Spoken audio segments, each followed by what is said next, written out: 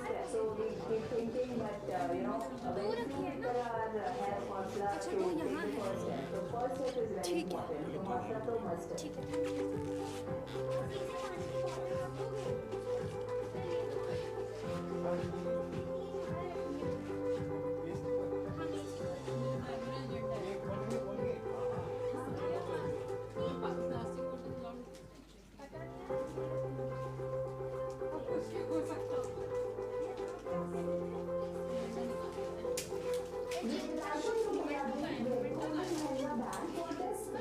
Which reflects our shared vision for strengthening India's innovation ecosystem through partnership and sustainable growth for opportunities. So the first thing which is there around this particular poster which is right about that, it's a हौसला है तो हो जाएगा. और I think it's a misnomer. क्या सिर्फ हौसले से हो जाएगा? हौसला तो सबसे पहले चाहिए. Yes, हौसला is dare to dream. It's the first step. So we keep thinking that very few people have हौसला to take the first step. The first step is very important. तो हौसला तो must है.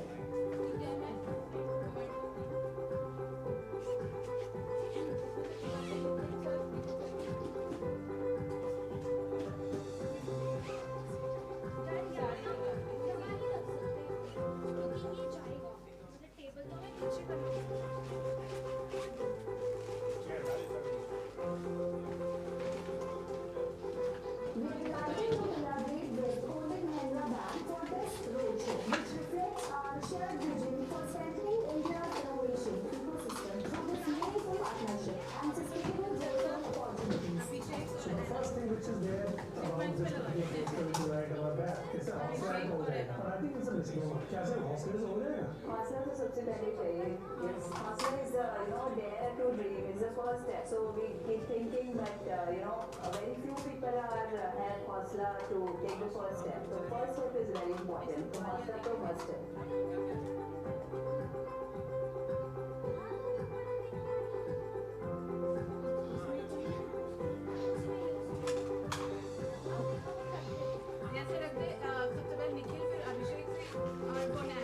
ठीक है.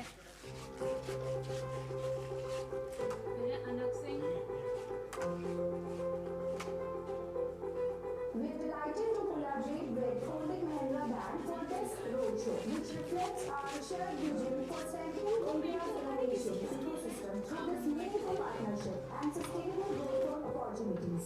So the first thing which is there around this particular poster which is right about that, it's a हौसला है तो हो जाएगा. और I think it's a misnomer. क्या सिर्फ हौसले से हो जाएगा? हौसला तो सबसे पहले चाहिए. Yes, हौसला is dare to dream. It's the first step. So we keep thinking that very few people have हौसला to take the first step. The first step is very important. तो हौसला तो must है.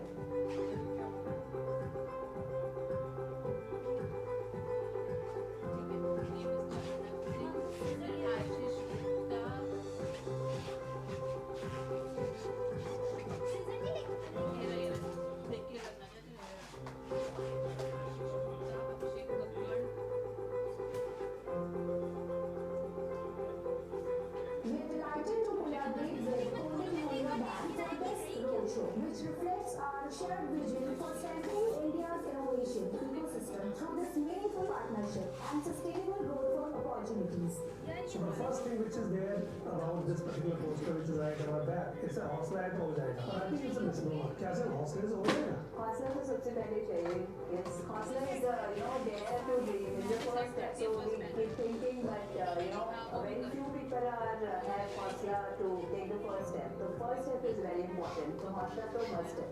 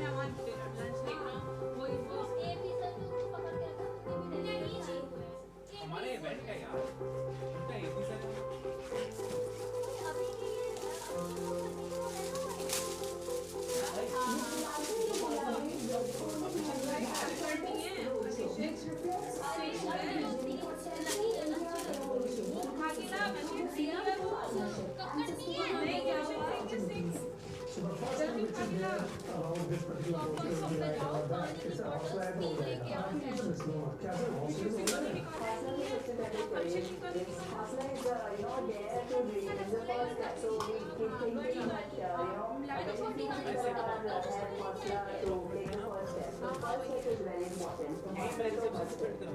मैं वही कर रही हूँ तेरे को रिसेप्शन वाले का वो है मेरे पास व्हाट्सएप नंबर क्या मैं आपने दिया है सुनो कट करके हम यही कर लेंगे जल्दी ना ठीक है ला रहा हूँ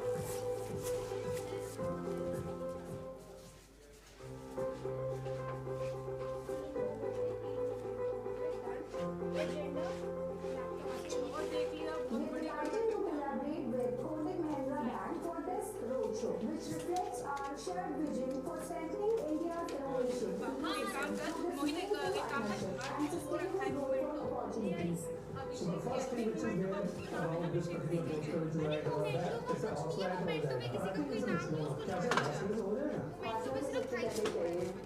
Hustler is dare to dream is the first step. So we keep thinking that very few people have hustler to take the first step. So first step is very important. So hustler तो must step.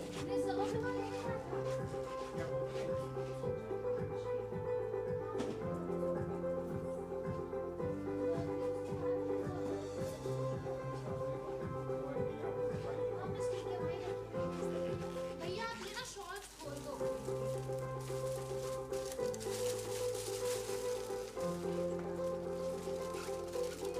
We decided to collaborate with Kotak Bank for this roadshow, which reflects our shared vision for strengthening India's innovation ecosystem through this meaningful partnership and sustainable growth opportunities. So the first thing which is there around this particular poster which is right about that. It's a horse ride हो जाएगा. I think it's a misnomer. क्या sir horse race हो जाएगा? Hustler तो सबसे पहले चाहिए. Yes, hustler is dare to dream is the first step. So we keep thinking that very few people have hustler to take the first step. So first step is very important. So hustler तो must step.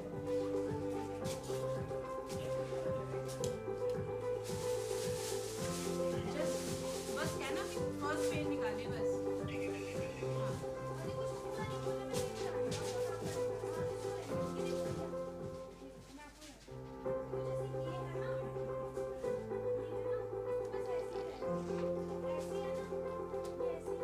We are delighted to collaborate with Kotak Bank for this roadshow, which reflects our shared vision for strengthening India's innovation ecosystem through this meaningful partnership and sustainable growth opportunities. So the first thing which is there around this particular poster which is right about that. It's a horse ride हो जाएगा. I think it's a misnomer. क्या sir horse race हो जाएगा? Hustler तो सबसे पहले चाहिए. Yes, hustler is dare to dream is the first step. So we keep thinking that very few people have hustler to take the first step. So first step is very important. So hustler तो must step.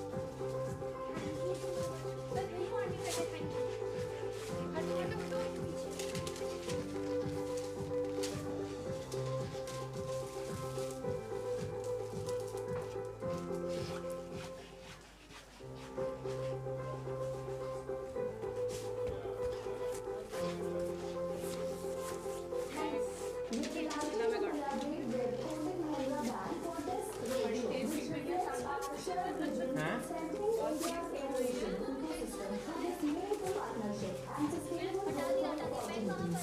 So the first thing which is there around this particular poster which is right about that. It's a मैंने horse ride 25 हो case जाएगा. Call कर लिए हैं I think it's a आधे लोग misnomer. ना Horse race हो जाएगा? Hustler तो सबसे पहले चाहिए.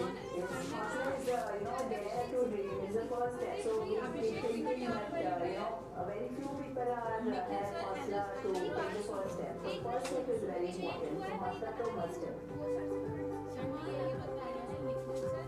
अभिषेक सिंह फिर निखिल सर पहले स्टेज पर बैठेंगे अक्षत बोलेगा फिर वो बोलेगा प्लीज कम एंड एड्रेस फिर फेलिसिटेट करेंगे फिर जाएंगे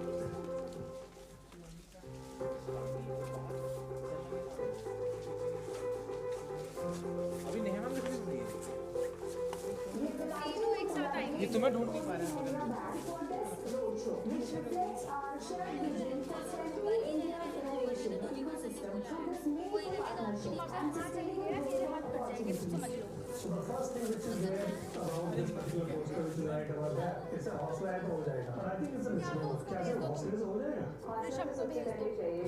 Yes, हौसला is the dare to dream is the first step. So we keep thinking, but very few people are have हौसला to take the first step. The first step is very important. तो हौसला तो must है.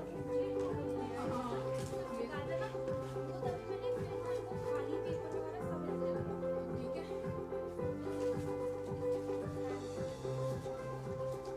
ये भी अच्छा देख ली. यार और किसी का तो नहीं निकालना, एक बार देख लो यार. बाबू जेंडर लिए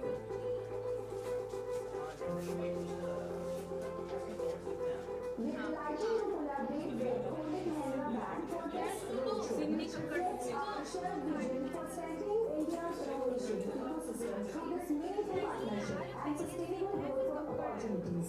So the first thing which is there around this particular poster which is right about that, it's a हौसला है तो हो जाएगा. But I think it's a misnomer. क्या सिर्फ हौसले से हो जाएगा? हौसला तो सबसे पहले चाहिए.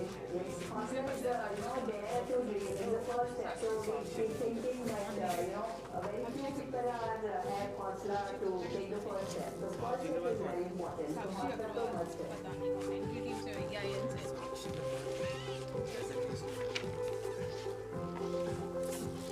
Oh, sorry. हमारे वॉकी टॉकी तो दे दो यार. वॉकी टॉकी कहाँ है हमारे?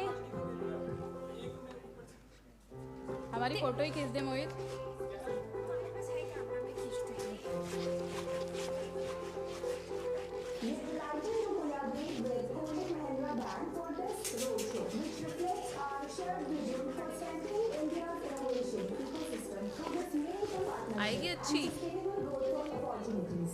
मैं दिख So भी the ना. first thing which is there around this particular poster which is right about that, it's a हौसला है तो हो जाएगा. But I think it's a misnomer. क्या सिर्फ हौसले से हो जाएगा? हौसला तो सबसे पहले चाहिए.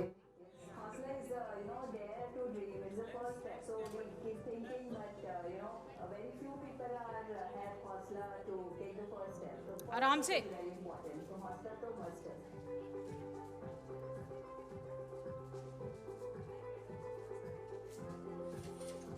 वहीं से खींच, वहीं से. भाई लाइट आ रही है. लाइट आ रही है बहुत अच्छी. फिर इसको वो खा ले. तो वहाँ लाइट आ रही है.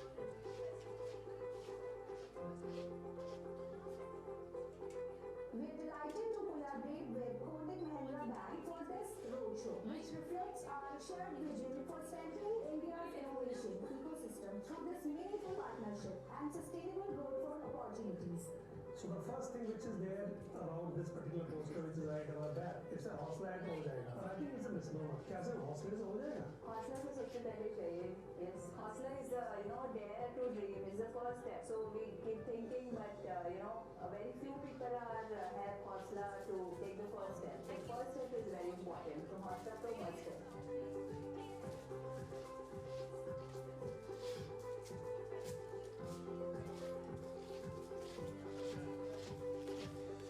भैया सीधे अब कैंची चाहिए तो कैंची रखी है. कैंची से काटना है तो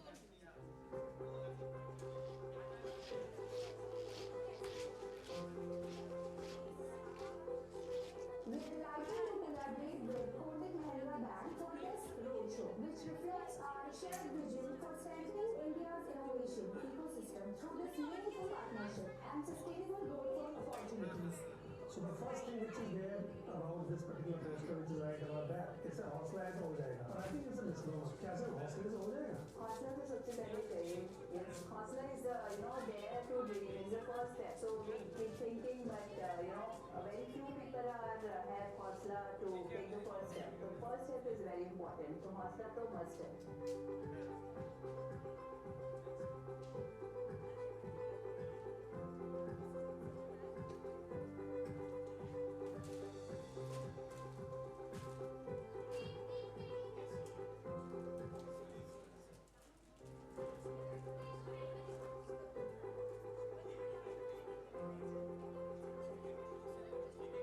We are delighted to collaborate with Kotak BizLabs for this roadshow, which reflects our shared vision for strengthening India's innovation ecosystem through this meaningful partnership and sustainable growth for opportunities. So So the first thing which is there around this particular poster which is right over there, it's a हौसला है तो हो जाएगा, but I think it's a misnomer. क्या सिर्फ हौसले से हो जाएगा? हौसला तो सबसे पहले चाहिए. Yes, हौसला is dare to dream. It's the first step. So we keep thinking, but very few people have हौसला to take the first step. The first step is very important. तो हौसला तो must है. अरे नहीं वो ना स्टेज पे आएगी तो पीछे जो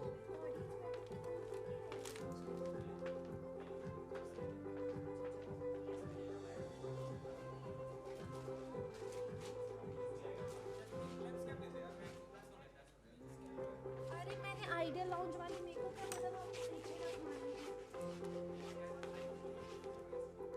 We are delighted to collaborate with Kotak BizLabs for this roadshow, which reflects our shared vision for centering जब India's जाएगी ना इसके बाद 6 पैनल वाले हैं तो वो ecosystem Mohit and sustainable growth for opportunities. तो ना ये तब जाएगा. अब बताओ करो. Around this particular poster which is right over there, it's a हौसला है तो हो यहाँ जाएगा, आगे but I हाँ think it's a अब misnomer. वो क्या सिर्फ मैम से हौसले पूछ से लो हो कि जाएगा? रिजर्व वाली भी लगानी है. Yes, Shivangi dare to dream. तो सुन ही नहीं रही. So we keep thinking, but very few people Shivangi हौसला to take the first step. ये रिजर्व वाले पे वाटर बॉटल्स लगानी है. हाँ या ना.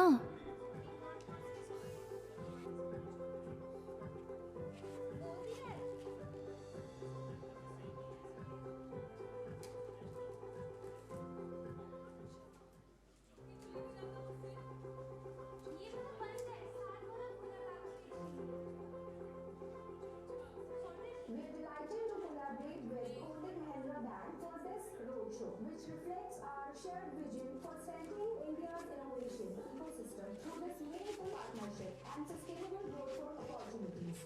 So the first thing which is there around this particular poster which is right over there, it's a हौसला है तो हो जाएगा, but I think it's a misnomer. क्या सिर्फ हौसले से हो जाएगा? हौसला तो सबसे पहले चाहिए. Yes, हौसला is dare to dream. It's the first step. So we keep thinking, but very few people have हौसला to take the first step. The first step is very important. तो हौसला तो must है.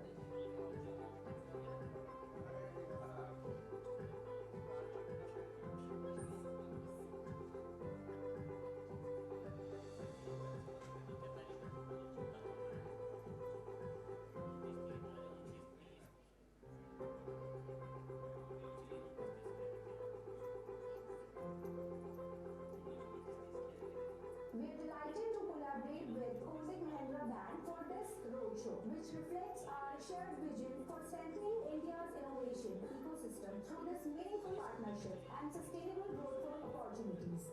So the first thing which is there around this particular poster which is right over there, it's a हौसला है तो हो जाएगा, but I think it's a misnomer. क्या सिर्फ हौसले से हो जाएगा? हौसला तो सबसे पहले चाहिए. Yes, हौसला is dare to dream. It's the first step. So we keep thinking, but very few people have हौसला to take the first step. The first step is very important. तो हौसला तो must है.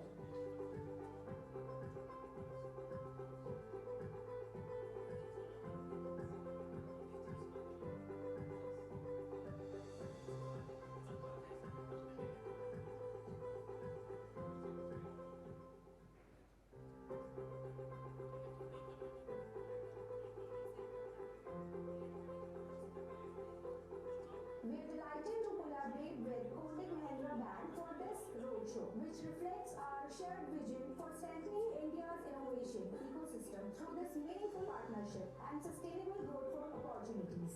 So the first thing which is there around this particular poster which is right over there, it's a हौसला है तो हो जाएगा, but I think it's a misnomer. क्या सिर्फ हौसले से हो जाएगा? हौसला तो सबसे पहले चाहिए. Yes, हौसला is dare to dream. It's the first step. So we keep thinking, but very few people have हौसला to take the first step. The first step is very important. तो हौसला तो must है.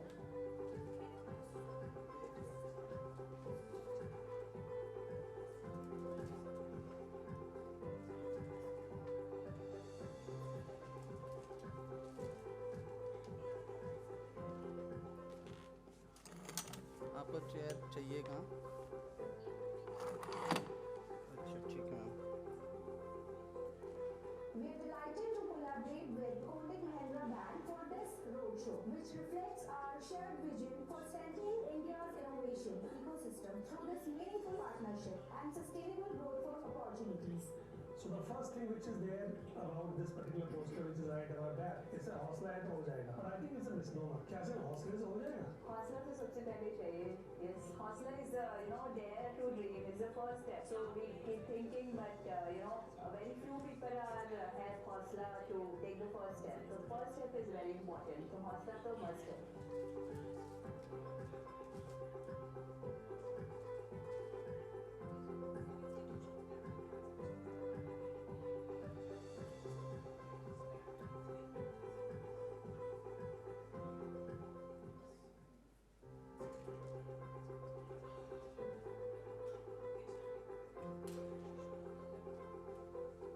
We are delighted to collaborate with Kotak Bank for this roadshow, which reflects our shared vision for centering India's innovation ecosystem through this meaningful partnership and sustainable growth for opportunities.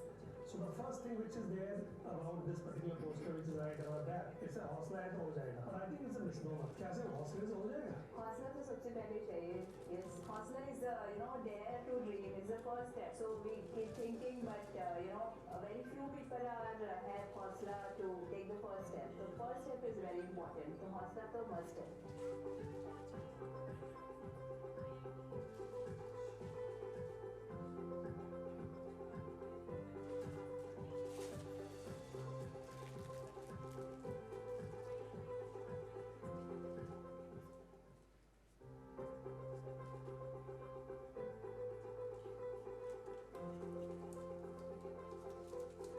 We are delighted to collaborate with Kotak Bank for this roadshow, which reflects our shared vision for centering India's innovation ecosystem through this meaningful partnership and sustainable growth for opportunities. So the first thing which is there around this particular poster which is right about that, it's a हौसला है तो हो जाएगा, but I think it's a misnomer. क्या सिर्फ हौसले से हो जाएगा? हौसला तो सबसे पहले चाहिए. Yes, हौसला is dare to dream. It's the first step. So we keep thinking, but very few people have हौसला to take the first step. The first step is very important. So हौसला तो must है.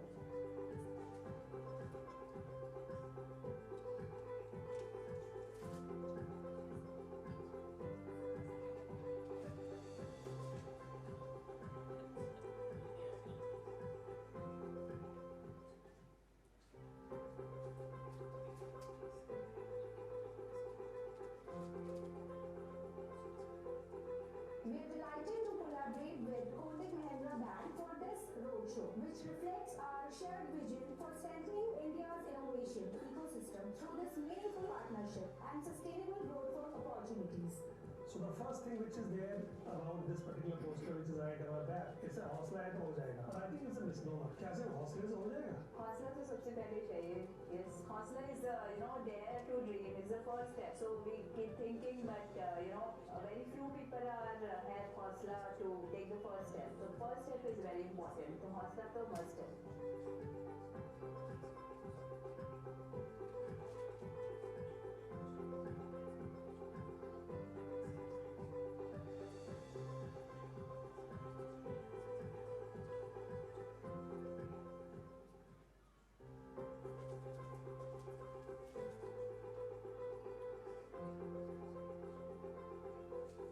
We are delighted to collaborate with Kotak Bank for this roadshow, which reflects our shared vision for centering India's innovation ecosystem through this meaningful partnership and sustainable growth for opportunities.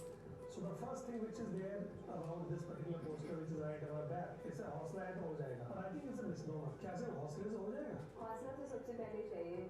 Yes, हौसला is dare to dream. It's the first step. So we keep thinking, but very few people have हौसला to take the first step. So first step is very important. So हौसला तो must है.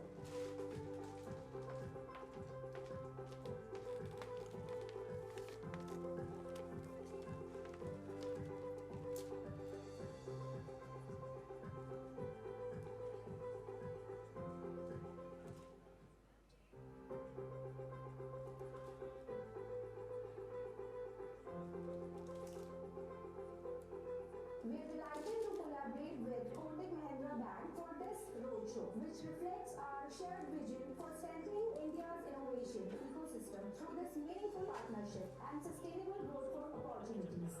So So the first thing which is there around this particular poster which is right about that, it's a हौसला है तो हो जाएगा, but I think it's a misnomer. क्या सिर्फ हौसले से हो जाएगा? हौसला तो सबसे पहले चाहिए. Yes, हौसला is dare to dream. It's the first step. So we keep thinking, but very few people have हौसला to take the first step. The first step is very important. तो हौसला तो must है.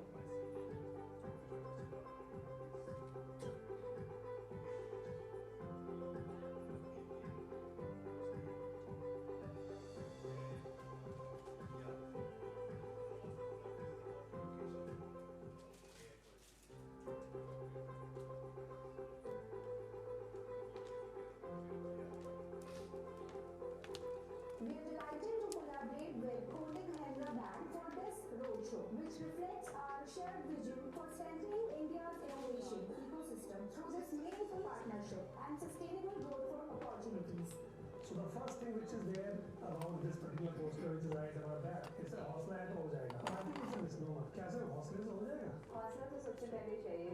Yes, हौसला is dare to dream. It's the first step. So we keep thinking, but very few people have हौसला to take the first step. The first step is very important. तो हौसला तो must है.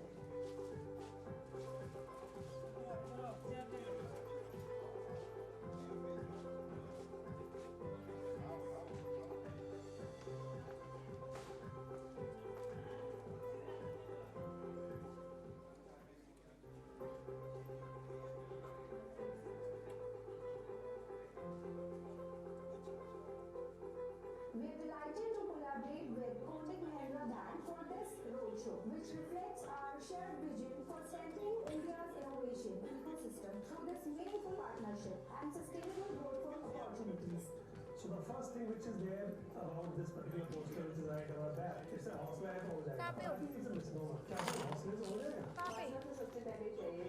Yes, हौसला is dare to dream. It's the first step. So we keep thinking, but very few people have हौसला to take the first step. The first step is very important. तो हौसला तो must है.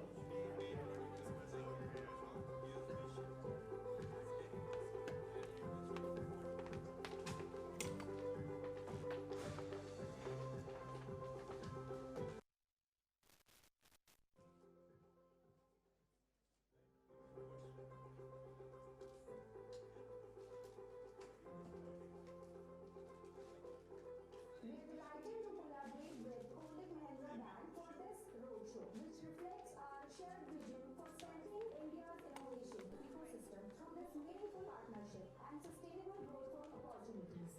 So the first thing which is there around this particular poster which is right about that, it's a हौसला है तो हो जाएगा, but I think it's a misnomer. क्या सिर्फ हौसले से हो जाएगा? हौसला तो सबसे पहले चाहिए. Yes, हौसला is dare to dream. It's the first step. So we keep thinking, but very few people have हौसला to take the first step. The first step is very important. So हौसला तो must है.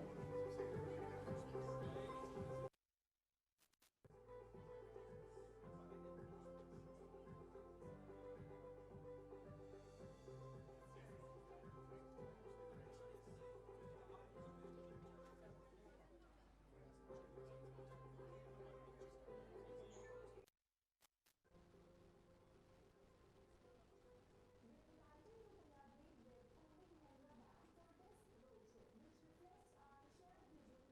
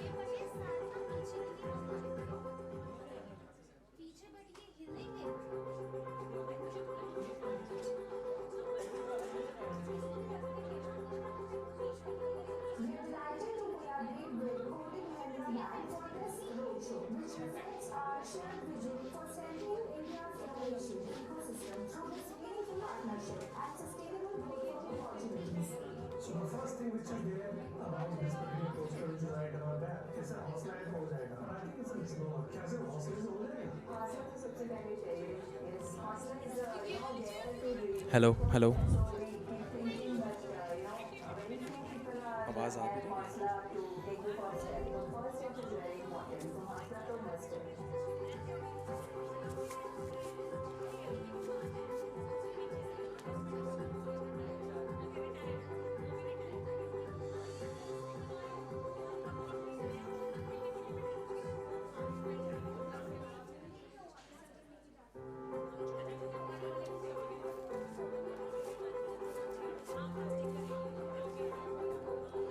We are delighted to collaborate with Kotak Mahindra Bank for this roadshow, which reflects our shared vision for strengthening India's innovation ecosystem through this meaningful partnership and sustainable growth opportunities. So the first thing which is there about this particular poster which is right about that is a houseland हो जाएगा. Hello hello all those present here please the high tea has started right outside the auditorium. If you want to have some snacks, some teas, please step outside. Very few people have hौसला to take the first step. The first step is very important. So हौसला तो must है. Shardul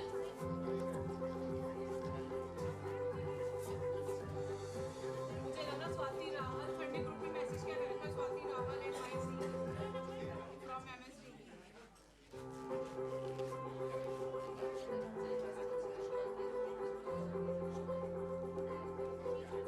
We are delighted to collaborate with Kotak Mahindra Bank for this roadshow, which reflects our shared vision for strengthening India's innovation ecosystem through this meaningful partnership and sustainable growth opportunities.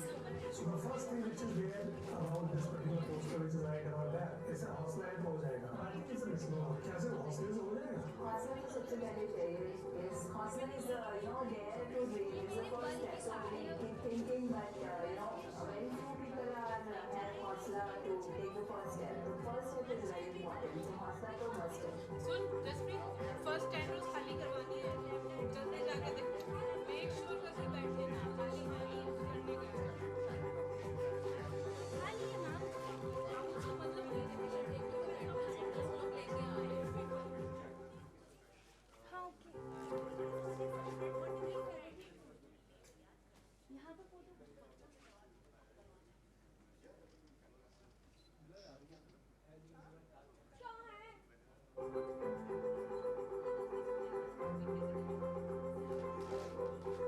We are delighted to collaborate with Kotak Mahindra Bank for this roadshow, which reflects our shared vision for strengthening India's innovation ecosystem through this meaningful partnership and sustainable growth opportunities. So the first thing which is there about this particular poster which is right about that is a houseland हो जाएगा. I think it's a misnomer. कैसे हौसले से हो जाएगा? हौसला तो सबसे पहले चाहिए. Yes, हौसला is to dream. Is the first step. So we keep thinking, but very few people have हौसला to take the first step. The first step is very important. So हौसला तो must है.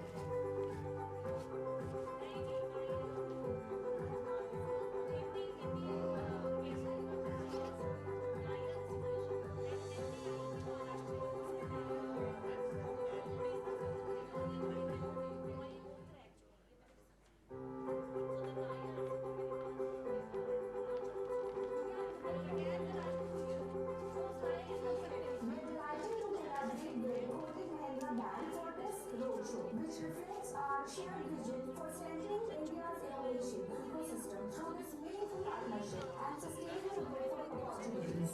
So the first thing which is there about this particular poster which is right about that is a houseland हो जाएगा. I think it's a misnomer. कैसे हौसले से हो जाएगा? हौसला तो सबसे पहले चाहिए.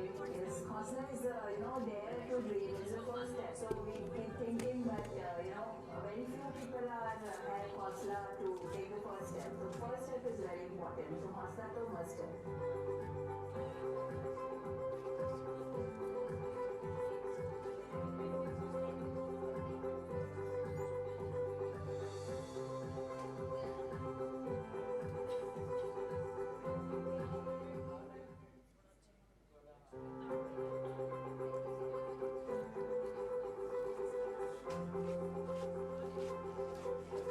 We are delighted to collaborate with Kotak Mahindra Bank for this roadshow, which reflects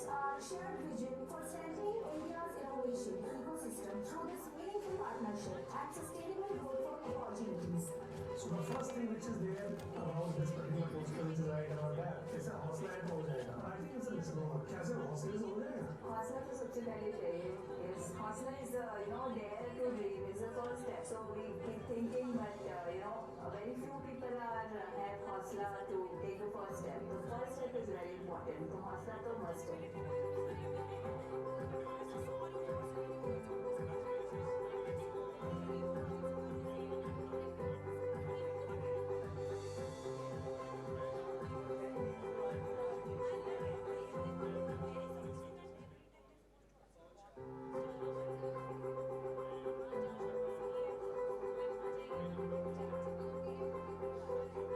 We are delighted to collaborate with Kotak Band for this roadshow, which reflects our shared vision for centering India's innovation ecosystem through this meaningful partnership and sustainable growth for opportunities. So the first thing which is there about this particular poster which is right about that is a haussla हो जाएगा. I think it's a misnomer. क्या सिर्फ हौसले से हो जाएगा? हौसला तो सबसे पहले चाहिए. Yes, haussla is dare to dream is the first step. So we keep thinking, but very few people have haussla to take the first step. The first step is very important. So haussla तो must है.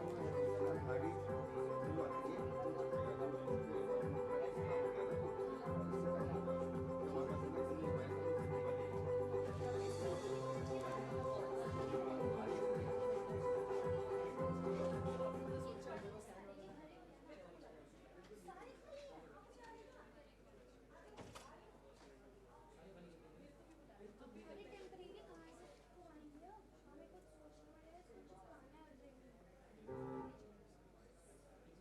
वो मना कर रहे हैं ना वो drone वाला मना कर रहे हैं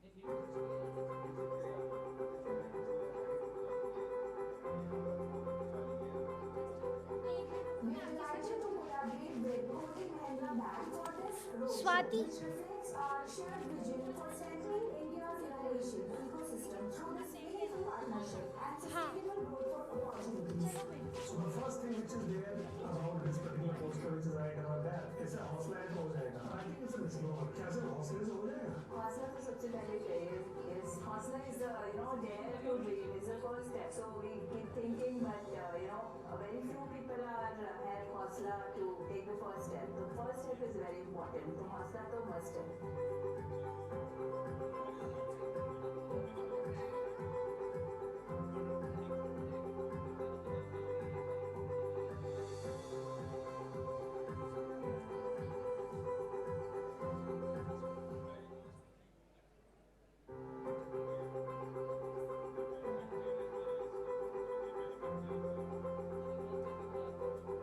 We are delighted to collaborate with Kotak Band for this roadshow, which reflects our shared vision for centering India's innovation ecosystem through this meaningful partnership and sustainable growth for opportunities.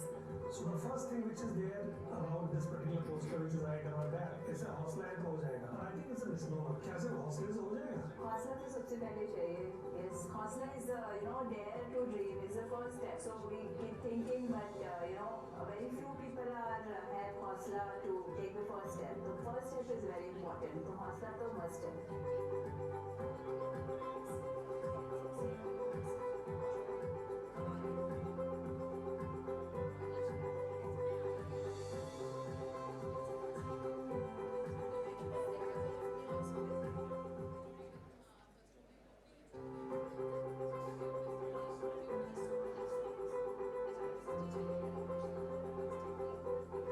We are delighted to collaborate with Kotak Band for this roadshow, which reflects our shared vision for centering India's innovation ecosystem through this meaningful partnership and sustainable growth for opportunities.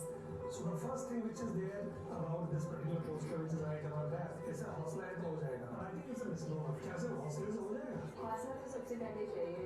Yes, haussla is dare to dream is the first step. So we keep thinking, but very few people have haussla to take the first step. The first step is तो must है.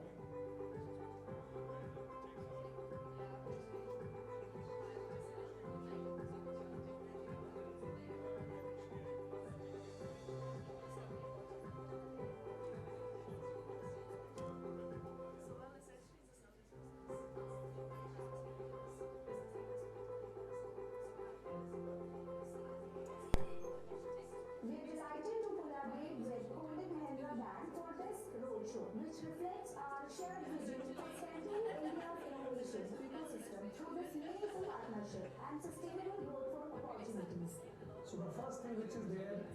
this particular poster which is right about that. It's a हौसला है तो हो जाएगा. But I think it's a misnomer. क्या सिर्फ हौसले से हो जाएगा? हौसला तो सबसे पहले चाहिए. Yes, हौसला is dare to dream is the first step. So we keep thinking that very few people have हौसला to take the first step. The first step is very important. तो हौसला तो must है.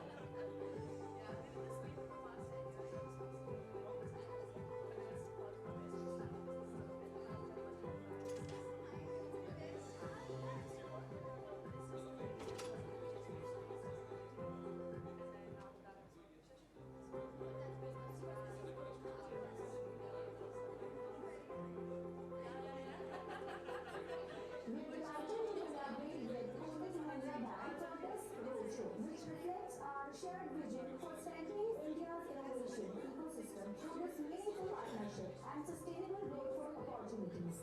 So the first thing which is there about this particular poster which is right about that. It's a हौसला है तो हो जाएगा. But I think it's a misnomer. क्या सिर्फ हौसले से हो जाएगा? हौसला तो सबसे पहले चाहिए.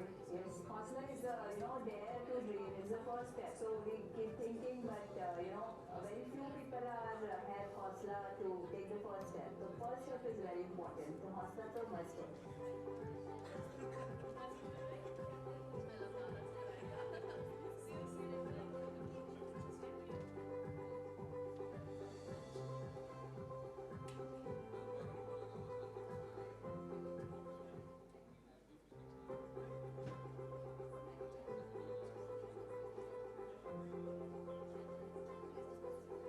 We are delighted to collaborate with Kotak Bank for this roadshow, which reflects our shared vision for strengthening India's innovation ecosystem through this meaningful partnership and sustainable growth for opportunities.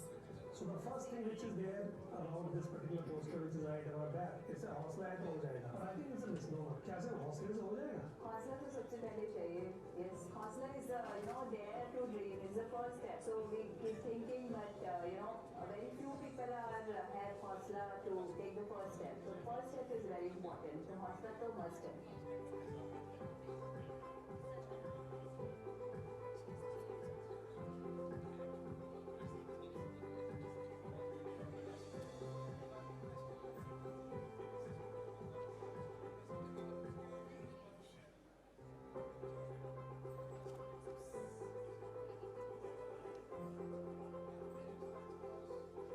We are delighted to collaborate with Kotak Bank for this roadshow, which reflects our shared vision for strengthening India's innovation ecosystem through this meaningful partnership and sustainable growth for opportunities.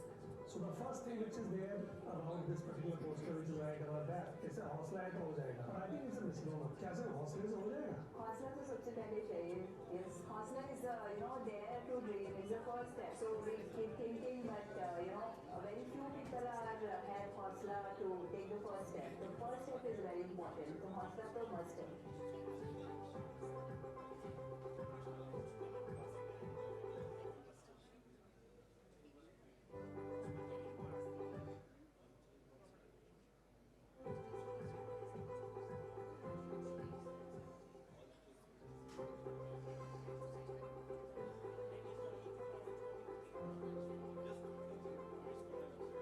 We are delighted to collaborate with Kotak Bank for this roadshow, which reflects our shared vision for strengthening India's innovation ecosystem through this meaningful partnership and sustainable growth for opportunities. So the first thing which is there about this particular poster which is right about that. It's a हौसला है तो हो जाएगा. But I think it's a misnomer. क्या सिर्फ हौसले से हो जाएगा? हौसला तो सबसे पहले चाहिए. Yes, हौसला is dare to dream is the first step. So we keep thinking that very few people have हौसला to take the first step. The first step is very important. तो हौसला तो must है.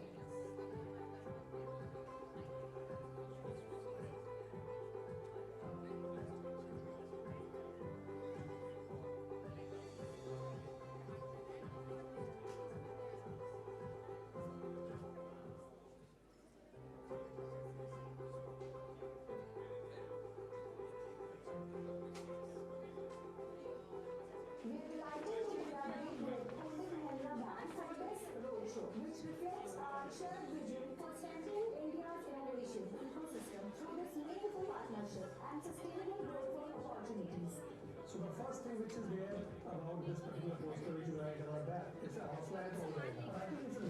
कैसे हौसले से हो जाएगा? हौसला तो सबसे पहले चाहिए. Yes, हौसला is dare to dream is the first step. So we keep thinking that very few people have हौसला to take the first step. The first step is very important. तो वो हौसला मेरे तो साथ first नीचे गए हुए थे काम से. और है कोई सामान?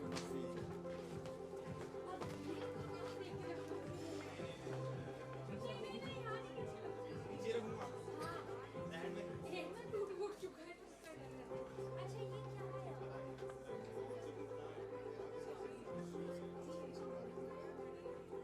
We are delighted to collaborate with Kotak Mahindra Bank for this roadshow, which reflects our shared vision for strengthening India's innovation ecosystem through this meaningful partnership and sustainable growth for opportunities. So the first thing which is there around this particular poster which is right about that, it's a हौसला है तो हो जाएगा. I think it's a misnomer. कैसे हौसले से हो जाएगा? हौसला तो सबसे पहले चाहिए. Yes, हौसला is dare to dream is the first step. So we keep thinking that very few people have हौसला to take the first step. The first step is very important. तो हौसला तो must है.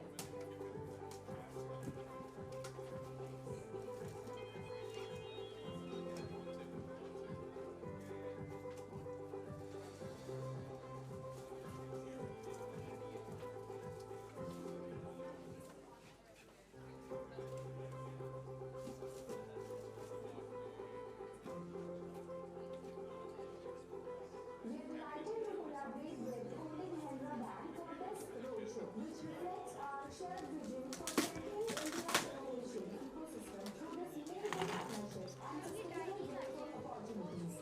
So the first thing which is there around this particular poster which is right about that, it's a हौसला है तो हो जाएगा. I think it's a misnomer. कैसे हौसले से हो जाएगा? हौसला तो सबसे पहले चाहिए.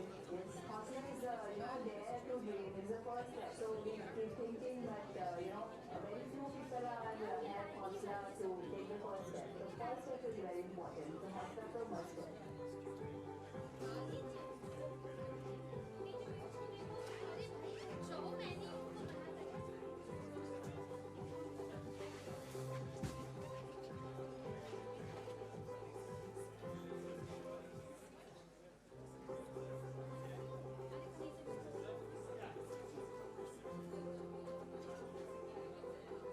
We are delighted to collaborate with Kotak Mahindra Bank for this roadshow, which reflects our shared vision for strengthening India's innovation ecosystem through this meaningful partnership and sustainable growth for opportunities. So the first thing which is there around this particular poster which is right about that, it's a हौसला है तो हो जाएगा. I think it's a misnomer. कैसे हौसले से हो जाएगा? हौसला तो सबसे पहले चाहिए. Yes, हौसला is dare to dream is the first step. So we keep thinking that very few people have हौसला to take the first step. The first step is very important. तो हौसला तो must है.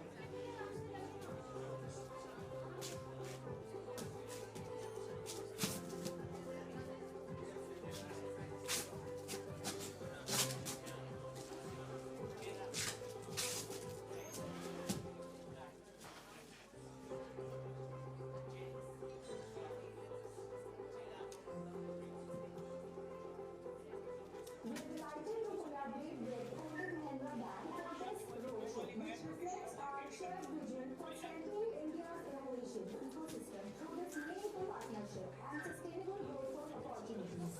So the first thing which is there around this particular poster which is right about that, it's a हौसला है तो हो जाएगा. I think it's a misnomer. कैसे हौसले से हो जाएगा? हौसला तो सबसे पहले चाहिए. Yes, हौसला is dare to dream is the first step. So we keep thinking that very few people have हौसला to take the first step. The first step is very important. तो हौसला तो must है.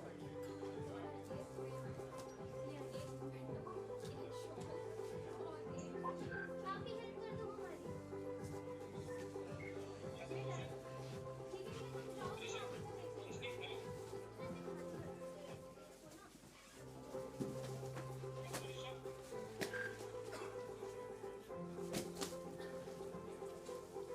We are delighted to collaborate with Kotak Mahindra Bank for this roadshow,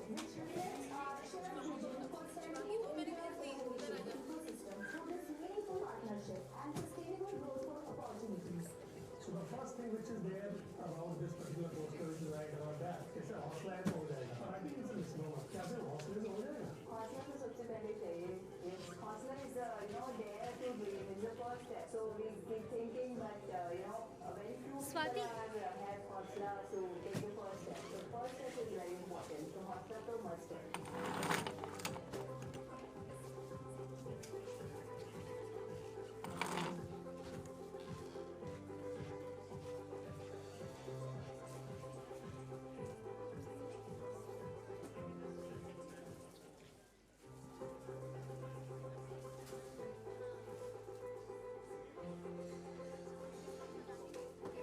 We are delighted to collaborate with Kotak Mahindra Bank for this roadshow, which reflects our shared vision for Swati. centering India's innovation ecosystem through this meaningful partnership and sustainable growth opportunities. So the first thing which is there around this particular poster which is right around that, it's a horse ride हो जाएगा. But I think it's a misnomer. क्या सिर्फ horse race हो जाएगा? Haussla to सबसे पहले चाहिए. Yes, haussla is dare to dream is the first step. So we keep thinking, but very few people have haussla to take the first step. So first step is very important. So haussla to must have.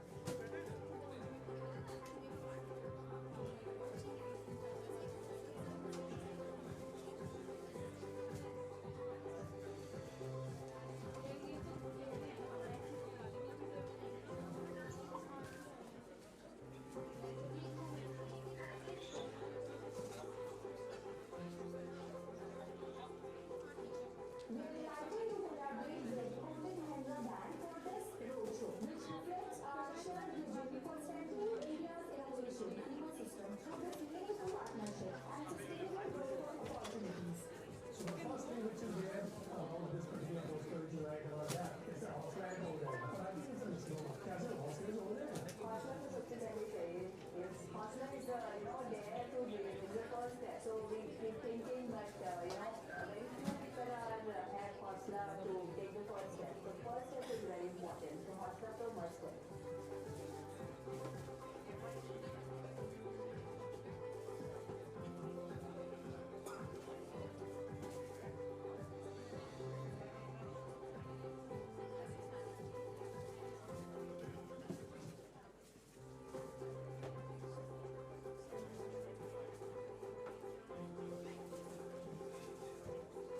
We are delighted to collaborate with Kotak Mahindra Bank for this roadshow, which reflects our shared vision for centering India's innovation ecosystem through this meaningful partnership and sustainable growth opportunities.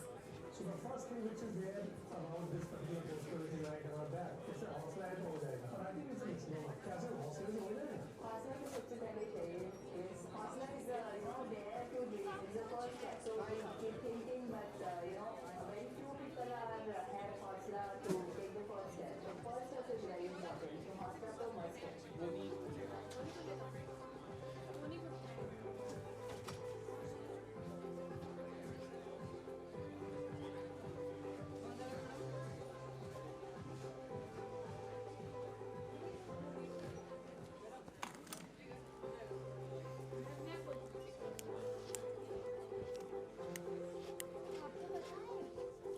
We are delighted to collaborate with Kotak Mahindra Bank for this roadshow, which reflects our shared vision for centering India's innovation ecosystem through this meaningful partnership and sustainable growth opportunities. So the first thing which is there around this particular poster which is right around that, it's a horse ride हो जाएगा. But I think it's a misnomer. क्या सिर्फ horse race हो जाएगा? Haussla to सबसे पहले चाहिए.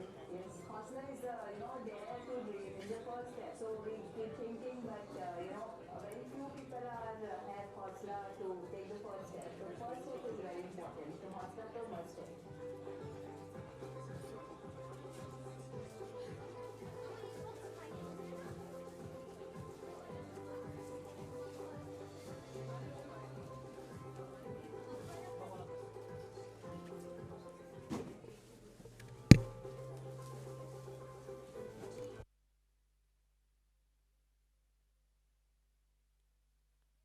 To collaborate with Kotak Mahindra Bank for this roadshow, which reflects our shared vision for centering India's innovation ecosystem through this meaningful partnership and sustainable growth opportunities. So the first thing which is there around this particular poster which is right around that, it's a horse ride हो जाएगा. But I think it's a misnomer. क्या सिर्फ horse race हो जाएगा? Haussla to सबसे पहले चाहिए. Yes, haussla is is, there to dream. It's the first step. So we keep thinking that, very few people are have hostla to take the first step. So first step is very important. So hostla to must step.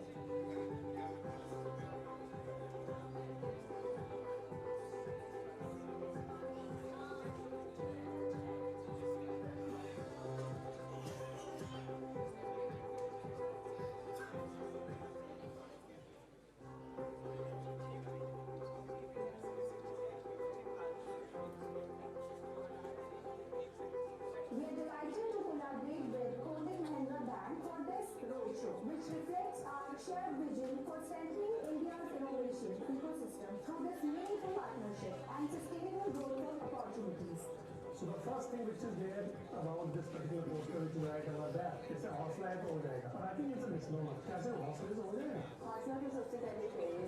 Yes, hostla is, there to dream. It's the first step. So we keep thinking that, very few people are have hostla to take the first step. So first step is very important. So hostla to must step.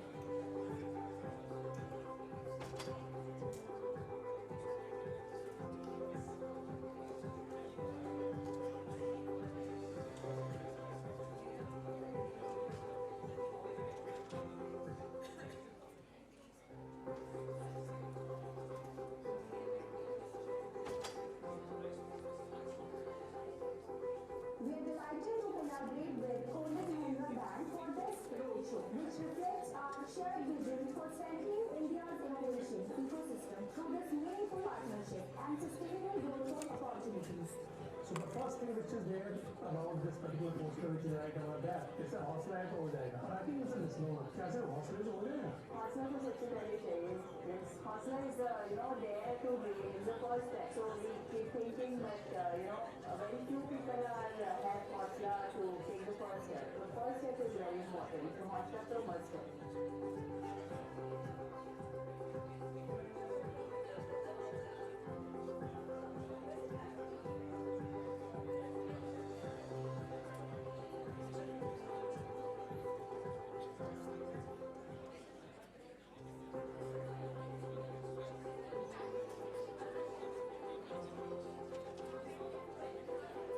We are delighted to collaborate with Kotak Mahindra Bank for this roadshow, which reflects our shared vision for strengthening India's innovation ecosystem through this meaningful partnership and sustainable growth opportunities. So the first thing which is there about this particular poster which is right over there, it's a हौसला है तो हो जाएगा. But I think it's a misnomer. कैसे हौसले से हो जाएगा? Hostla to सबसे पहले चाहिए. Yes, hostla is, there to dream. It's the first step. So we keep thinking that, very few people are have hostla to take the first step. So first step is very important. So hostla to must step.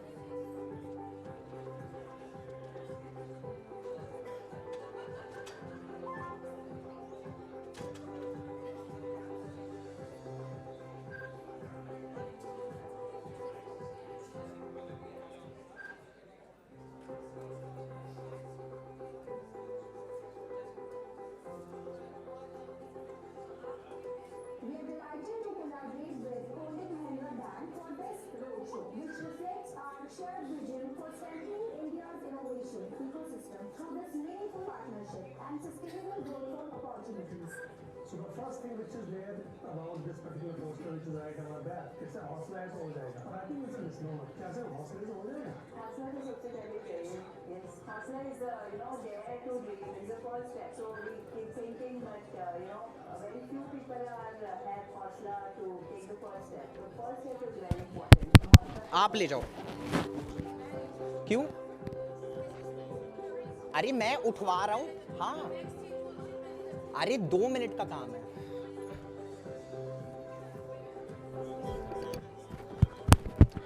Check check check check check check check check check. दबाया मैंने. Check check check. अब start हुआ.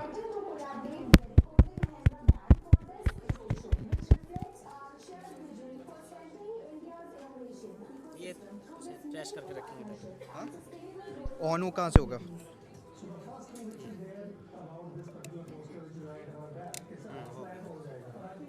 Check check check. आवाज़ अभी भी नहीं आ रही.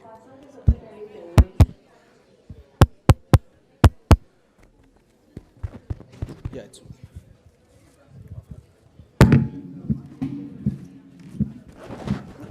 Requesting all student participants to please go to GB5. Please just move outside the auditorium. You'll find someone guiding you there. Again, requesting all student participants to move to GB5.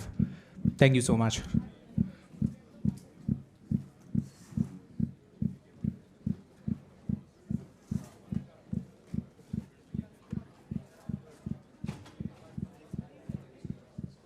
Mahindra brand for this roadshow, which reflects our shared vision for centering India's innovation ecosystem through this meaningful partnership and sustainable growth for opportunities. So the first thing which is there around this particular poster which is right around that, it's a हौसला है तो हो जाएगा, but I think it's a misnomer. कैसे हौसले से हो जाएगा? हौसला तो सबसे पहले चाहिए. Yes, हौसला is dare to dream is the first step. So we keep thinking, but very few people have हौसला to take the first step. The first step is very important. So हौसला तो must है.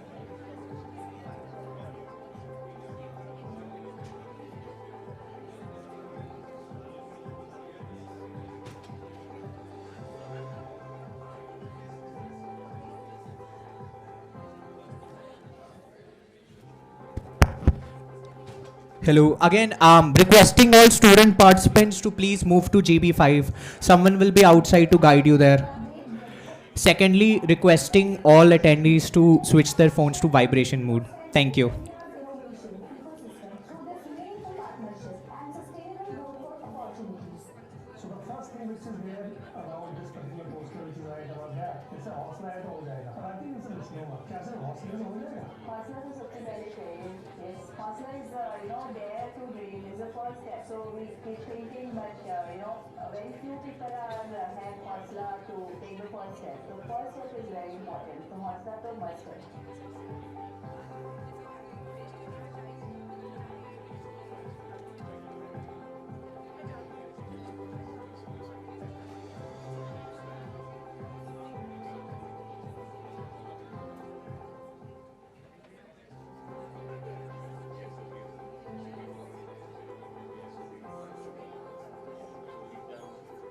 We are delighted to collaborate with Kotak Mahindra Bank for this roadshow, which reflects our shared vision for centering India's innovation ecosystem through this meaningful partnership and sustainable growth for opportunities. So the first thing which is there around this particular poster which is right around that, it's a हौसला है तो हो जाएगा, but I think it's a misnomer. कैसे हौसले से हो जाएगा? हौसला तो सबसे पहले चाहिए. Yes, हौसला is dare to dream is the first step. So we keep thinking, but very few people have हौसला to take the first step. The first step is very important. So हौसला तो must है.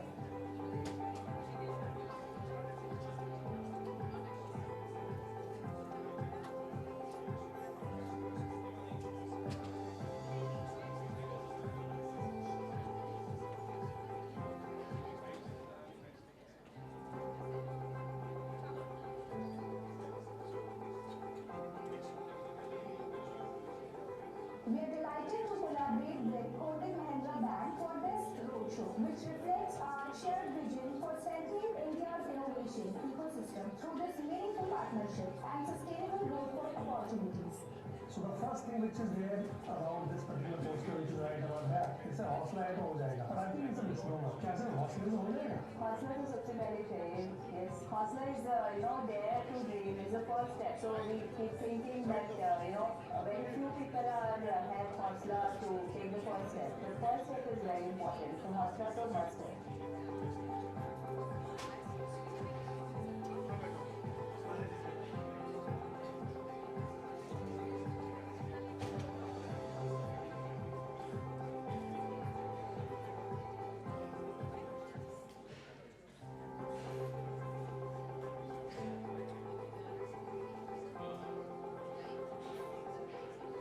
We are delighted to collaborate with Kotak Mahindra Bank for this roadshow, which reflects our shared vision for centering India's innovation ecosystem through this meaningful partnership and sustainable growth for opportunities.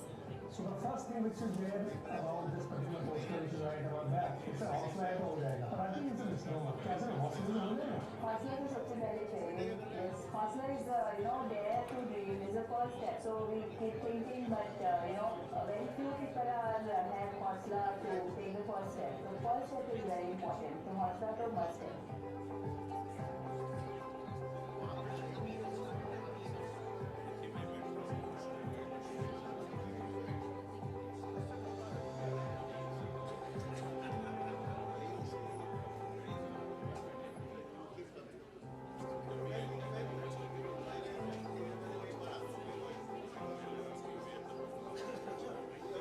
We are delighted to collaborate with Kotak Bank for this roadshow, which reflects our shared vision for centering India's innovation ecosystem through this meaningful partnership and sustainable growth for opportunities.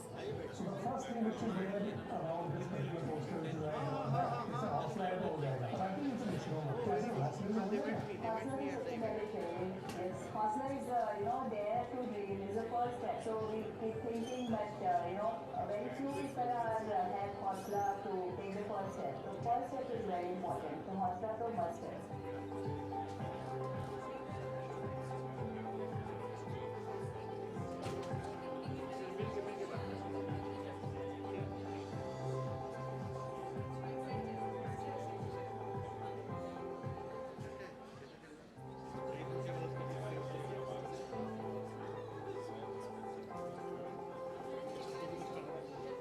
We are delighted to collaborate with Kotak Bank for this roadshow, which reflects our shared vision for centering India's innovation ecosystem through this meaningful partnership and sustainable growth for opportunities.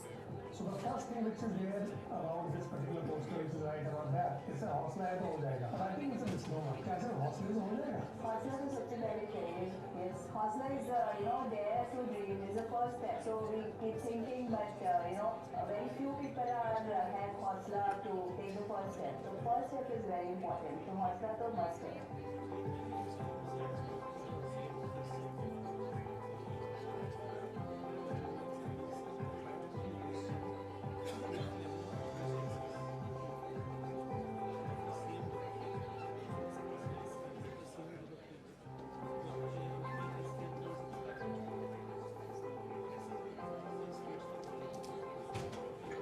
We are delighted to collaborate with Kotak Bank for this roadshow, which reflects our shared vision for centering India's innovation ecosystem through this meaningful partnership and sustainable growth for opportunities. So the first thing which is there around this particular poster which is right around that, it's a hostler हो जाएगा. But I think it's a misnomer. कैसे hostler हो जाएगा? Hostler is such a very training. Yes, hostler is dare to dream is the first step. So we keep thinking, but very few people have hostler to take the first step. The first step is very important. From hostler to must step.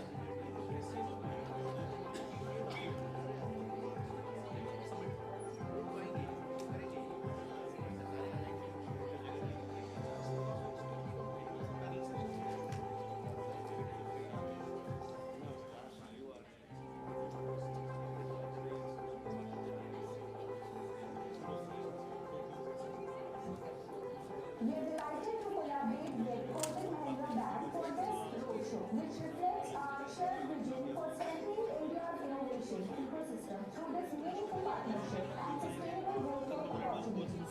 So the first thing which is there around this particular poster which is right around that, it's a hostler हो जाएगा. But I think it's a misnomer. कैसे hostler हो जाएगा? Hostler is such a very training. Yes, hostler is dare to dream is the first step. So we keep thinking, but very few people have hostler to take the first step. The first step is very important. From hostler to must step.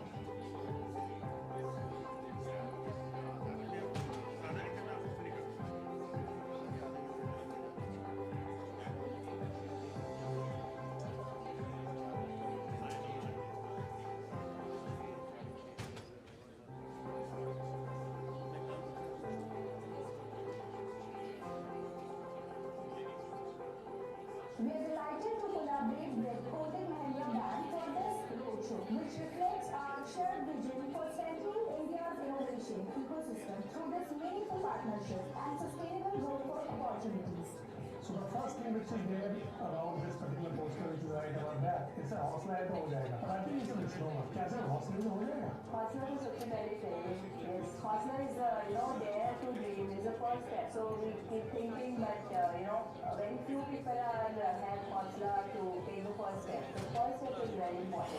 not a must-have.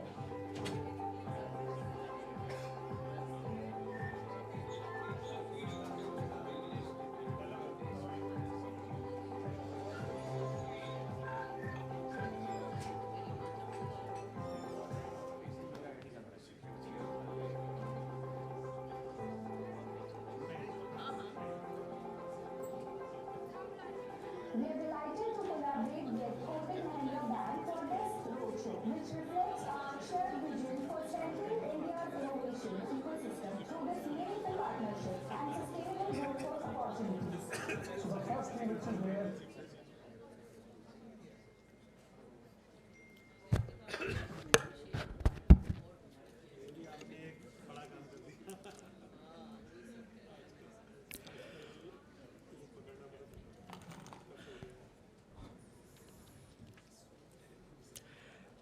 When we talk about AI, we usually talk about capability, faster models, better algorithms, bigger data sets. But the real measure of AI is who it reaches, who builds it, and grows with it. Good afternoon, distinguished guests, ladies and gentlemen. I am Akshat Gupta, and on behalf of the organizers, it is my honor to welcome you all to the Kotak BizLabs Luminaries FITT Oxford AI Summit 2025. This summit is the official pre-summit event of the India AI Impact Summit to be held from 16th to 20th of February in 2026. And we are thrilled to have you here as we embark on an inspiring journey into the world of inclusive artificial intelligence. Today's event is centered around three powerful themes: AI for all, AI by her, and You've AI. These themes highlight our collective vision of AI that transcends barriers of class, gender, and age. AI for All envisions inclusive technology that benefits every stratum of society. AI by Her celebrates women led AI innovation and vital contributions of women in technology. And Yuva AI focuses on empowering the youth to harness AI for the public good and future innovation. Together, these themes affirm that artificial intelligence is not just for a few, but by everyone and for everyone. This gathering is made possible through a collaboration of several esteemed institutions and partners.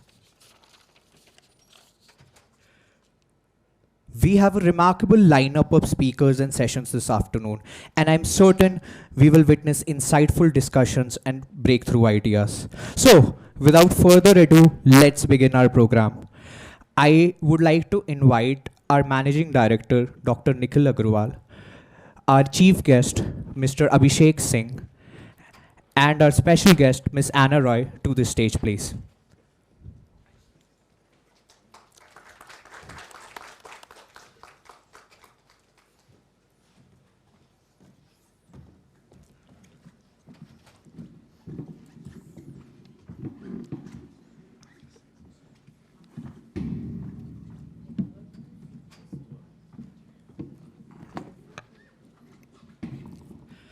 Dr. Nikhil Agrawal is one of India's foremost authorities on startups, innovation, and policy leadership. He currently serves as the Managing Director of FITT IIT Delhi and a serial entrepreneur and global innovation strategist. Dr. Agrawal is the founder of Entrepreneur Cafe, a worldwide movement across 110 cities and 6 continents. Over his 2-decade career, he has advised governments, corporations, and international bodies, including the United Nations, WBAF, and Internet Society. His work has been featured in Harvard Business Review, Forbes, BBC, and the New York Times. Dr. Agrawal owns an MPhil from the University of Cambridge and a PhD from the University of Edinburgh, UK. To come and sir, please, I invite you to deliver the welcome address.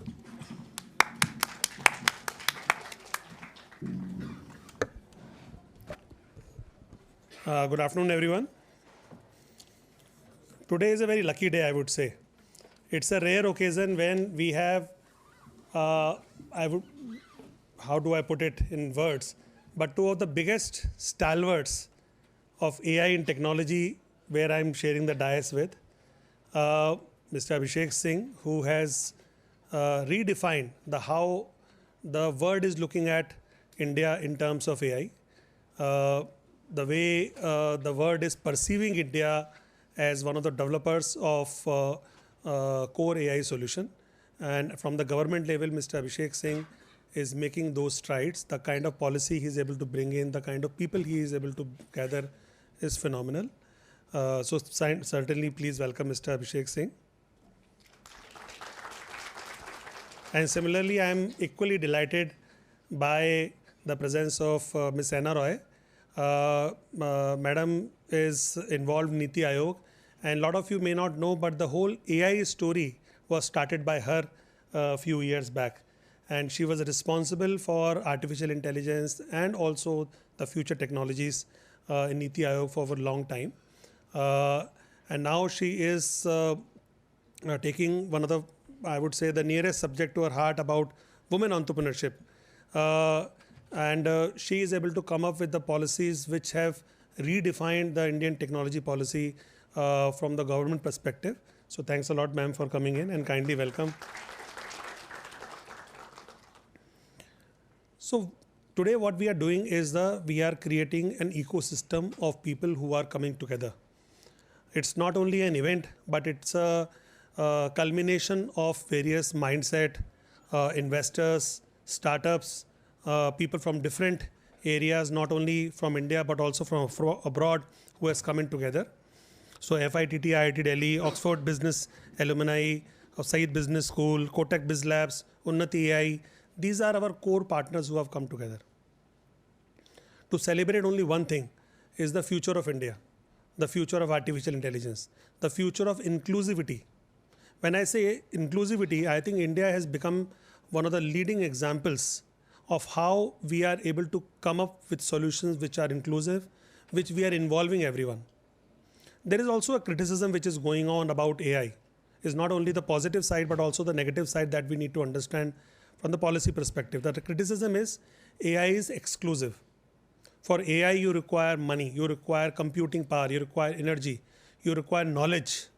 Even to use AI, you require access. Today, there are certain global corporations which have started giving access to their own tools for free for a year or two, but they're expensive. How many of us can afford $20 a month?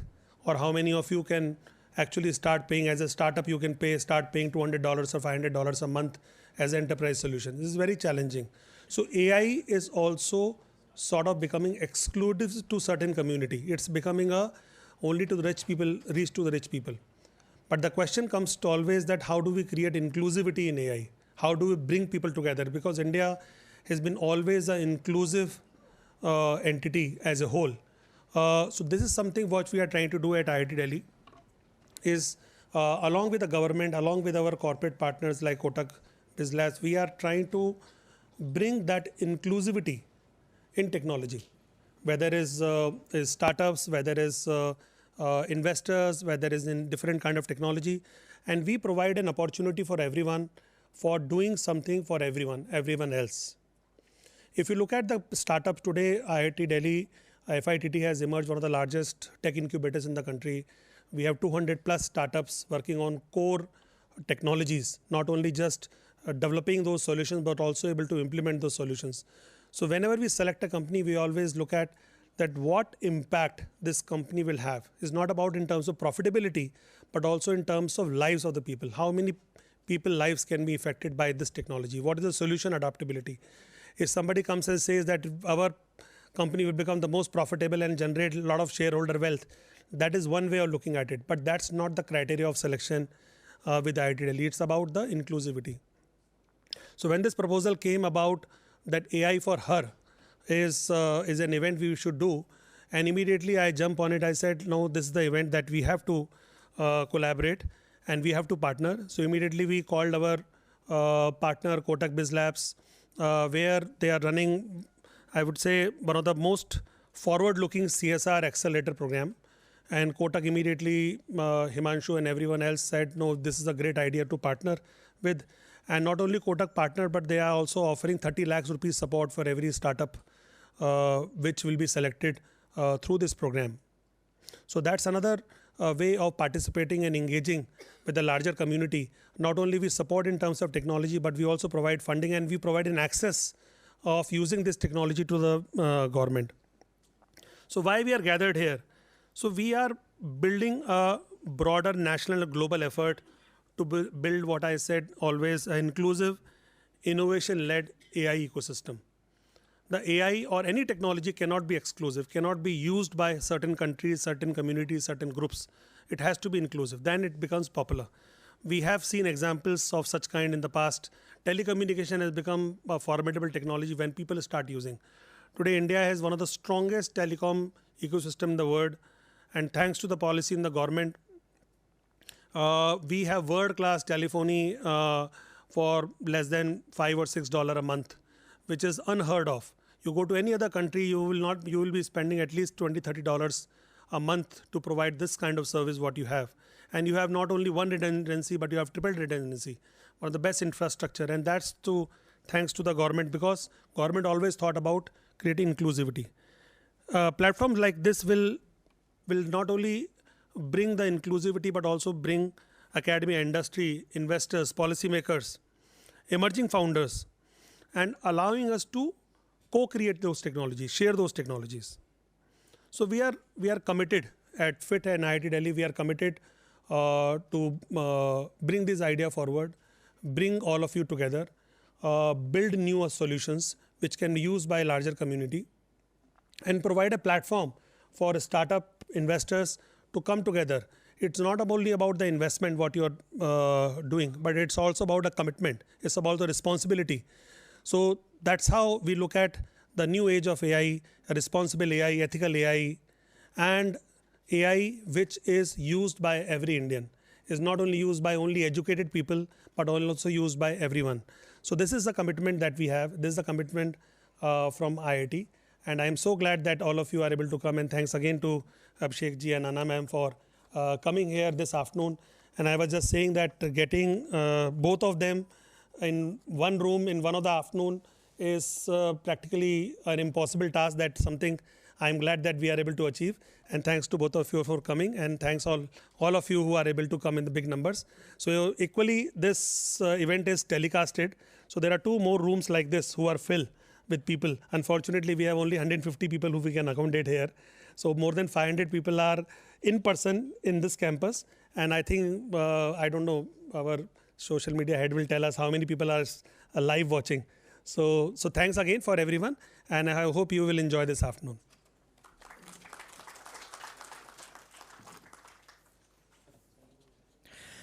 Thank you very much, Dr. Agarwal, for setting the tone for this summit, underscoring the importance of innovation and collaboration.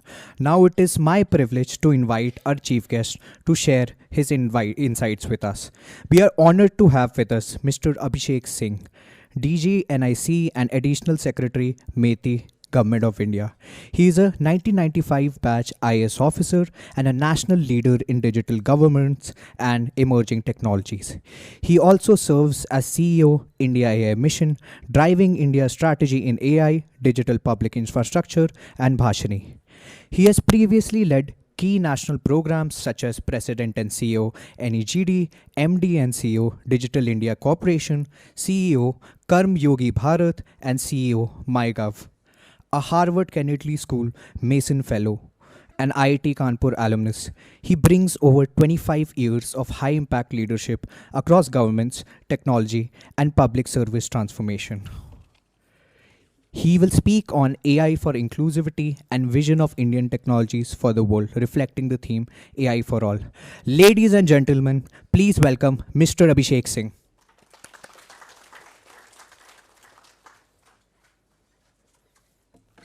Thank you. It's indeed a pleasure to be in this campus, this vibrant IIT Delhi campus. Last I came here for a Unnati event.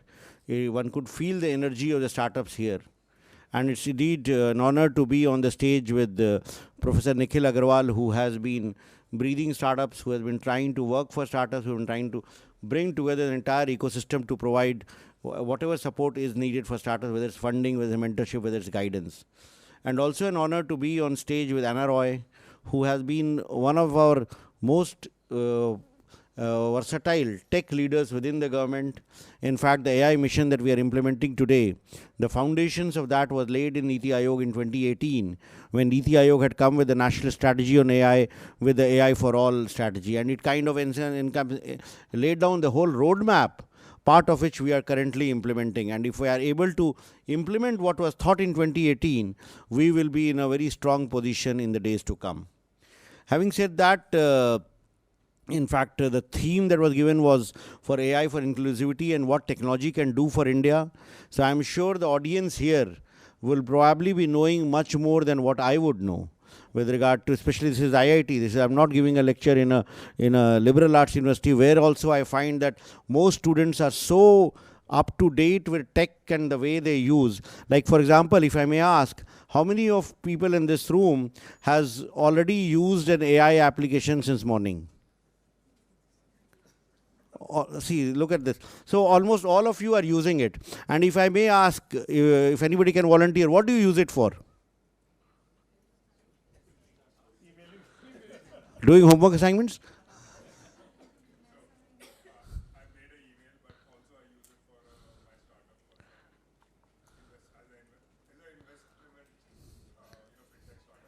Yeah, exactly. So what most of us are actually doing it, using it, like, for example, when we use an AI, if I suddenly get a 600-page document, what do I do? If I have to analyze the document, try to read it quickly, I will feed it to an AI engine and try to kind of get the gist out of it, try to understand, and they will give me the links so that whatever are the relevant portions, I will go there. One example, when the new income tax code came in, 600 page, immediately I put it on a Gen AI engine and I asked, how will my personal income tax be impacted? It gave me a very clear synopsis. I would have spent some time to reading it, but what it does is that it saves a lot of time. Things that I would have spent 6 hours doing, I'm able to do it in half an hour, 20 minutes, 10 minutes sometimes, lesser very often. To writing an email, maybe the content of the email, if somebody is seeking an appointment to meet me, my reply to him is that Tuesday 10 a.m., but it doesn't look good to send an email like that. So we said that, okay, draft an email, a professional email, it will give blah, blah, blah, blah. And at the end of it, it will say that, okay, you are to meet at 10 p.m. So that's how we are using it for saving time. When we save time, what does it result in? It results in efficiency gains. It results in productivity gains. I am able to do more with less. I become more efficient. I become more productive. So the question comes in that if AI is making me more efficient, is making me more productive, can we translate the same efficiency gains to other sectors of the economy? Can we, for example, make a farmer more efficient? So what is the difference between a regular farmer and a progressive farmer? Sanjeev Mittal sir is here, he has worked for a long time in UP and he would know. जब UP में खरीफ गोष्ठी और रबी गोष्ठी होती है, तो when we go there and we kind of reward the progressive farmers who have done well, whose yield per acre, per hectare is much more than the average. And invariably what you find is that these farmers are the ones who know people in the Krishi Vigyan Kendra, or who know people in the agriculture university, or who know someone with whom they are able to get the fertilizers on time, they are able to get the best hybrid seeds, they are able to get the best advice. So it's the knowledge that's making them more productive and more efficient and more progressive. Today, AI has the power of democratizing this knowledge, ensuring that every farmer gets an advisory in the language of his choice, through voice. Maybe he can call up a call center and ask, मुझे क्या करना चाहिए, मेरी ज़मीन ये है, और the land is like now, soil health card has been done, the data is available, IMD data is available, and there are startups, many of you would be here, are building applications wherein you can give personalized advisories to farmers in local language, on voice, on their phone, even on the feature phones, in the language, so that they are able to practice that. And if that happens, and if we are able to scale this up, if we are able to ensure that from just a few people who are using it as pilots, if 100 million or 200 million farmers start using that, then our entire farmer's net income will go up, his input cost will go down, his income will go up. So that will lead to his income going up, that will lead to national income going up. Similarly, if you look at MSME, if you look at manufacturing sector, if you look at small retailers, very often there is data about what is his product sale, how much he is selling, but very often he doesn't know what product is selling more, how much raw material he should get, from where he should buy. So all this data is available today. So if we are able to make agentic AI using the AI tools which are available today to help each one of these people kind of get the right information with regard to their operations, optimize their cost, increase their incomes will go up, national income will go up, and that's how we will move from a $4 trillion economy to a $30 trillion economy on the path of Viksit Bharat, as our Honorable Prime Minister says. So AI, in short, has huge opportunities for making the economy more efficient, more productive, and resulting in gains for all of us. And that is what ultimately translates in these trillion-dollar deals that we keep on hearing of. So, of course, in order to realize that, we need to make a lot of investments. We need to make such solutions, such AI applications developed that we are working with and the India AI mission to make that dream possible. So whatever are the bottlenecks, like when the India AI mission was conceptualized last year, it was felt that the key strength that we have as a nation is talent.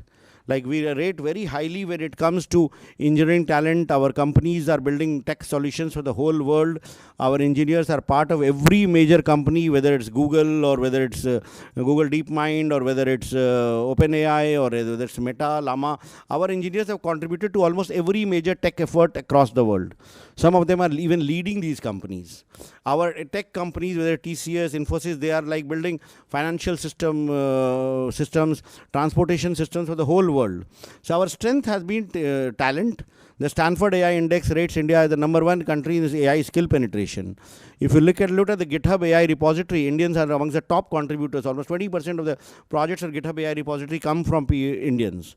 So when we have so much of talent, and our IITs keep on producing more talented people, why is it that the delta between where China and USA are and where we are so large? We are much, much behind them. So we did consultations before the AI mission was conceptualized, and we realized that key gaps that exist in our AI story is lack of access to compute, lack of access to data sets, not availability of funding for startups.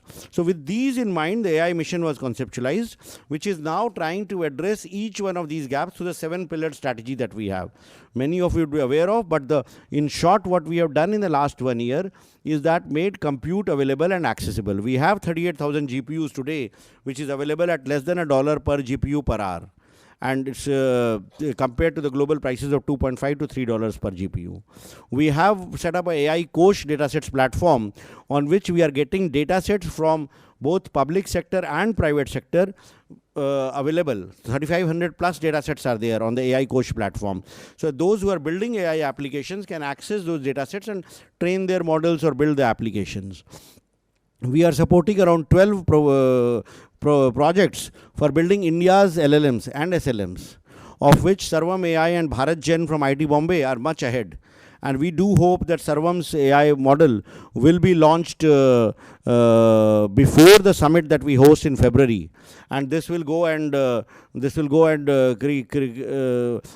ensure that we don't end up enriching the Western LLMs. Because what happens is that when I and you use ChatGPT or when we use Gemini 3, we are in a way giving our data to these models and making them better. If we have an Indian model, then we'll be able to do that for ourselves. Then we are also working on application development initiative, under which we are supporting development of AI applications by giving problem statements and getting startups like those who are present here solve those problems, and then scaling it up and deploying across the country. We have around 30 applications which have been identified across the sectors of agriculture, healthcare, climate change, governance, learning disabilities, education.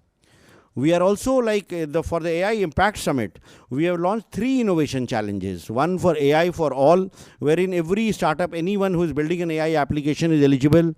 One, we have launched AI by Her, which is being led by Anna Roy and Niti Aayog, which is primarily meant for women-led startups and women researchers, wherein they can submit the application they are building. And one we have for Yuva AI, for the youth, for students below the age of 21. So those students who might be in the dorms or who might be in school, they are also working on AI application, they can also participate. These 3 innovation challenges are global challenges. There are more than 6 crores of prize money up there, and the details of there is on our website. But again, the entries are closing on 30th November. So those of you who have something, who are building something, who have built something, must apply for these innovation challenges. In addition, in the Impact Summit, we also have a startup financing pillar, under which we are setting up a fund of funds and working with accelerators, incubators, so that funding can be provided as co-investing in startups at pre-seed stage, seed stage, and the growth stage. Because those are the things that are required, because very often the early stages are the ones which are most critical, and wherein most startups are looking for money. At many startups, they kind of are not able to move from Series A to Series B and that level. So we work with accelerators, incubators, and we'll be, I'm sure when the call for empaneling funds and accelerators are there, the initiative in IT Delhi would also be part of that, and through that many of you will be able to benefit. We also have a pillar under AI mission for providing support for skilling, because we do believe that even though we have the talent advantage, but if we don't invest enough in talent, then we might not forever retain that. So under that, we are giving fellowships at undergraduate level. So those students who are doing their BTech projects, or those students who are doing MTech projects, or those who are doing research projects, they are eligible for fellowships under the India AI mission. And what we did was that initially when we launched the fellowships last year, it was available only for engineering students. But very soon I got a request from medical students, students from AIMS, who said that we are also building AI applications in healthcare. We got requests from law students who were building agents for legal work. So now those fellowships have been made open to students of all disciplines, whether they are science, engineering, medicine, law, commerce, liberal arts. So somebody studying philosophy or psychology can also build an AI application which can look into the adverse effects of AI in many ways. How it's impacting students, how it's impacting learners. So that's again something that we are doing on the AI mission. We are also developing under the safe and trustworthy pillar of the India AI mission tools for ensuring responsible, safe, ethical development of AI. We came out with AI governance guidelines a few weeks back, which lays the focus on India's approach to AI regulation. We kind of prioritize innovation over restraint, and we say that our objective will be not to raise the regulatory thresholds so high that it becomes difficult for our startups to compete. So while we are there to have measures which will regulate the big tech, but at the same time the rules allow a lot of flexibility to AI startups which are incubated in India. We are working towards that. I would just conclude by saying that while all this seems very rosy, but we are also looking at a very risky scenario that lies ahead. If we don't build our own solutions, if we don't invest enough in AI, if we don't invest enough in Indian agentic AI, then the key advantage that we have had for so many years, the reason because of the growth of our IT sector and software sector, and the fact that we have 6 million plus people in the ITS sector, have been because Indians have used their cognitive skills to provide services to the Western world. So whether it's the outsourcing industry, whether it's the IT industry, we have been building tech products that have been servicing the Western world. Today, our cognitive skills, our software manpower is facing a threat from AI bots, a $20 AI bot against an Indian AI software engineer. So if we are not able to compete with them by becoming better, by using these AI tools to enhance our coding skills, to enhance our problem solving skills, we have a big risk there. So we need to invest a lot. We need to, instead of using Cursor AI and GitHub Copilot, which helps making Cursor AI and GitHub Copilot better, we need our own Indian coding agents. So that if a company like TCS is there or Infosys is there, based on the code repository that they have, we need to have our own coding agents so that we don't pass on our knowledge to the Cursors and the GitHubs of the world. So that is something that we need to focus on, we need to work on. We need to ensure that every student who passes out of any engineering college comes out with AI skills, so that he becomes a better version of the software developer or the coder that he was. So that's the opportunity that we have, and if we are able to do that, we will be able to create a space for India in the emerging AI economy, in the emerging data economy, take up the jobs that will come in agentic AI, physical AI, and that will help us bridge the gap between where we are and where China and the US is, and then maybe we can think of catching up as also leapfrogging to get ahead with that. So this is what I wanted to say, and when we do this, we will be able to truly harness the potential of technology that we have for making India a Viksit Bharat. Thank you.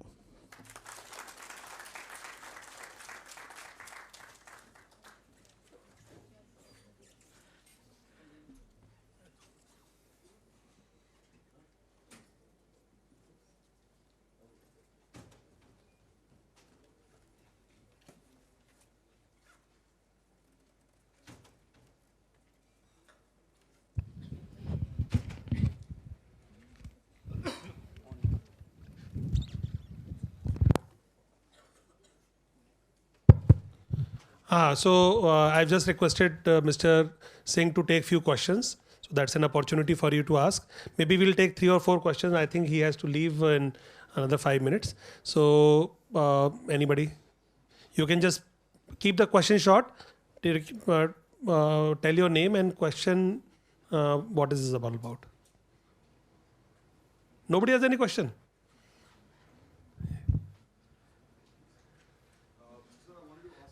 एक minute वो ले लो mic.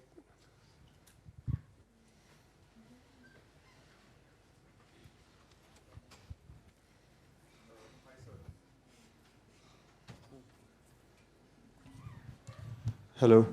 Hi, sir. So you spoke about making AI available to the farmers and other sectors of the economy. What are the key factors that we can look at so that it's easy for them to use and it's also enjoyable at the same time so they actually implement AI and use it on a day-to-day activity that they do? Farmers. For farmers and for other people as well. I mean, like for example, if you look at India, we have 900 million people who are connected on the internet. But at the same time, when we say 900 million people connected, we also are saying 50 million are not connected.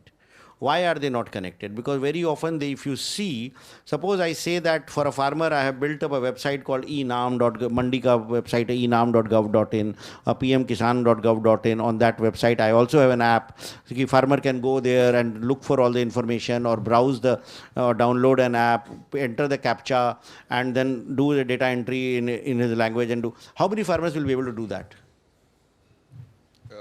I suppose not many. Not many, or yes. In a way, hardly any.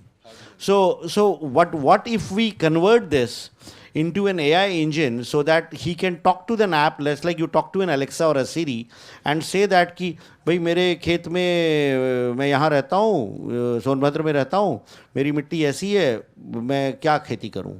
So then the AI engine can convert the speech to text and then give him that reply. So it can be done on our smartphone with all the technology that we have. Now I say that can you do the same thing with a feature phone on a toll-free number? Like you speak, you give your voice input, that speech gets converted into text by Bhashini APIs or any other APIs. This text gets fed to an AI engine, reply comes back, and you give the reply back in the mother tongue of the person in real time. Will that work? Yes, I do think so. That will. And if this solution is offered, will more farmers use it? More and more farmers will use it, I think, and there could be other ways as well to make it even more accessible to them, and this is definitely one of them, where they could just speak an input and then they get an output from that. Correct. So similarly, if there are people in the rural areas, in our country, we also have people who die of diarrhea. So if somebody is living in a tribal area, doesn't have access to even to a primary health center or a sub-center or a doctor, and wants to know what to do if the child is suffering from diarrhea. Suppose he or she calls a toll-free number and says that कि बच्चे को दस्त हो रही है क्या करूँ in their mother tongue, and the reply comes back because these are set protocols, and if that information is given in real time in the mother tongue, it will benefit that person. Education, if you see, so like very often what we find is that I worked for a long time in Nagaland. So very often what we find is that there are many remote areas where there are no science and maths teacher. तो बच्चों को पढ़ाने वाला कोई नहीं होता है. If I come to Delhi, I see teachers in public schools, very reputed public schools, where teachers teach a concept, Pythagoras theorem or Archimedes principle. सामने बैठे 10 बच्चे बोलते हैं समझ में आ गया मैम, तो teacher goes on to the next subject. The average child behind thinks feels a bit shy to ask any query. The teacher will think कि time waste कर रहे हो, बेवकूफ़ हो, घर जाके पढ़ना. Instead that if we have an AI tutor, which kind of explains the concepts in the language of the choice of the child. वो पूछे Archimedes principle क्या है, नहीं समझ में आया तो ऐसा क्यों होता है. So it will keep on explaining without getting annoyed or bugged with the child. So we can enhance learning in a big way by building these tools. So there are many such solutions which will ensure that if we design it simple, keep it easy to understand, keep the end user in mind while building the solution, those are the solutions that will get adopted. Thank you, sir.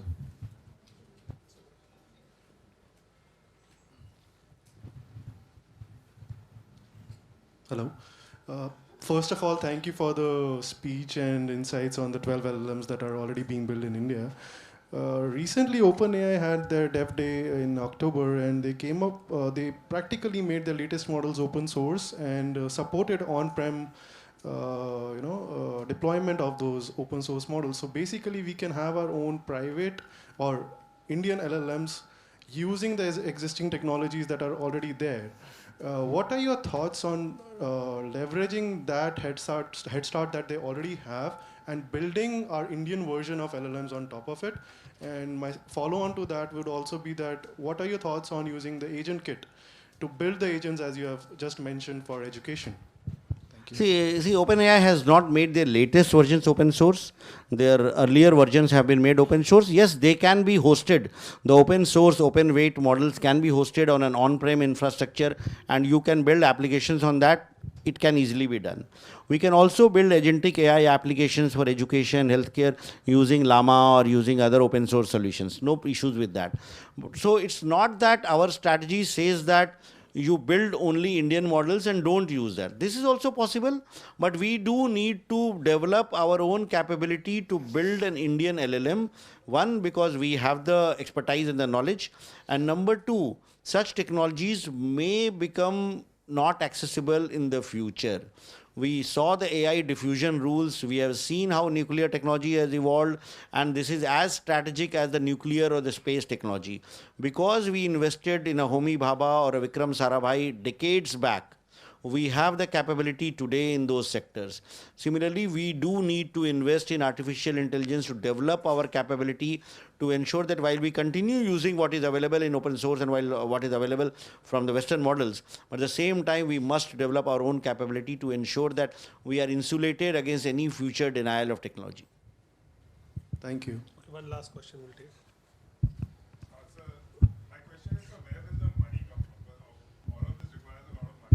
There's no shortage of money. See, the problem we face in the government is getting money is easier, spending money is a big challenge. Our procurement systems, trusting people, the norms of our procurement are a bit challenging that we also face, but I don't see any shortage of money per se. Like, my wife works in Google and she's in the data centers procurement team. So, and I know what's happening. India is far behind.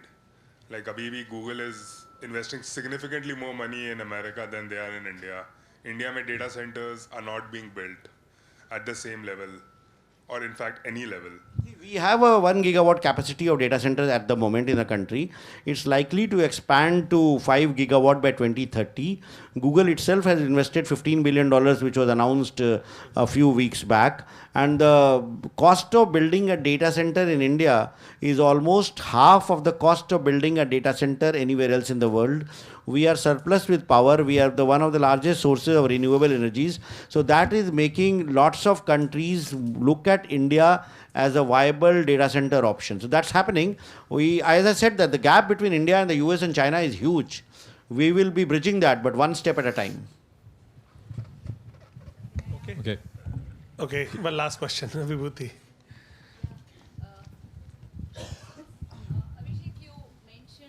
You mentioned that the problem that we have in India is the lack of access to the data sets. So we all know India is a huge country and we produce huge amount of data, and probably it is being used to provide information to the platforms all over the world.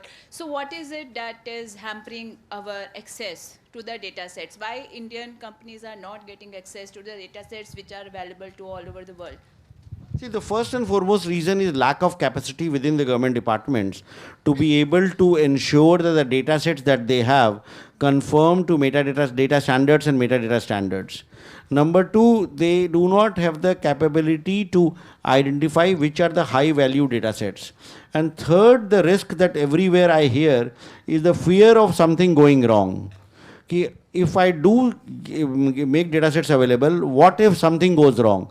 So that way one feels okay that ठीक है मैं नहीं दे रहा मेरा क्या जा रहा है. Agriculture has a lot of data sets, health has a lot of data sets. So now under the India data sets platform, we are providing tools for them to anonymize the data sets, to build privacy preservation tools, to write APIs, have a policy of federated data sets. I say that I'm not aggregating the data set at one place, that data breach or something will happen. Let the data remain where the data belongs.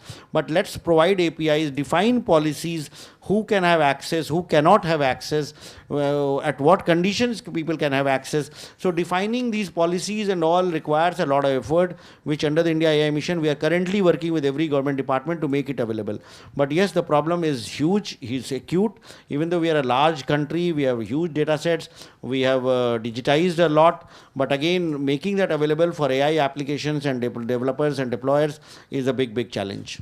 So basically, we need to do capacity building at the That's government level. that's what we are doing, and we are in fact even giving data curation teams. We are giving data scientists and data analysts who sit in those departments. We have technical teams who help them write APIs, who help them curate the data sets. So all that work we do, and that's how we are getting. We have got around 3,500 data sets in the last 4 months on the AI Coach platform. So I think what Mr. Abhishek Singh has said is a clear. Okay. Sorry, thank you. One quick question, and actually you touched upon it towards when you were ending your remarks. So we are a company based out of Hyderabad. We are building cognitive upskilling platform. My question to you is, as part of our Viksit Bharat mission, do we have a plan in place to track not just technical and subject matter skills, but also cognitive skills like critical thinking, memory, focus, resilience, empathy, which makes us humans? And in an era of AI where nature of job is changing from how good you are at your job to how good you are at using AI to do your job. And to use AI, you need to be a tad bit smarter with these cognitive skills. So is there a focus, is there a program that we are mapping India's talent today in terms of these cognitive skills and how it is progressing over time? Yeah, that's certainly what you touch upon is the right thing that we need to do. What we are trying to also do is get the frontier model companies, the 6 frontier model companies, to share the AI usage data. Like for example, if people in India are using Claude, what are they using it for? Is it being used for generating code? What kind of code? If people are using ChatGPT, are they using it for writing documents, summarizing documents? Are they using it for creating stuff? So when you get those insights with regard to usage of Gemini or Claude or Grok or Llama, so that gives you an idea with regard to where we need to focus, which are the jobs which are going to be affected by that. Plus, when we are developing such models, building an emotional component into the way we do. Because, for example, voice, I said, like we'll offer services on voice. One way can be that typical machine-generated voice can reply. But if you build in emotion into that voice, in fact, there's a young guy, Sparsh Agarwal, who came up with the Luna AI model, wherein he has brought in emotion and into the way speech is generated. So, for example, if a farmer is calling in distress, or if a farmer is calling for some inquiry about some scheme, the way you respond with the AI engine has to be different.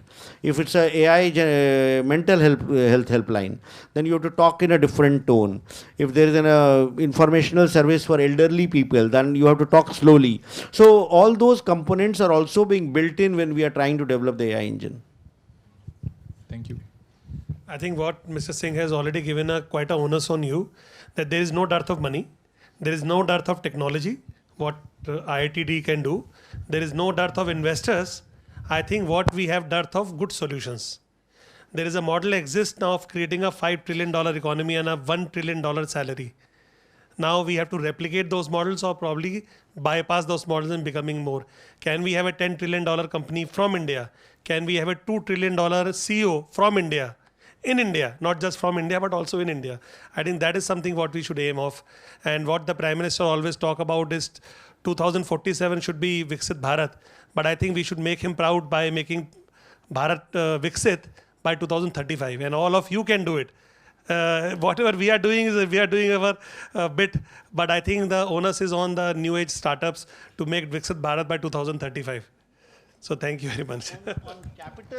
On capital and funding, the question, I'll just like to add, since there might be investors and might be funds or people with money here. See, the issue with the deep tech and the issue with AI is that you need patient capital. Problem in India is that most of our high net worth individuals and those who invest, they expect a return within a year or two. And then they start breathing down the neck of startup founders and all. And then the whole objective of building a solution, a long-term deep tech solution goes down, and everybody will weird around quick commerce and all and get done with it, because that's where people feel creates revenue. So investors and all also need to think of playing the long game. And this is what this sector would need.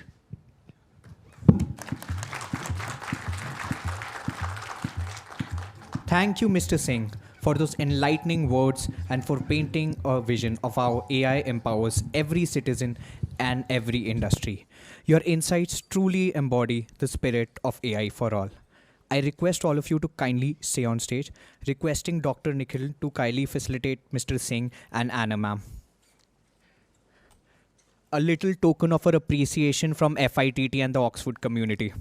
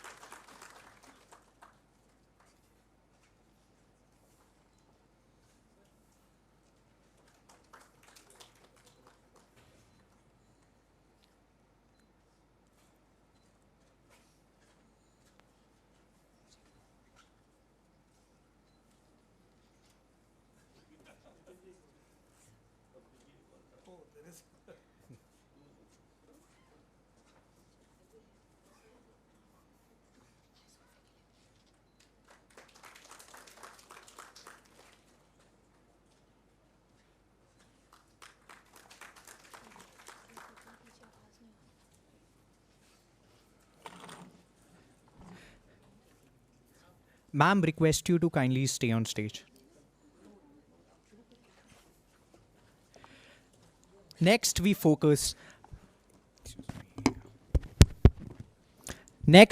turn our focus to AI by her, highlighting women-led innovation in AI. For this, we have a special fireside chat for which we have delayed properly introducing Anna ma'am. Miss Anna Roy, Principal Economic Advisor Niti Aayog, is a 1992 batch officer of the Indian Economic Service and one of India's leading experts in technology policy and economic strategy. She has been a key architect of the National Strategy on Artificial Intelligence, shaping India's AI governance and innovation roadmap. Over her distinguished career, she has held pivotal roles in the departments of Economic Affairs, Ministry of Finance, Ministry of Civil Aviation, and has served as officer on special duty to the Finance Minister. Miss Anna Roy has been a champion of women entrepreneurs and a key architect of India's AI and innovation policies. She will be sharing her perspective on empowering women in the tech space. In conversation with Miss Roy, we have Miss Aditi Balbir, the founder and CEO of Eco Ratings, a sustainability focused tech company and one of our co-organizers. Miss Balbir is herself a successful entrepreneur and a vocal advocate for women in technology. She'll be moderating this fireside chat. Ladies and gentlemen, a round of applause. Please welcome Miss Anna Roy and Miss Aditi Balbir to stage.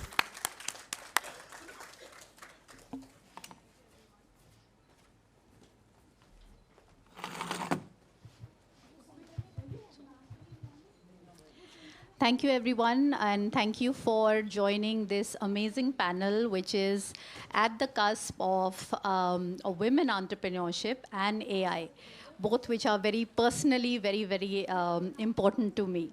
Ma'am, thank you so much for joining us today. Yes. Yes, lovely to have you here today.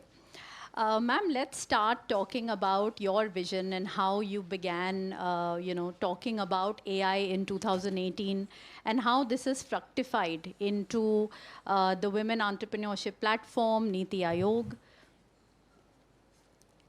and what all can we expect from this program?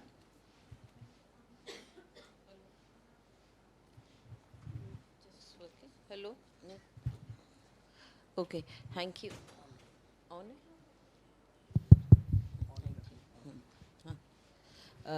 Thank you, Ms. Balbir. Thank you, IIT Delhi, for having me here. So basically, I'm a foot soldier of the government. Whatever work is given, I kind of try to do it at my, whatever best I can do. So I do not want to position myself as the tech leader in India. Abhishek is a tech leader. Presently, I'm an urbanization leader. And in 2023, I transitioned out of technology, and urbanization was given as a division to me. So last 2 years, I have been engaged in urbanization and have come out with plans there. So it was given to me. I tried to do it, and something good came out of it. So I'm happy about it. Fantastic. Not by design, just by, as a government, as a bureaucrat, that's what you do. Fantastic. And ma'am, tell us a little bit about the Women Entrepreneurship Platform. What is the ecosystem that you're building there, and what can women entrepreneurs get out of that? Yes, so that is an aggregator platform. So in 2017, we had the Global Entrepreneurship Summit, where women were the central subject. And the then CEO announced that a women entrepreneurship cell will be set up in Niti Aayog, because he realized that women entrepreneurs with whom he met, they were quite unaware about the government initiatives. So that was the reason how it started. And after that, what actually happened was, when I kind of scouted around, I realized we don't need another cell.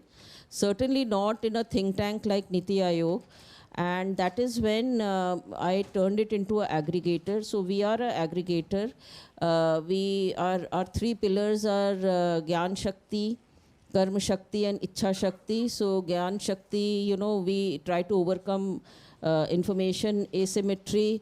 Ichha Shakti address the behavioral aspects. Motivating them to come into entrepreneurship, also scale up their business, and Karma Shakti to handhold them. All our programs are aligned to this. In the true sense of being an aggregator, we have never come up with our own program.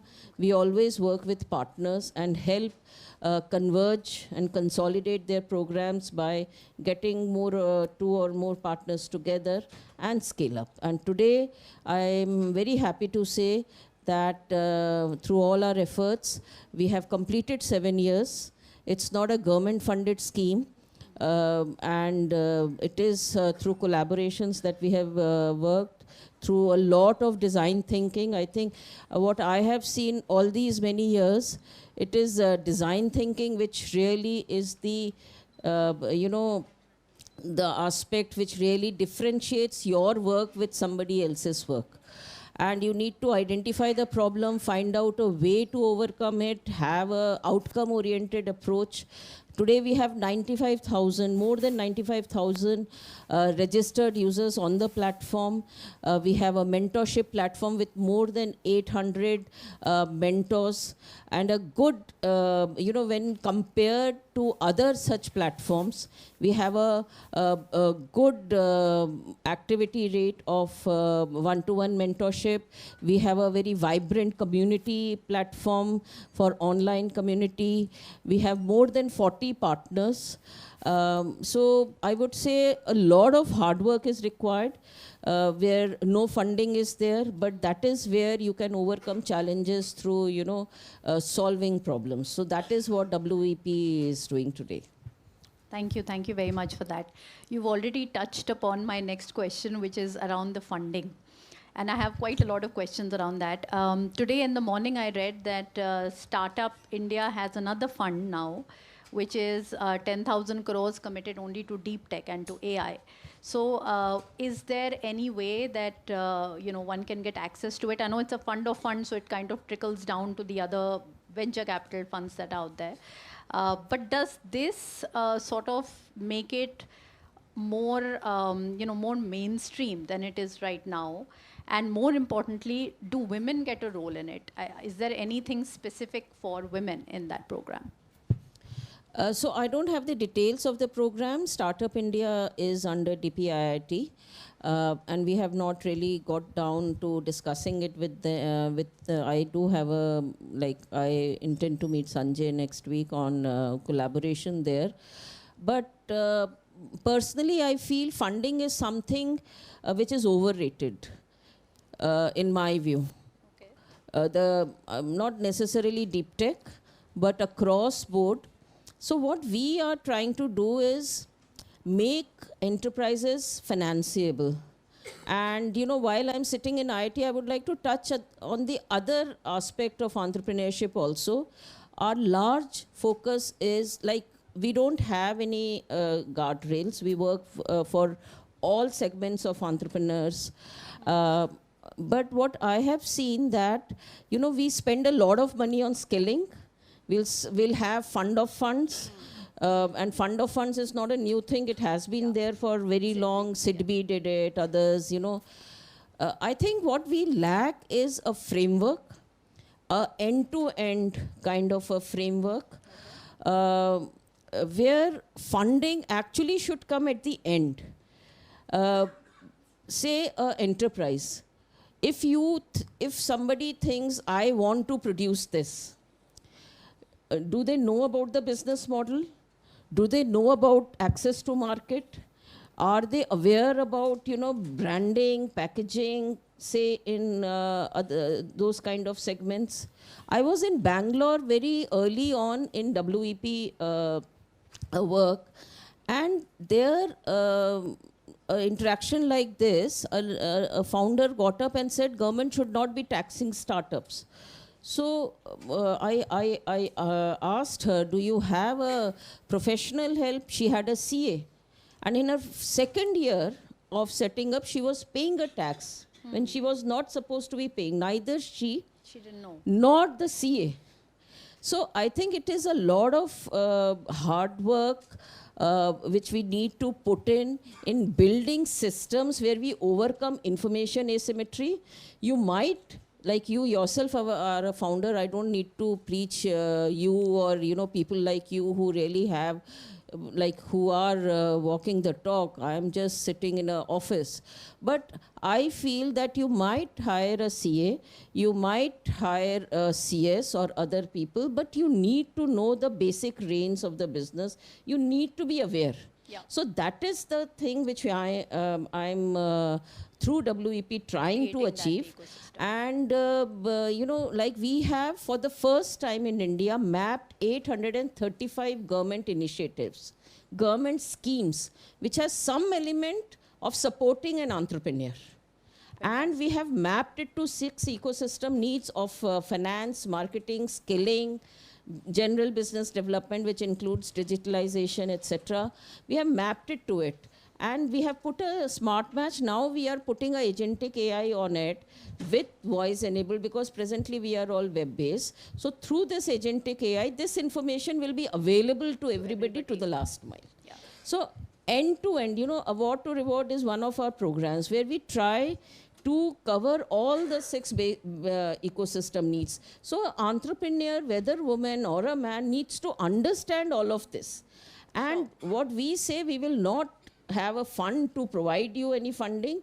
We will make you financeable. We will make you market ready, that kind of a thing. And for access to finance, what we have done, we have set up a collaborative called Financing Women Collaborative, where we are bringing in all the sources of finance so that they can get together and we can come up with specific bespoke products, also addressing the information gaps. So many organizations have come together, even regulators, and basis our own recommendation. Last year, one particular change was brought about which helped many MSME women. No, that is quite fantastic, and I think we definitely need that. So programs like FITT in IIT Delhi, like Kotak, as we are seeing, these are amazing programs. We ourselves went through that journey. We first became financeable, created an MVP, and only then got the money. That's how it works. So let's talk about AI by her. Why by her? I mean, why isn't her included in all? And do we really need a separate vertical where we are, putting the limelight on women who are creating AI? So before I come to this question, I would like to go back to the previous one where you said that it's understood you have to be financeable, and FITT and Kotak, they do that. How many of you get a chance? Oh, very few, for sure. So I mean, they're like we need 7 to- in a year. We need to democratize that. And that is what we are trying to do, have frameworks in place where everybody has an opportunity to learn and grow, irrespective of the sector you are in. So we have worked with women in Northeast states who are homestay owners. We have worked with women in, Meera Bhender Municipal Corporation who were part of SHGs and today are individual entrepreneurs in snack making. So when you say that incubators are there, let me tell you about something about incubators. And I'm sorry if I sound a bit negative, but that happens, when you kind of get into plain speak.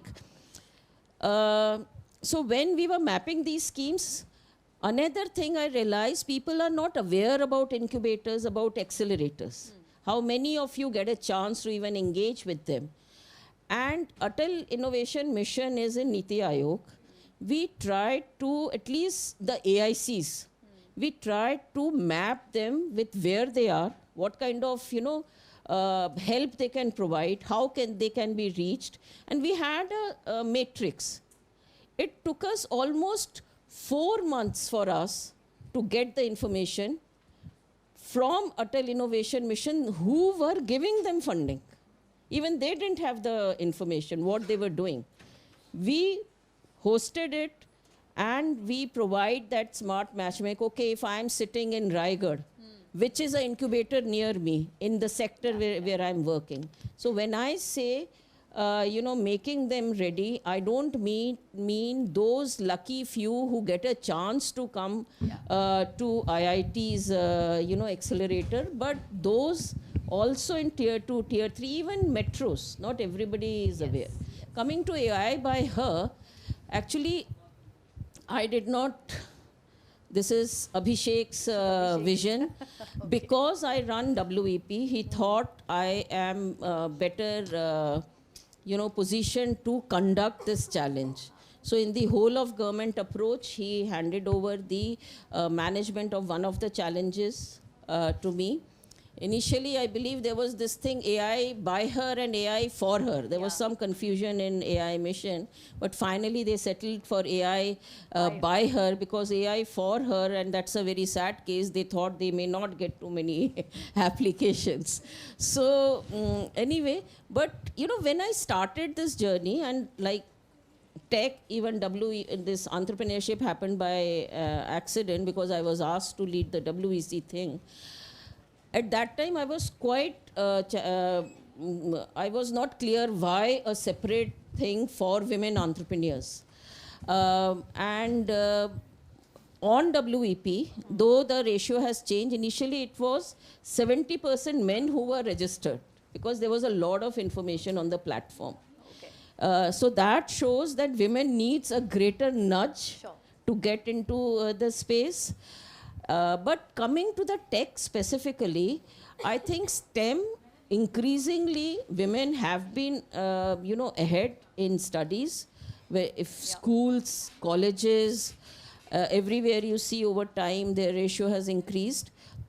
But when you see entrepreneurship, then you see a fallback, even in tech. I don't have an answer really for that. I don't think I'm qualified to answer that. I'm sitting in IT. I think, Mr. Agarwal, in case he joins back, he can throw some light on it. Or other people in this accelerator can tell you. But seriously, it's quite perplexing. Why should they be, girls should be ahead in, studies, but not in entrepreneurship? It could be something to do with taking the risks, perhaps, or kind of taking more, because you are homemakers also. You cannot overlook that. Multi-roles. So with as a homemaker, perhaps a more stable kind of a job rather than a risky venture where you need to put in a lot of effort, there is a lot of, risk involved. Perhaps it's a choice which they make, which I really don't know. But here I would like to mention something. We have a Frontier Tech Hub. Debjani is there. So I don't think they have any report on women in AI and how they are doing. They have not planned. Don't yet, yeah. So Accenture has been onboarded as a knowledge partner for AI by her. Okay. And Accenture has agreed to come out with a report on the subject. So while today I'm not able to answer your question, maybe in February when we launch the report, I hope we'll have some of the answers to these questions. Thank you. I hope so too. Great, thank you everyone, and thank you so much for your insights. We can open the floor to questions.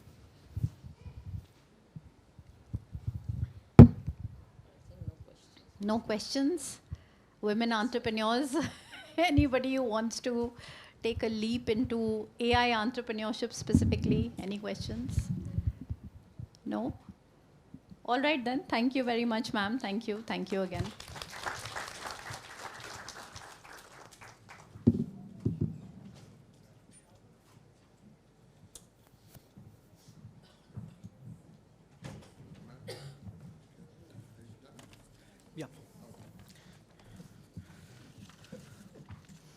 Thank you, Ms. Roy and Ms. Balbir, for that insightful conversation. Hearing about the initiatives and experiences driving women-led AI innovation is truly inspiring. Now, building on the theme of impact innovation, we move to our next session. Our next session is a panel discussion on investment for impact and disruption. This conversation examines how capital can meaningfully shape the AI landscape, not only through technology, but through who gets empowered by it. Throughout this summit, we have explored how AI for all broadens access, how AI by her expands who gets to build. This panel naturally brings in our third pillar, Yuva AI. Because the decisions we make today around funding and mentorship will determine whether the next generation of young innovators gets the ecosystem they need to define India's future. This session brings together leaders from across the investment ecosystem to discuss how inclusive, scalable, and youth-powered AI innovation can be supported at earlier stages. Moderating this panel is Mr. Samyak Jain, a real estate private equity entrepreneur, LSC and Wharton alumnus, and an active Oxford Business alumni member who has been a key bridge between the Oxford network and this summit. And now, allow me to introduce our distinguished panelists. Our first panelist is Mr. Anak Singh, Vice President at Singularity AMC, a growth and private equity fund. Our next panelist is Mr. Ashish Gupta, Senior Vice President at IVCap Ventures. Joining us as well is Ms. Sakshi Agarwal, the foremost authority on fintech and regulatory policies and a proud BITS alumni. Next, we have Mr. Aditya Khanna, sports tech venture investor and member of the Oxford Business Alumni Network. And finally, we have Ms. Prachi Datta, attorney, New York State, alumni, University of Chicago, and external consultant at FITT for exits. With that, please join me in welcoming all our panelists along with us moderator. Samyak, the session is now yours. You can sit now. Just sit to the moderator.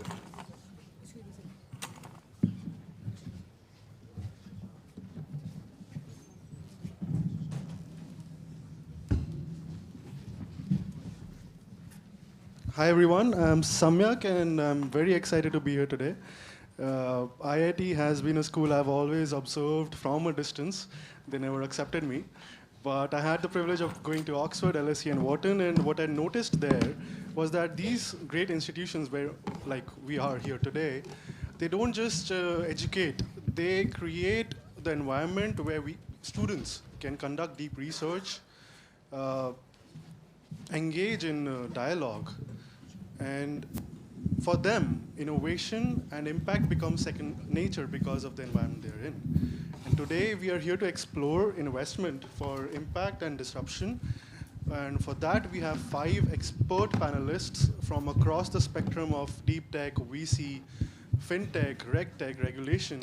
And we hope that we can give you a 360 perspective as well as a deep dive into what is shaping India 2030 and how we can do better as founders, investors, and facilitators.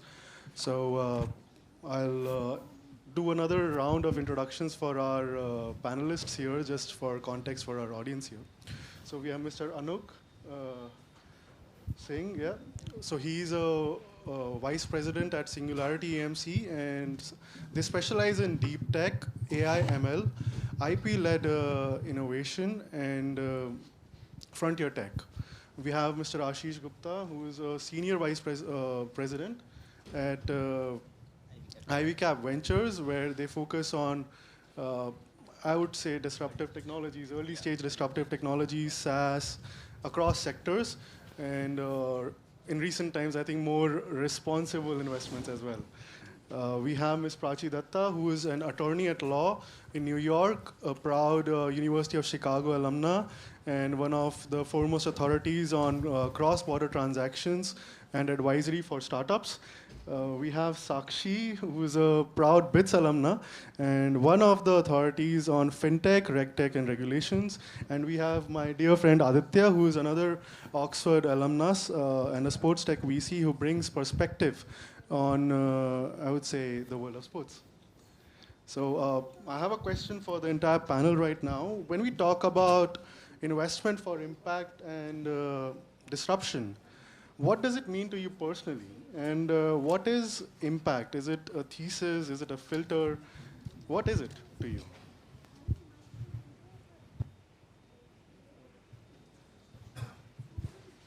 So I think the way I look at it is any kind of investment, any kind of business, it can survive in the long run only if it's a sustainable and ethical business. Perhaps it can grow for a couple of years without good ethical practices and good governance and good sustainable practices. But in the long run, for a company to be investable perpetually or to actually have the kind of disruption or impact it wishes to have, it has to have a sustainable and good governance model. So I think that's the way I probably would answer your question as to what do I think of investment for impact and disruption. It comes down to sustainability and good governance. That's an interesting perspective. Anyone else would also like to take a dig at it? I think I would also like to add to that impact is something that you're doing at scale, and it is so relevant for a country like ours where now we have the largest population worldwide. So any sort of solution, even if it is tailored for a small sort of problem, it can cater to, it can have a significant impact. So I think impact should also be looked at in terms of this scale, adding to, sustainability. Well, I mean, when you talk about impact and disruption, I think those are things that deep tech very much captures. It's specialized, it's novel in its approach, so it will create its own kind of uncertainty, but it will surely create impact. We are sitting at a very critical juncture of geopolitical tensions and also economic competitiveness that we need to achieve. So we can define that at an operational level, and we can define that at a very strategic level. I think India of 2047 is looking to create somewhat about 6 to 8 sectors almost of $100 billion market value. And that is where I think investments in deep tech will possibly define 2047 in that particular approach. So that's impact and disruption in my scheme of things.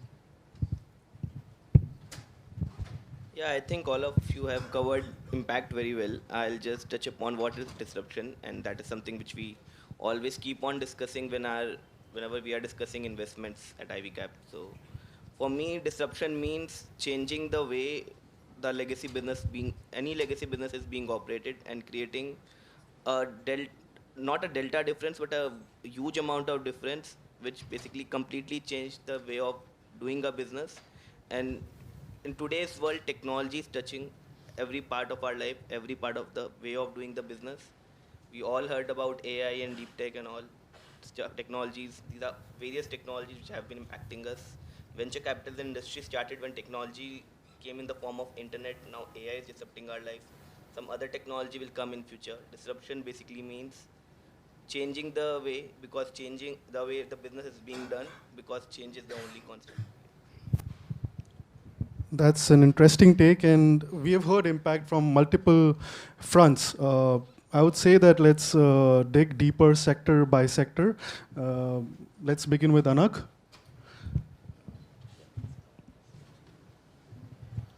You mean to say the sectors that concern my investment thesis? Yes. Yeah. So primarily, what I look at is sectors of strategic importance, areas where India would want to achieve some kind of self-reliance, and by and large define industries in those sectors will possibly relay the outcome of a $30 trillion economy.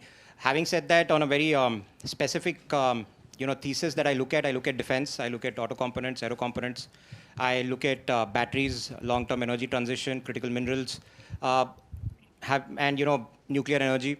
So these are investments that I have done and possibly will go forward doing that at the kind of fund that we have set up. And we are trying to solve for a couple of things. We're trying to solve for scale, we're trying to solve for exits, and we're also trying to solve for the value of death in terms of building platforms and bringing in complementary assets, ensuring that TRL4 plus technologies can go to the level of commercialization that we intend to achieve. I think what was earlier referred by the additional secretary was sitting here in terms of long-term patient capital. That is something we do, and also one of the fundamental reasons I think Silicon Valley is that there are two things that make it so. One is a very vibrant VC ecosystem, and secondly, enabling technology commercialization policies. That is what ensured that the best of technologies, whether the GPS, internet, everything came out of the Valley, and that is something that we intend to make sure and play our part as far as the ecosystem is there. I have a question for you. On that. Yeah. What are the early signals that you would look at to understand or analyze what deep tech startups have, Sure. and in terms of technological mode or transformative potential to scale impact globally? So, IP-led businesses cannot be evaluated by EBITDA and cash margins and cash flow. All right, they need to be looked at a different lens. Primarily, when we analyze the risks, we are looking at the adoption risk, that who will adopt it, why will they adopt it, and what re-engineering the processes will undertake. Since emerging technologies are very specialized and novel, they create and unlock new market opportunities, which cannot be fathomed by existing numbers. So one will have to go beyond that to actually look at that. Similarly, in terms of technology risk, we don't intend to solve for that, but the idea is that when you're evaluating the tech as well. You're evaluating the market and the industry risk associated with it, whether it will be created and scaled up by the industry, by the muscle partners that the industry brings in. And similarly, we're looking at, by and large, the leadership that particular startup comes up with, because ultimately you're betting on people.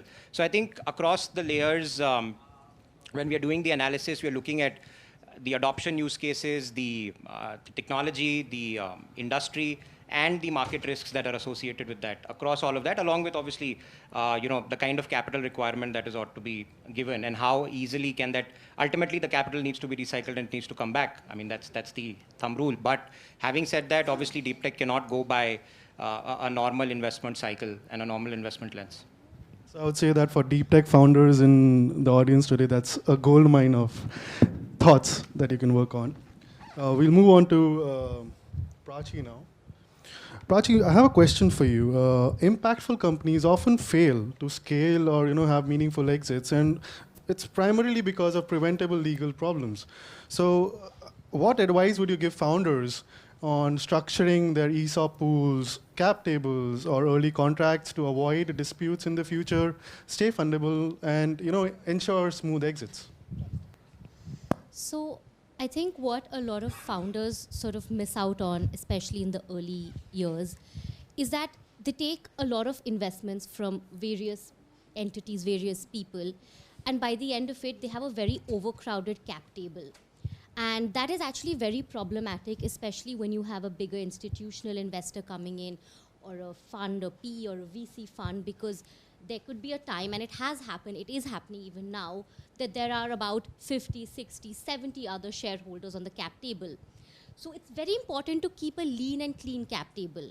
And how do we achieve that? I mean, I'm not saying don't take investments from people, like take as much investments as you can, but structure it in a manner that the investment is coming as a single point of entry. So either as a RUV, which is a rollover vehicle, or a special purpose vehicle like an LLP, which is created just for the purpose of investment, to structure your cap table in such a way that it's not overcrowded, it's lean, while also having the investment, while also reflecting the amount of investment that would have been reflected had you had all of them been sitting individually on the cap table. So that's something that's important to keep in mind, is to have a structured and lean cap table.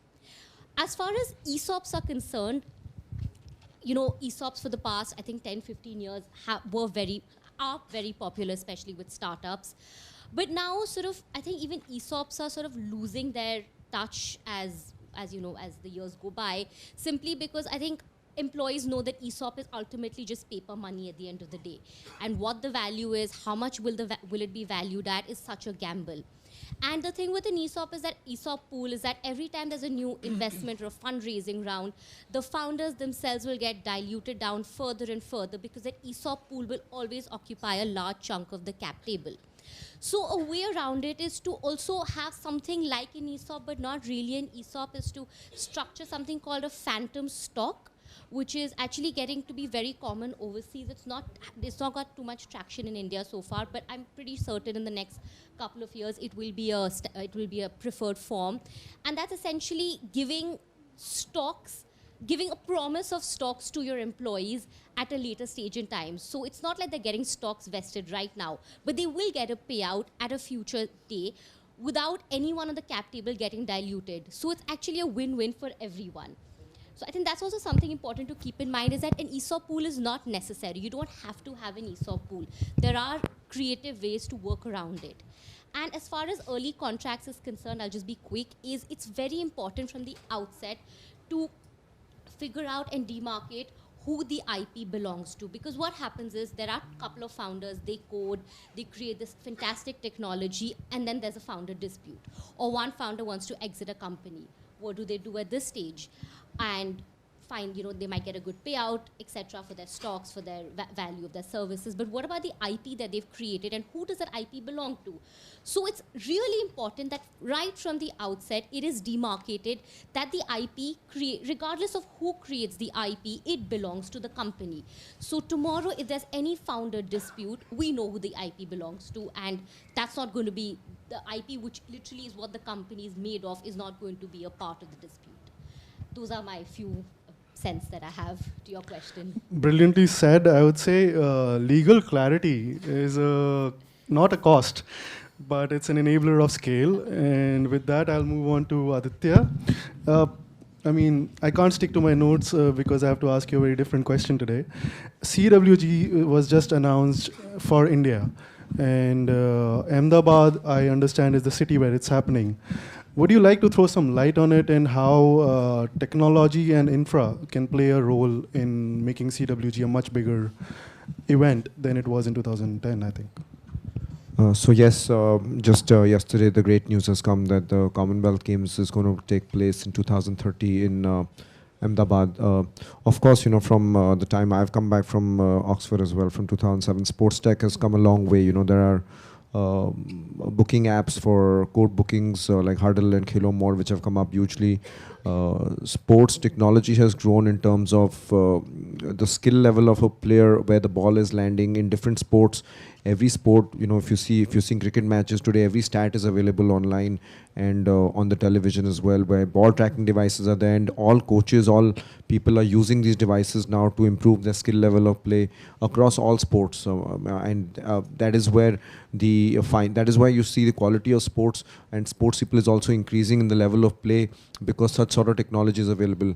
There are tournament softwares now available, where ranking platforms are available, and rating platforms as well, where players are getting rated amongst each other. players have better comparisons against each other as well because of these technology which is enhanced so much, including the physical parameters of a player as well. I think because of technology available now, we are able to tell at a younger age also which child is going to have a better prospect at which sport as well. So multiple factors in sports technology is increasing, and the avenue in India is only going to increase because of course the population, and now India is becoming a sporting powerhouse as well, and with the vision of Olympics as well in 2036 or probably later, but 2030 is seeing Commonwealth Games and of course Olympic vision for India as well. I think there'll be a lot of investment in sports and in sports tech as well. I am currently involved in mostly in racket sports. We just co-founded the league which is happening in India, the Indian Pickleball League. Pickleball has just come up in 2 years and being played very actively. A lot of court bookings happening. I started an app of a ranking software where we already have 25,000 players registered on our app playing tournaments all across the country. So I feel new sports, and it is only going to grow further and further. Thank you, Aditya. You don't disappoint ever. And we'll move on to Ashish now. I have a few questions for you. First and foremost, the VC mindset has shifted drastically from 2021 onwards, right?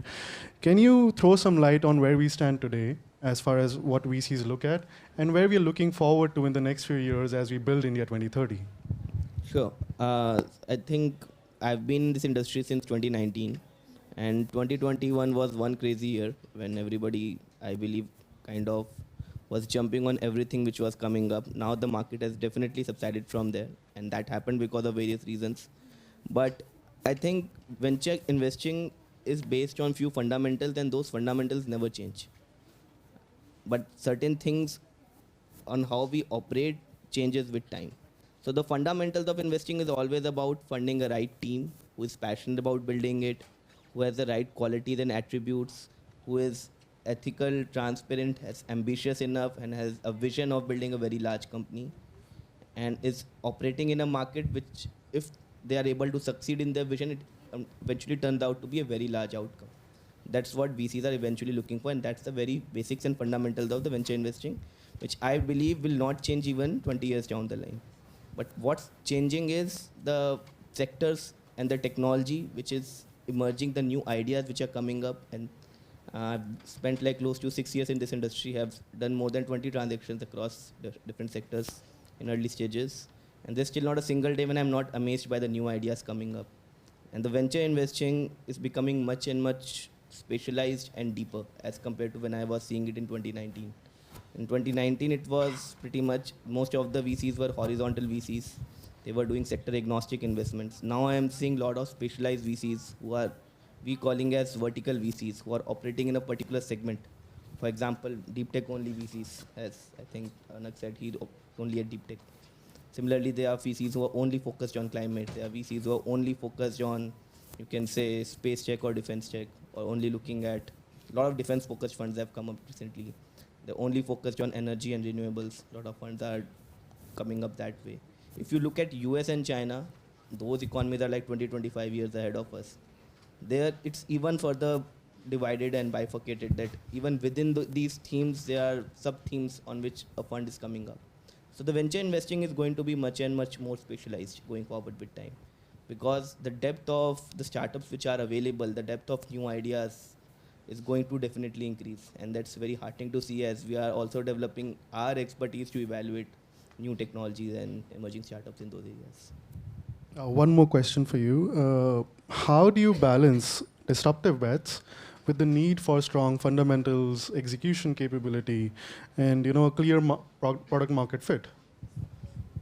Yeah, I think that's a very interesting question. So that's what we are always juggling with, because sometimes ideas look extremely extremely disruptive, but the fundamentals around financials are not there, or it's yet to be proven. The product is yet to be seen. The market is yet to be created or evangelized. In those cases, the risk is pretty high, but the outcome, it seems that it can, if it succeeds, can become really big, really, really big.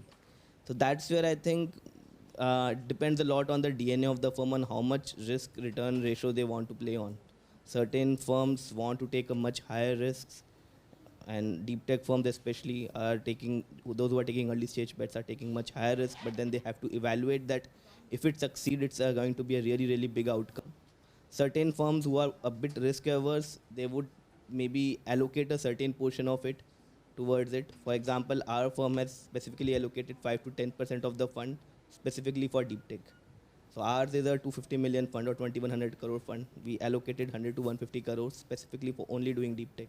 And in last 2 years, we did almost 20-25 investments, which are high risk investments, which is purely for highly disruptive, innovative ideas. Whereas the rest of the fund is balancing it by doing more of a typical venture capital investments, where we are taking relatively less risk, not like zero risk, not at all, because venture investing is all about risk taking, but not taking extremely high risk, which is there in like very, very early stage startups, which are just dabbling with, you can say, very new technologies like AI or quantum or semicon.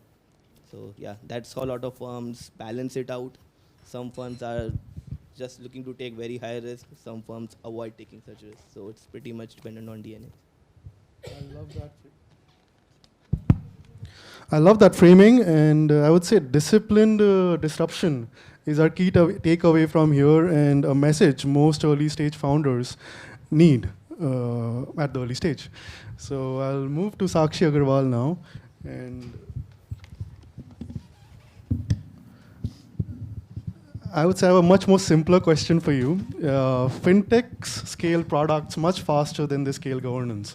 And what are the big early warning signals in high growth finance and technology startups that we should look at? And how should founders balance rapid disruption and growth with discipline to build long-term trust within the system? Thank you for that, going easy on me. Good afternoon, everyone. I think when companies scale really fast, especially startups, I think the focus on building, the focus on customer centricity, on building systems, on building risk management and compliance, I think these end up sort of lagging behind as your business grows really fast. Also, I feel like an element of inclusivity is lacking often. Because India or anywhere globally now that we live in a world, there is a lot of diversity that you have to cater to in terms of customer centricity as well. So financial products are very linked to a customer, and each person's financial requirements or usage of different sort of financial services is very, very unique too. So to sort of cater, putting the customer at the center of it is really, really critical. In this, the usage of AI becomes really critical because as a company is scaling, you have to handle complex data. It is very, very sensitive data as well. So adequate data protection frameworks around it have to be put in place. There has to be a lot of focus on cybersecurity because you cannot leak the sort of sensitive data that is there. And I think AI is exceptionally helpful when it comes to managing fraud within the organization, and also when you're interacting with your environment outside, because there are so many stakeholders. And lastly, of course, I think it is so important to keep up with compliance. Rather, it's the other way often that even compliance is trying to keep up, or your regulation is trying to keep up with the evolution or the innovation that's happening. So I think that continuous interaction between be it your government, be it your regulators or your SROs, that is, I think, really important for any sort of disruption, that it should be in line with your ethical practices, keeping your customer centricity, and of course, in line with your regulations and the laws in place. Gotcha. I think our takeaway here is that she brings the clarity that the ecosystem often misses and needs. And we have had fantastic insights across the board. I would say let's zoom out a little and look at the system itself. Let's try to connect the dots and see how and where India is going towards in 2030, and a little closer also, and look at how and what founders need to do in the next 24 months to prepare for it.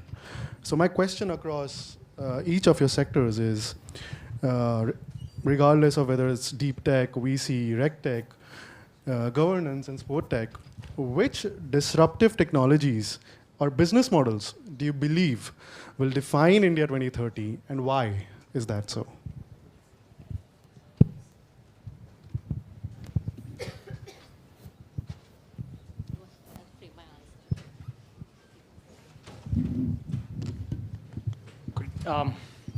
See, in terms of sectors, I think, as I said earlier, I already outlined certain sectors. Deep tech is a decadal story. India has changed from being a service-oriented economy to now progressing towards almost a lab for innovations, for frontier tech, and also a product economy.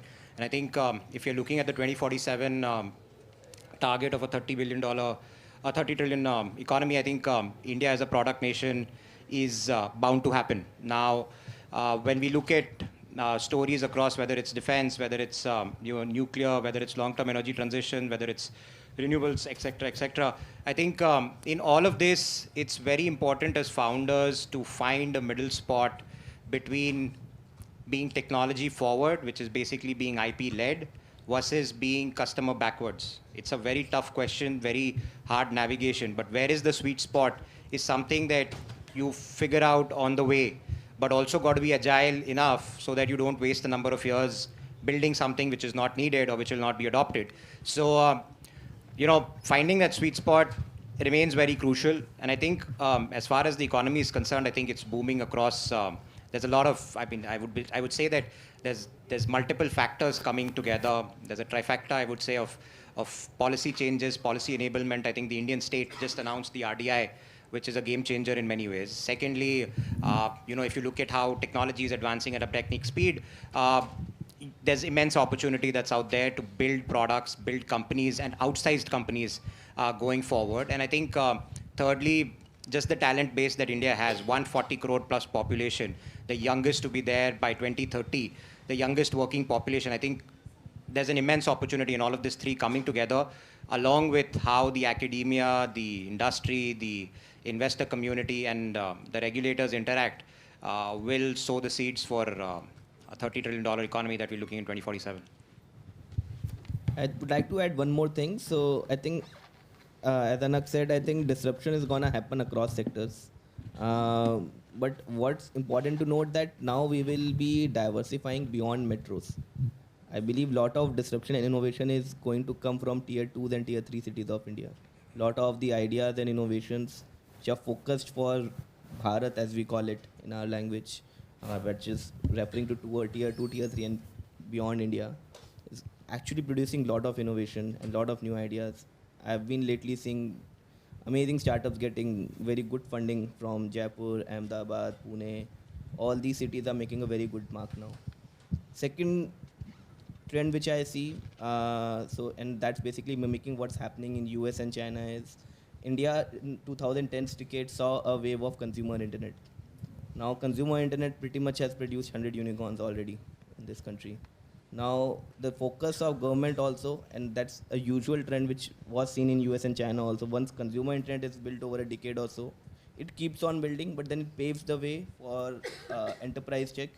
And we saw a SaaS wave from 2018 onwards. Now the deep tech is believed to be the next wave, which government is also putting a lot of impetus on by launching funds of funds and making it much easier for funds to take a much higher risk relatively.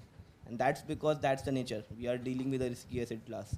Consumer internet is relatively less risky as compared to going to enterprise and then further going to deep tech, which is causes even more risk at an early stages of investment. So I think that's the second trend which we believe is going to happen as we move towards 2030. Thank you. Would anyone like to add to that?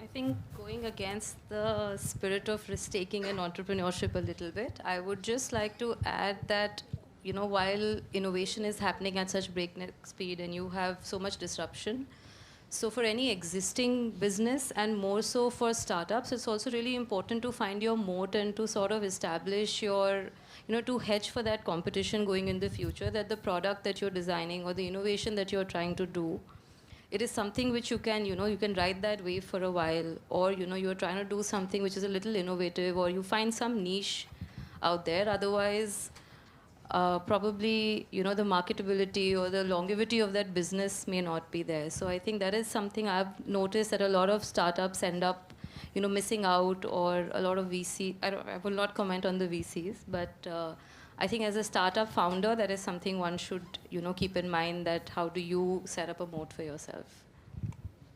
Following on from that, I think this is my final question for the day. In one line each, what must a founder absolutely get right in the next 24 months if they want to build something that is both disruptive and fundable? I think what matters most for the founder is the passion and the vision for making it big. Lot of companies I meet, and 80% of them I reject because founders just don't think big enough. And even if they succeed in taking all the right kind of risk, the outcome itself is not attractive enough for venture capital. So I think that's what people need to be more ambitious and much higher risk taker and need to think big. I think it's compliance, governance, and diligence. It's so underestimated, but it is so important that you have to run a good, sound governance, and you have to have a proper ethical model. Otherwise, maybe 24 months, maybe 5 years, you might be able to sort of just operate, but beyond that, it won't happen. So I think founders really should have their eye on the ball on getting their compliances and governance and diligence right from day one. That's it. I think,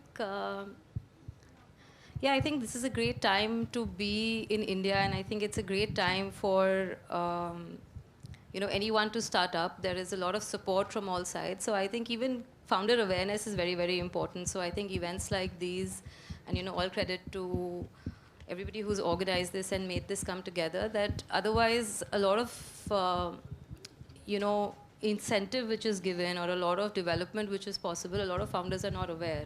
So also I think for the founders to keep an eye on what's happening out there, what all, government SOPs are available. And I think as Ashish said, tier 2 and tier 3 cities are where a lot of this innovation is also happening. So to also cater to those markets and also to go look at founders from those cities, I think is what I would like to say. Well, I mean, founders, I just have two words. I mean, one is grit and the other one is global. I think grit is important because ultimately a journey of entrepreneurship is based on passion and on perseverance. That's where your alpha lies. And secondly, I think the way things are unfolding, especially geopolitically and in terms of economic competitiveness and so on and so forth, thinking global but acting local remains very important. If you think globally, I think your product refinement cycle really enhances its quality, and also the outsized returns that you get are quite critical, I think, and crucial as well. So thinking on those lenses and thinking on those lines really make sure that you're an attractive proposition, you're an attractive asset in the ecosystem. And there are opportunities that are opening up. I think China Plus One story is playing out, and the way India has embedded itself into various technology supply chains and remains a reliable supply chain partner, there will be immense opportunities across the world for India to remain and go global in general. And technology will be that soft power that the Indian state is looking forward to enabling across various continents. So immense opportunity. So the total addressable market that you guys try to figure out in India, I think the TAM should be actually global, and then see your sensitivity analysis of how much you can achieve it and how much your team is targeted to do that. So I'll rest my words on that count, and yeah.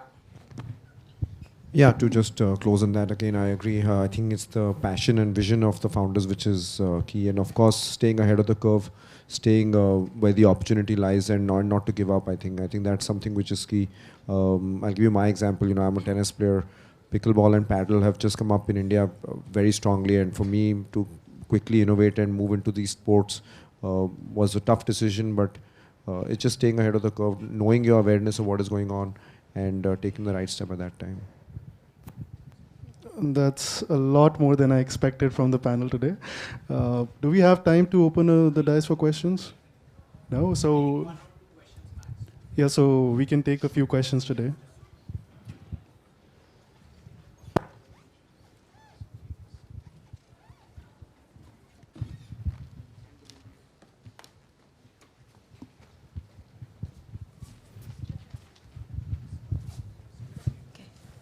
Hello, everyone. Thank you to the panelists for the insights. My name is Shreya.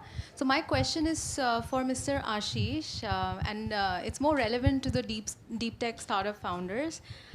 So what is your perception around the exit timelines, considering the gestation period for deep tech startups is relatively higher owing to the novel nature of scientific discoveries and deep research?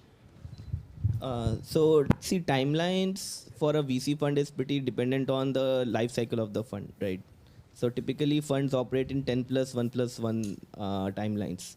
Now, whenever you are talking to a VC, you have to ask them what time period of deployment are they in. Typically, we deploy our funds in first 3 to 4 years of the fund life. And then we have to take an exit by 8th or 9th or 10th year. We start preparing for it. And then eventually we'll be able to get the exit by 11th or 12th year. So typically we invest for 6 to 8 years of horizon by that mathematically. But for deep tech, essentially how we look at it, so deep tech differs from other sectors because consumer startups generates revenue from day one and you can actually see the P&L growing. Whereas deep tech involves 3 to 4 years of, as I think Anak said, a valley of death they have to cross. From TRL 4 to TRL 9 they have to go. They have to put lot of effort in commercializing the deep tech IP which they have built. So the funding cycle operates very differently in deep tech. So the seed round and series A round also are happening in India without seeing any revenues. It's all the promise of revenue that when the series B round will happen, they will suddenly see a very large chunk of revenues. So I myself have invested in close to 15 deep tech startups. None of them are making revenues, but we all are hoping that when they go to series B or series C stage, the journey would not be from zero revenue to 1 or 2 or 3 crores of revenue. It would be a jump from a zero to suddenly like a 10 to 20 to a 30 crores of revenue from the first order itself. That's what we are looking for. But yeah, eventually the journey should be that it can become a more than 1,000 to 10,000 crores of revenue. Then only we will be able to get an exit. In India, secondary market is brewing up. Earlier, there were not a lot of secondary only focused funds. Now, a lot of secondary only focused funds are coming up. A lot of investors are buying out the secondaries from the early investor. So if I have entered in a company today and the founder is building it for 20 years, maybe after 7, 8 years, if they have already shown to the market that they can build it for another 10 years, I'll be able to make my money at a higher valuation, right? So eventually it all boils down to the fundamentals of investing. Deep tech just operates differently. I believe rather than founders have to think about it, they have to stick to the basics, and I think venture capital itself will attune to the deep tech funding. Thank you very much. I'll leave rest of the questions for the networking session after 7 p.m. And a closing remark from me is that one theme stands out. The next decade will be shaped by deep research, strong governance, and disciplined capital. And I would say that Oxford University and IIT Delhi both stand committed to creating the ecosystem necessary where ideas can blossom into world-changing companies. And so on behalf of Oxford and IIT, I would like to thank the panelists here and everyone in the room who's working towards, rather striving towards building something that shapes India 2030. And with that, I'll close out this panel, and thank you so much for coming and hearing us. Thank you. Thank you to all the panelists and to Mr. Samyuk Jain for steering such a dynamic discussion. It's enlightening to hear how impact-driven investments can propel innovative AI startups to success and societal benefits.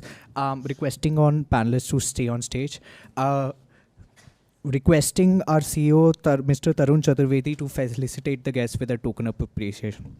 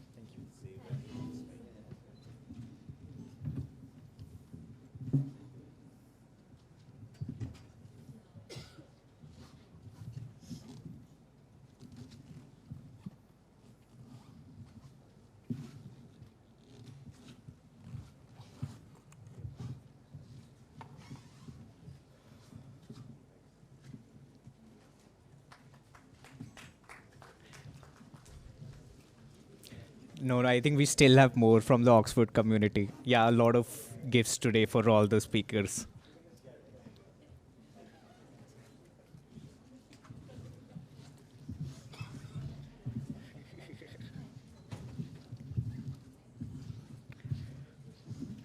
Moving on with the theme of supporting the future entrepreneurs, we have one more insightful conversation lined up.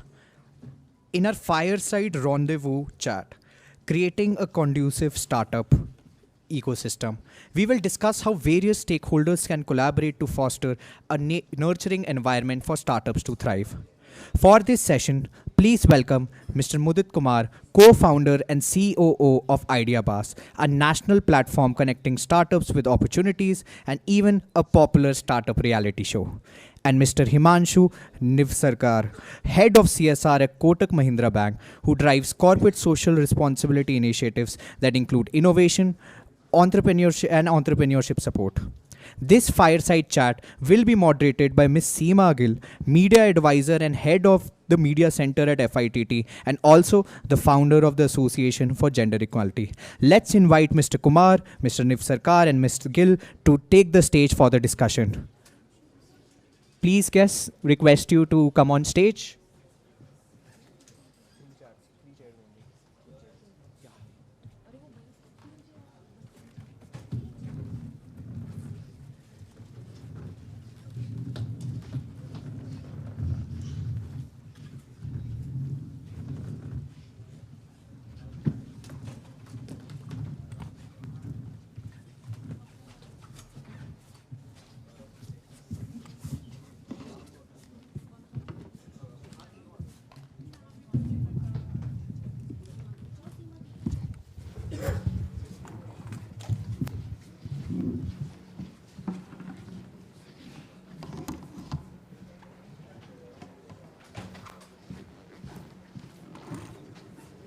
Seema ma'am, the session is all yours.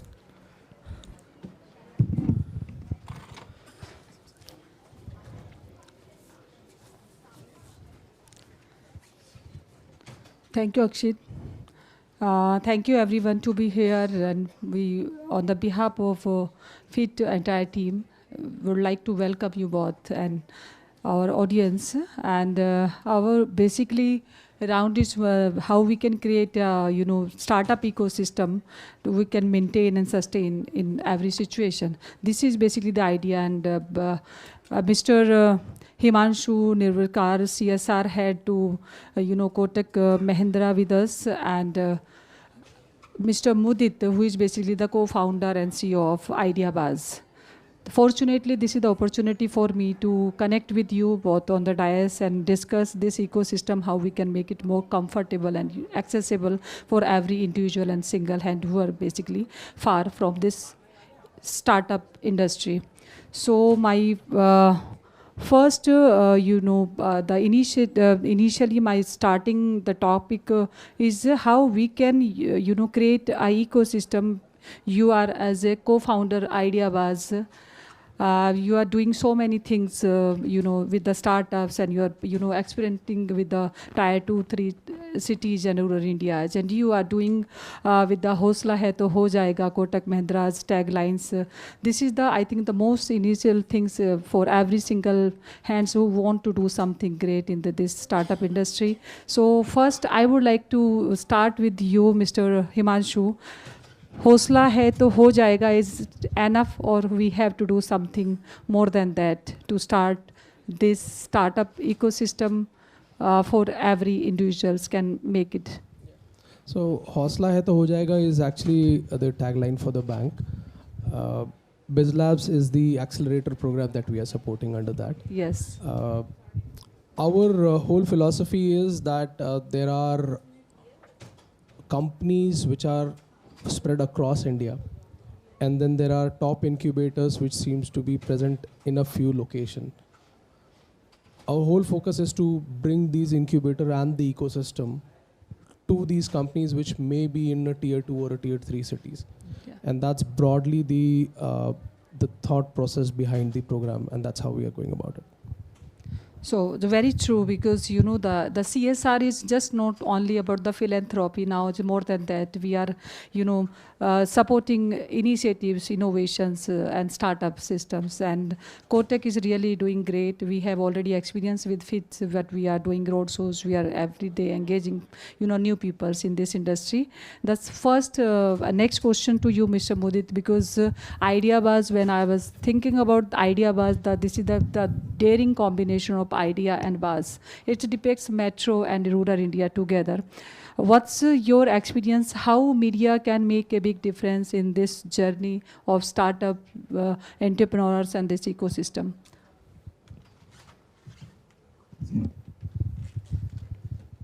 So first of all, I just want to say thanks.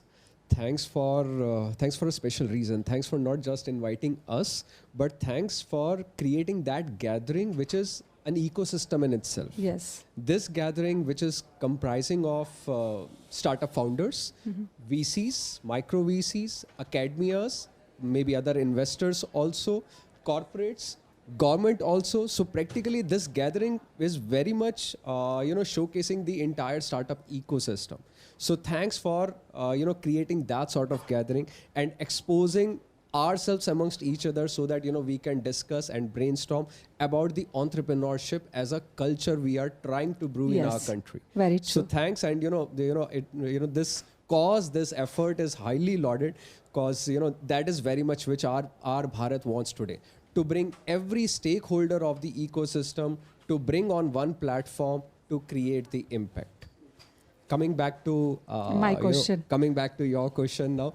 So in India, the one thing which unites us all is cricket and media. Media through maybe films or maybe TVs or maybe something like that. So these are the unifying things, both cricket as well as any form of media, which unites all of us from an emotional side. Yes. And if we want to portray something, or if we want to create a movement, history has been with us. For any movement to become a revolution, media has played a critical role in that movement. And today, if we are trying to portray entrepreneurship as a movement, media integration has to be there to make it from a movement to revolution. And what is the best part? What media is doing is, media is not just highlighting the plain entrepreneurship side. Media is very much trying to portray the purpose behind the entrepreneurship. So it's not just entrepreneurship, but what we are talking about is purposeful entrepreneurship. Very, very true, Mudit. Because I'm also from the same fertility. I have experienced 20 years in hardcore journalism. I resigned from the chief editor's position. Now in this ecosystem, I'm just trying to understand. I think this is very true, and I always believe that if CSR and media can come together, they can make a big difference in others' life. So we have lots of, big number of CSR, because we have number of corporates. We are sitting in Delhi. And just next to Delhi, Gurgaon is again global city. We have lots of corporates. If we can come together, definitely this journey can go far away, and we can do something for bigger purpose. This is the most important thing. I think we can make money. We can create unicorns. We can start billions.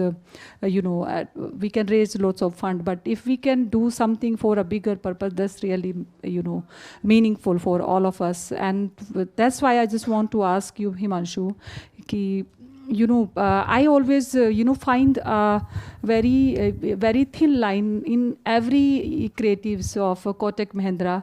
Kotak Mahindra's line is absolutely, I have already said, the hosla hai to ho jayega. Then again, I find that your every creative, every video or whatever jo bhi, you are representing real India, the root, the ground level India, Bharat, which we are actually say that. So do you have any agenda in your office or your corporate minds, or it's just randomly by chance it going? No, so I don't know whether it was random earlier, but now this is a thought through thing. See, the season 1 of the program, accelerator program, which we did, we thought we would get a lot of response coming in from metros, because that's typically where majority of the startups get supported, right? Yes. And we were pleasantly surprised when we got almost half of the application beyond the metros, right? And the season 2, when we launched, we are thinking that maybe the number will be even higher. And I think that's a thought through strategy. Our MD keeps saying that if India has to grow responsibly, every section of the society has to grow, right? I mean, you can't have a metro which is a developed world and a tier 2 city which is still in a developing stage, right? And for us to fulfill the 2047 dream, every engine needs to kick, right? So you need the tier 2 cities ecosystem to also develop. And I think our campaigns have sort of been representative of that. We've been talking about technology as a key thing. So if you look at the companies that we supported in season 1, majority of them were technology-based companies or were related to sustainability in some or the other way. The other thing that you will see is we've purposely chosen women as a representative there. It's not a women startup program, but we've purposely done that because it should be common. I mean, as an individual, if I see an image of a lady or a man, it should not make a difference. It's an entrepreneur. That's the other bit. And we have chosen to give it a location which is not necessarily a metro to sort of indicate that we are looking at a broader spectrum.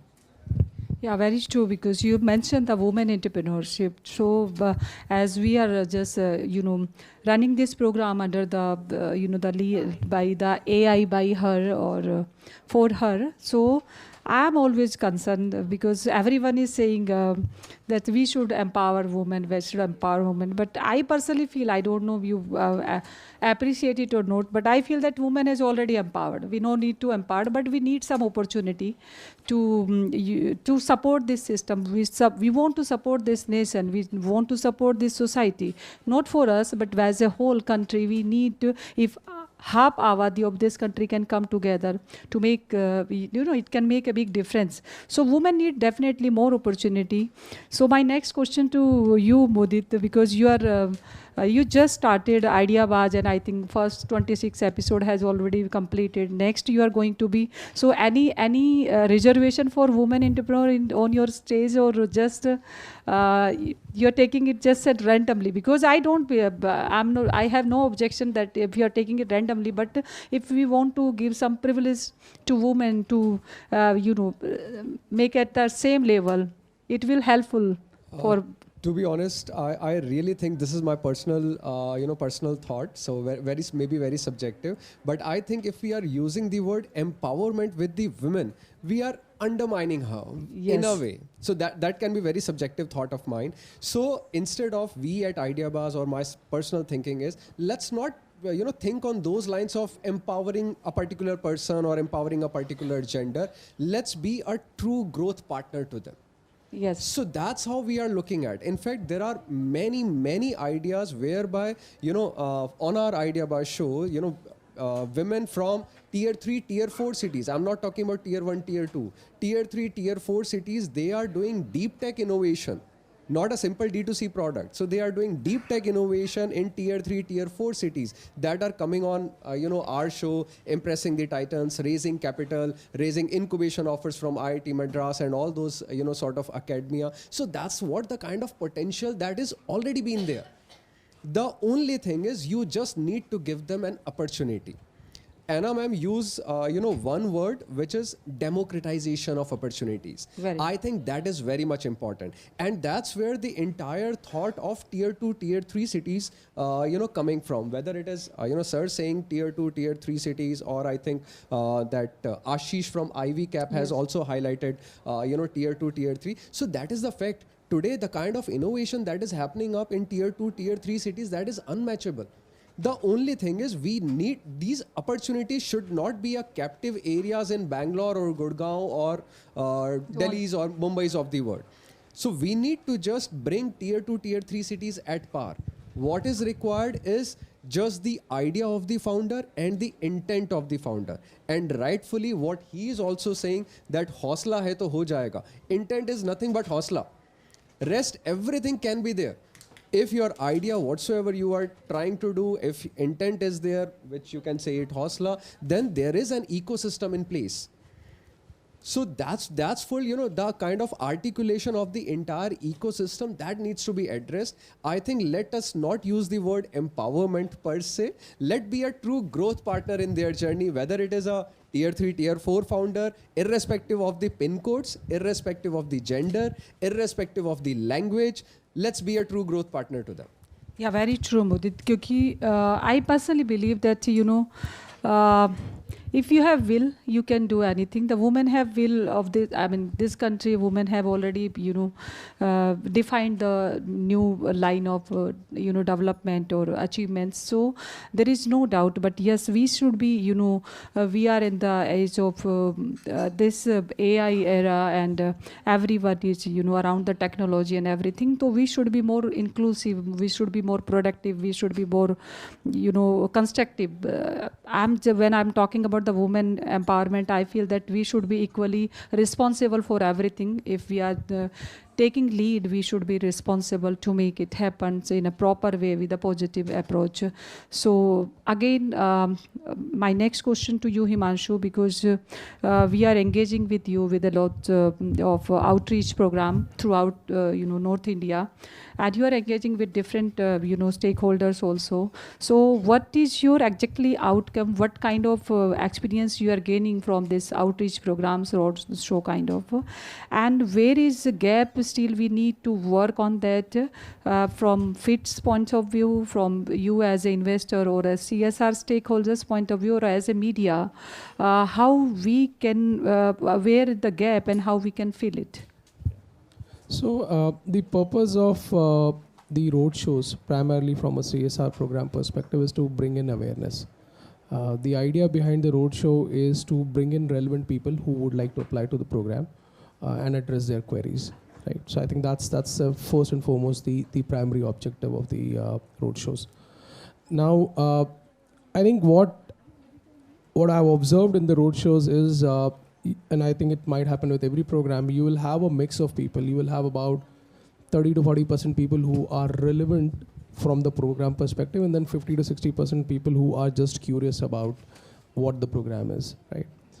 And it's fine if somebody who's not going to be eligible for the program also comes in, because the roadshow, we are hoping, will also inspire others, right? Somebody who's not eligible this year might probably become eligible 2 years or 3 years down the line. And I have a very interesting story, which I heard in a roadshow recently in Indore.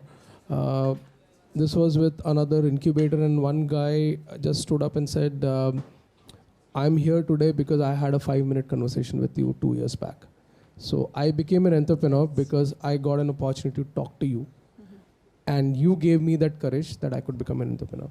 So the road shows can function as one of those avenues where you get access to people. I mean, how many times would a FITT Delhi go to a Kanpur or a Lucknow and go and interact with local entrepreneurs there, right? It's also an opportunity for the local ecosystem to evolve.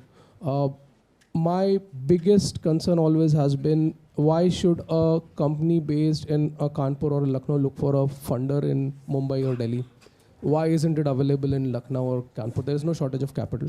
So I think the local ecosystem has to evolve. And I think these road shows can play that role. Right now we are just doing the first part, which is essentially spreading the information. But I think the local ecosystem development is also a part that needs to be played.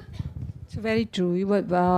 You very important things you have said, that we have to communicate with people. If we get the opportunity, we can connect with the new people. They can, they can connect with us, and sometimes it, big thing can happen in a very casual way. So Kotak Mahindra giving the opportunity to new people who are basically staying far away from Delhi.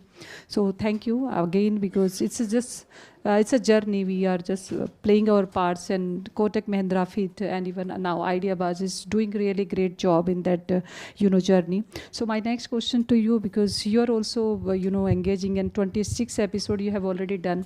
Any story you would like to share with our viewers, which inspired you personally as a panelist or as a co-founder, that yes, this startup story is really amazing. It can happen anywhere if they can do.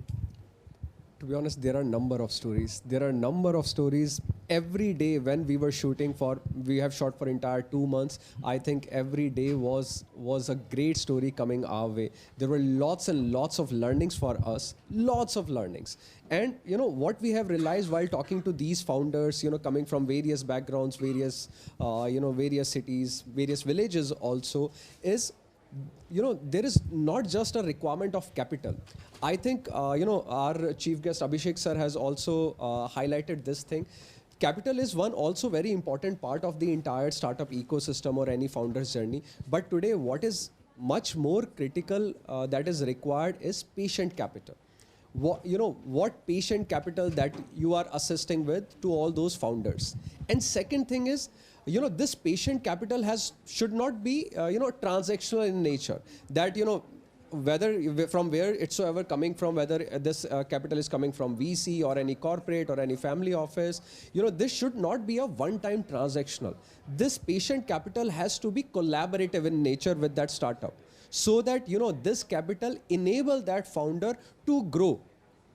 What I mean by this is, it's not just facilitating the startup with ABC amount of check. It's facilitating the startup and giving them their first order also, their first sales order, helping them grow in terms of sales, helping them grow in terms of revenue. So it's just a kind of complete stack of hand-holding that needs to be done for all those startup founders. Cutting the check, being transactional is good just from an initiative perspective. So all these founders need much more beyond that, just the capital. They want active mentorship, active engagement, active leverage of the network of the entire ecosystem, so that they can go and scale their revenues, maybe scale their geographies, add some different products, SKUs, etc. So it's a complete journey which has to be collaborative in nature. So whatever capital that is coming to the table for all these startups, it should not be a transactional thing, rather it has to be a collaborative thing. And another thing which is very important, apart from the capital, at the end of day, we need to create a community who first give the conviction to these founders. Likewise, my friend just highlighted that just 2 minutes of giving that courage to founder can change the entire destiny of that very founder, and who knows, can change the entire destiny of our society and our economy as well. So the conviction matters. If we as investors, if we as VCs, family office, whatsoever category we fall into, if we first give that conviction to those founders, invest our time, our network before capital, that is a game changer. So we need to create that likewise community, that likewise platform who invest their time, energy, resources beyond capital. So I think that is a big learning for all of us at IdeaBuzz team while interacting with these founders, how to enable them, how to be a true growth partner to them. So that's what our learning very has been. true. And I am, because I'm also the part of this ecosystem, and I'm just experiencing so many, stories from other startups. And I always said that, the startup is a very fascinating word. But before that, it's a different kind of struggle. We have to highlight when I started to work with the startup industry, and because as a media person, I always observe the things. Then I said that there is a few unicorns and few semicons, but there is a lots of failures, lots of struggle. Nobody know about that, because startup is just not just initiative. It's just a big challenge you are giving to yourself. It's a unpredictable struggle. You can be success or cannot be success, but you have to live your life with the passion. And if you are passionate, then definitely so many things can happen. But society can be understand that pain and the struggle, and even the stakeholders like startup investors, that ecosystem में जो भी लोग support कर रहे हैं, they have to understand what kind of struggle they are facing and what kind of support can make a big difference in their journey. So I personally feel that this is more important than what you are supporting is more important. How you are supporting, with intention you are supporting is more important. And it's just not investor is just not a one part. It's just a stakeholder stakeholder, he is also equally, will appreciate the benefit, or if you get the success, or you become a unicorn or semicorn, or they get the, fund, they will equally get that benefit. So I think we should understand that this ecosystem can be more comfortable if we aligned each other, not only physically, mentally, but emotionally too. And this is the only reason I feel that we should communicate, we should develop a network and ecosystem where everyone can work together as a team. Am I right, Mr. Himanshu? I want your last, input. What do you think that we should connect more emotionally with the, rather than just logically? No, it's absolutely right. I think startup founders' journey is actually a very lonely journey till they hit the success, right? And there are partners, there are people who help in that journey, and I think it's very important that we support this. I'm sorry, I'm shamelessly doing a plug-in for the program because my purpose of coming here was that. We have launched the season 2 of the Kotak BizLab Accelerator program. Yes. The last date for application is December 7th. If it's possible, if you can put that, I think it was there in the beginning. No, after that, I think there was a, yeah. If there are any company founders who are in technology, sustainability, indigenous art and culture, any of these areas, this is a program where we are tied up with 4 incubators, including FITT. An idea is to bring the program and support young entrepreneurs in accelerating their business. This is limited for companies which have some revenue, so it's not at a idea stage. Thank you.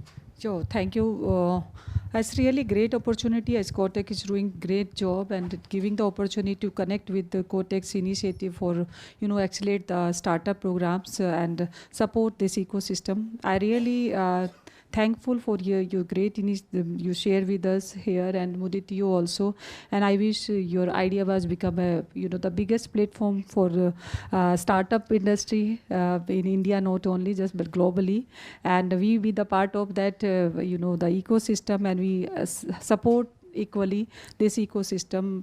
And we are looking forward to a better, atmosphere for this, startup India, where we can make some big story. Thank you. It was our pleasure. Just, one last line, Yes. I just wanted to add.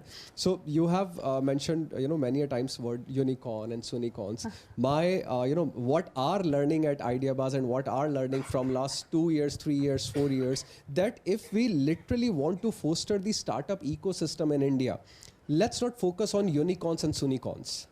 Let's not focus on that $1 billion revenue or $1 billion valuation. Let's focus on that problem which is being faced by 1 billion people. Let's start working on that problem. Let's start focusing on making the solution of that problem which is being faced by 1 billion people. That $1 billion valuation will automatically follow. So let's work on those problems. So very true, Mohit. I mean, it's really great that you dare to say that, because we are we living in this environment where always appreciate unicorn and sunicorn. But I personally appreciate your efforts and you open here. And I also believe that, life is not about the destination, but the journey is more important. We have to live our journey in a better way, where we can serve something bigger for this, the society, our nation, our country, and our vision. So this is more important than what we are getting at the end, because destination is just momentary, but the journey is more, throughout your life. So enjoy your journey. We are with you, and the Kotak Mahindra with you. Now Ideabuzz is a part of this ecosystem there also.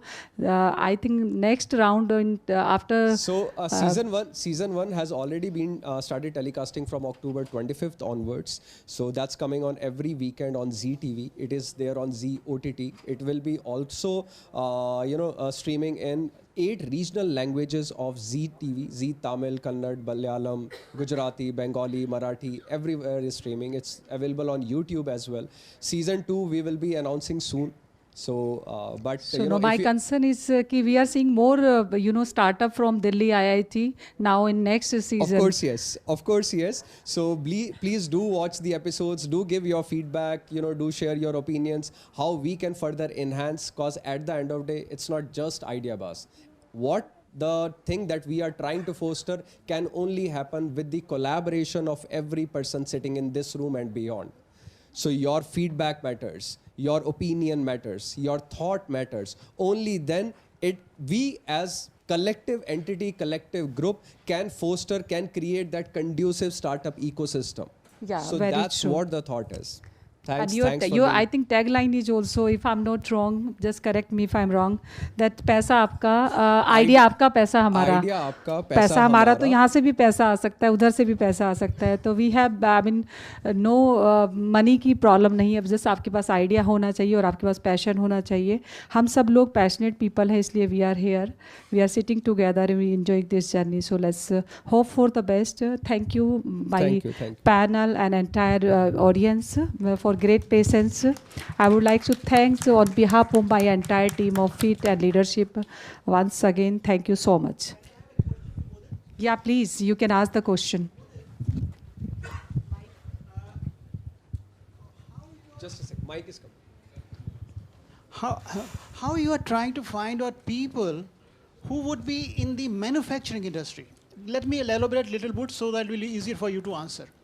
See, 80 to 90% of the things in your show itself also, they relate to the everyday thing, like the garments, maybe a chana buta, something to eat, or maybe cosmetics and all that.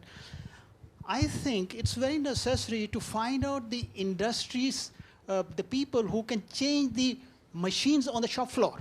I mean to say, the machines in the shop floor itself are 1940 to 1980s developed during that time, and people, all of them has. We should have people, I'm looking forward to myself to fund people who would be in a position to eliminate or replace the existing machinery with the new ones, which will be faster, maybe with AI, maybe with the computers, maybe with ML or whatever you may call it.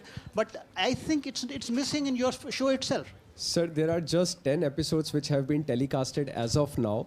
So there are 26 episodes. So please tune in and do watch upcoming episodes. You will find many examples like you are looking forward to.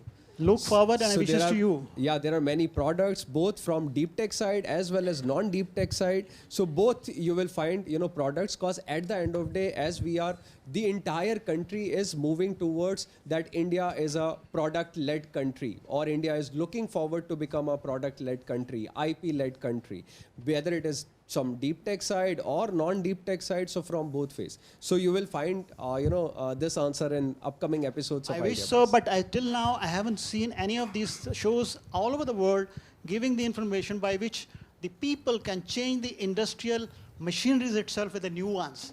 Because suppose a product is being made in 6, 7 different steps. Why can't it be made in 3, 4 steps like in other countries? In China, you go. Sir, and absolutely. You, tell those people, You will they'll do find it. the answer. I can name those startups who will be upcoming, but that's confidential, so I can't name those startups. Look so, forward. but those are coming on our episodes in coming weekends. So please do tune in, do watch, and do give your feedback also that whether you find them suitable as per your checks and balances, or you are looking forward for something more sophisticated. It will help us improvise also, sir. Yeah, in fact, Himanshu also, I think in your case also, it's very important for the bank as such Yep. to find out the people who probably will change the entire industrial outlook itself. Because all these 140 crore people and all these things, we listen to them helping these farmers and things like this, has got no meaning anyway, because there are too many of them already. There should be something by which you can change the input from the industry itself to come out better with the output. And in that case, Kotak Mahindra banks should have a better understanding and find out people like that. Sure. So happy to mention that in season 1, we have funded companies like that. In fact, something as basic as air conditioning. Air conditioning, all these things are very easy. Different way of not using the typical air conditioning technology, but something which saves almost 40 to 50% of electricity as a different concept. So that's one company that we have looked at. There are multiple other manufacturing businesses which we have supported under the program. I think you need to send I across think the we have message to to the close. people and Sure. the entrepreneurs, whereby there should be some more people in the manufacturing industry itself to bring new machines, etc. That's more important. All these AIs and things like this, what we see, listen to it, farmers के लिए कर sir लो, ये कर लो, there's no meaning. मैं request you please हम लोग बाद में भी बात कर सकते हैं, we are about to close this event, and anybody other want to any question related to that, Kotak's last date, because 7th is last date, and before that, if anybody want to submit registration their request, please feel free to ask us. Otherwise, this is the last and we are going to close. We can ask on, after this program also. Thank you, panel. And again, my audience, I thanks from core of my heart. Thank you, Mr. Kumar, Mr. Niv Sarkar, and Ms. Gill for that forward-looking discussion. Please stay on stage. Your insights on building a supportive ecosystem from corporate support to media advocacy are invaluable as we continue to strengthen our startup ecosystem. Requesting Seema ma'am to facilitate our guests. Also, Mudit sir, we have a lot of ideas at FITT. Hope you can give some of our startups paisa as well. I'm sure they'll agree.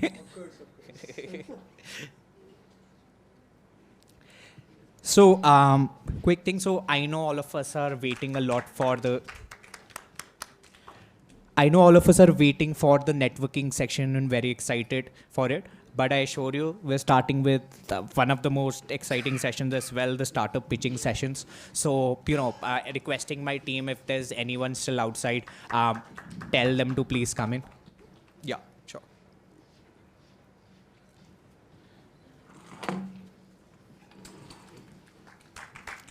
Thank you, sir. Thank you, ma'am.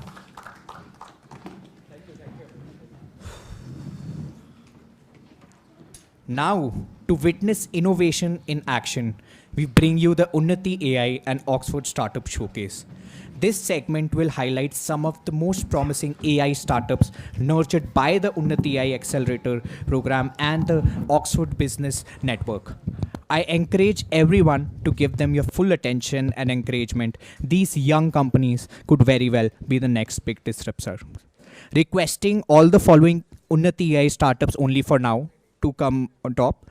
Cybernix Technologies and Consultancy Private Limited, ScanNext Scientific Technologies, Pradivya Software, Easiofy Solutions, Eco Rating Software Solutions, Superceuticals, Open Spectrum, BioSky Space Innovations, VMI Collective Private Limited, SNN EduBold. Please, all of you come on top. Can we get a few mics, please, on stage?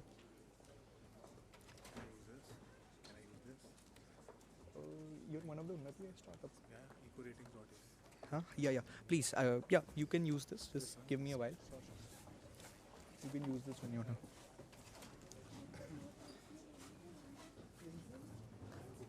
Okay, so quick rules for everyone. Each startup will present a quick 2-minute elevator pitch showcasing their breakthrough ideas and solutions.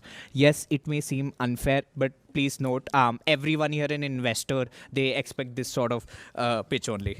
And please also note that 2 minutes is just 2 minutes. 1 minute more is not yet a fundamental right. So without ado, let's start. Let's start from this side. So please introduce yourself. Hello. Yeah, very good evening, everyone. Myself, Aditya Broy. I am from ecoratings.ai. So I'm excited to share what we are building at ecoratings.ai. We are a Gen AI company focused on sustainability, and we are solving problems almost every organization faces today. Just a sec. Sorry.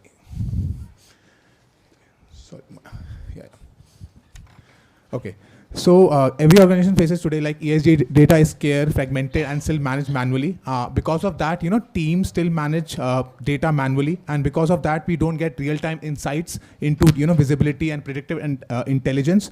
So our solution is into 3 parts. First is our proprietary LLM, domain LLM, which is sustaining.ai, and it's trained on proprietary ESG data sets, carbon calculators, and sustainability queries through simple chat interface like ChatGPT. And also, secondly, second is our RAG, which is a retrieval augmented generation, layer that connects sustaining.ai to enterprise, businesses like SAP, ERPs, RDBMS, and all other solutions which are available in the market. And even we can you can ingest any type of messy data or any type of utility bills. And third is our vertical agents built on top of the model, which automates sustainability workflows like scope 1 emissions, scope 2 emissions, and scope 3 emissions, and so on. So what makes us different is simple. We are a ESG native, not a generalist model, and we use AI connectors to extract and integrate data from faster traditional methods to make things and life easier for ESG tracking. And we are industry, geography, and framework agnostic. And on the innovation part, we have filed 3 patents till now in US, including published for sustaining.ai, which is our proprietary LLM. Secondly, no-code multi-Gen AI platform model, and also the validation for measuring and reporting and validation. And we are already working with 20 plus medium companies, including HMEL, Posh Metals, and HPL Additives. And right now, in terms of revenue, we are at ARR of $1 million USD, and we have generated around 2.5 million USD. Thank you so much, guys. Thank you.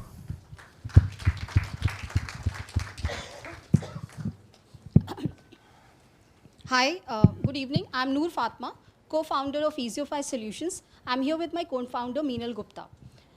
Easiofy is a AI in health company. We are transforming healthcare with AI-driven innovations.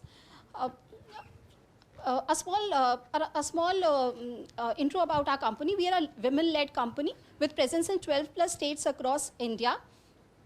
And we are an ISO certified company, and we hold 3 patents in medical AI innovation.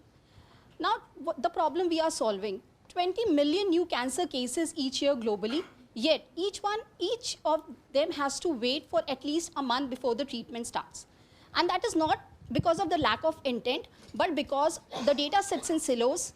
There is lack of expert clinicians, and the workflow is mainly manual. And that is what is the bottleneck of cancer care these days. It usually also represents the bottleneck of cancer care these days. And that is where our platform comes in. It integrates seamlessly into the hospital care systems, analyzes medical imaging data, and comes up with clinically validated AI plans, AI treatment plans, which make the doctor's work easy, and it reduces the treatment planning time from 2 to 4 weeks to around a few days. Now, we have built the platform in collaboration with leading research institutes across India, and we have trained our platform around 5 million data sets. The accuracy of the platform is around 95 to 99%, which is comparable to the golden standard data sets. Our moat is that we have trained our models on Indian data sets, which we have collaborated and built in collaboration with the leading cancer research institutes in India. We are present at 12 plus states across India, both in public systems, where we are treating around 1,000 patients per day. And we are also present in private healthcare systems as well. So that's from my side. Thank you.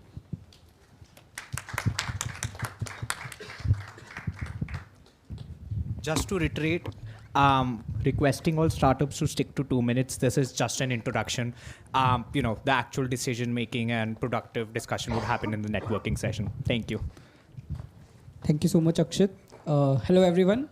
I represent here BioSky.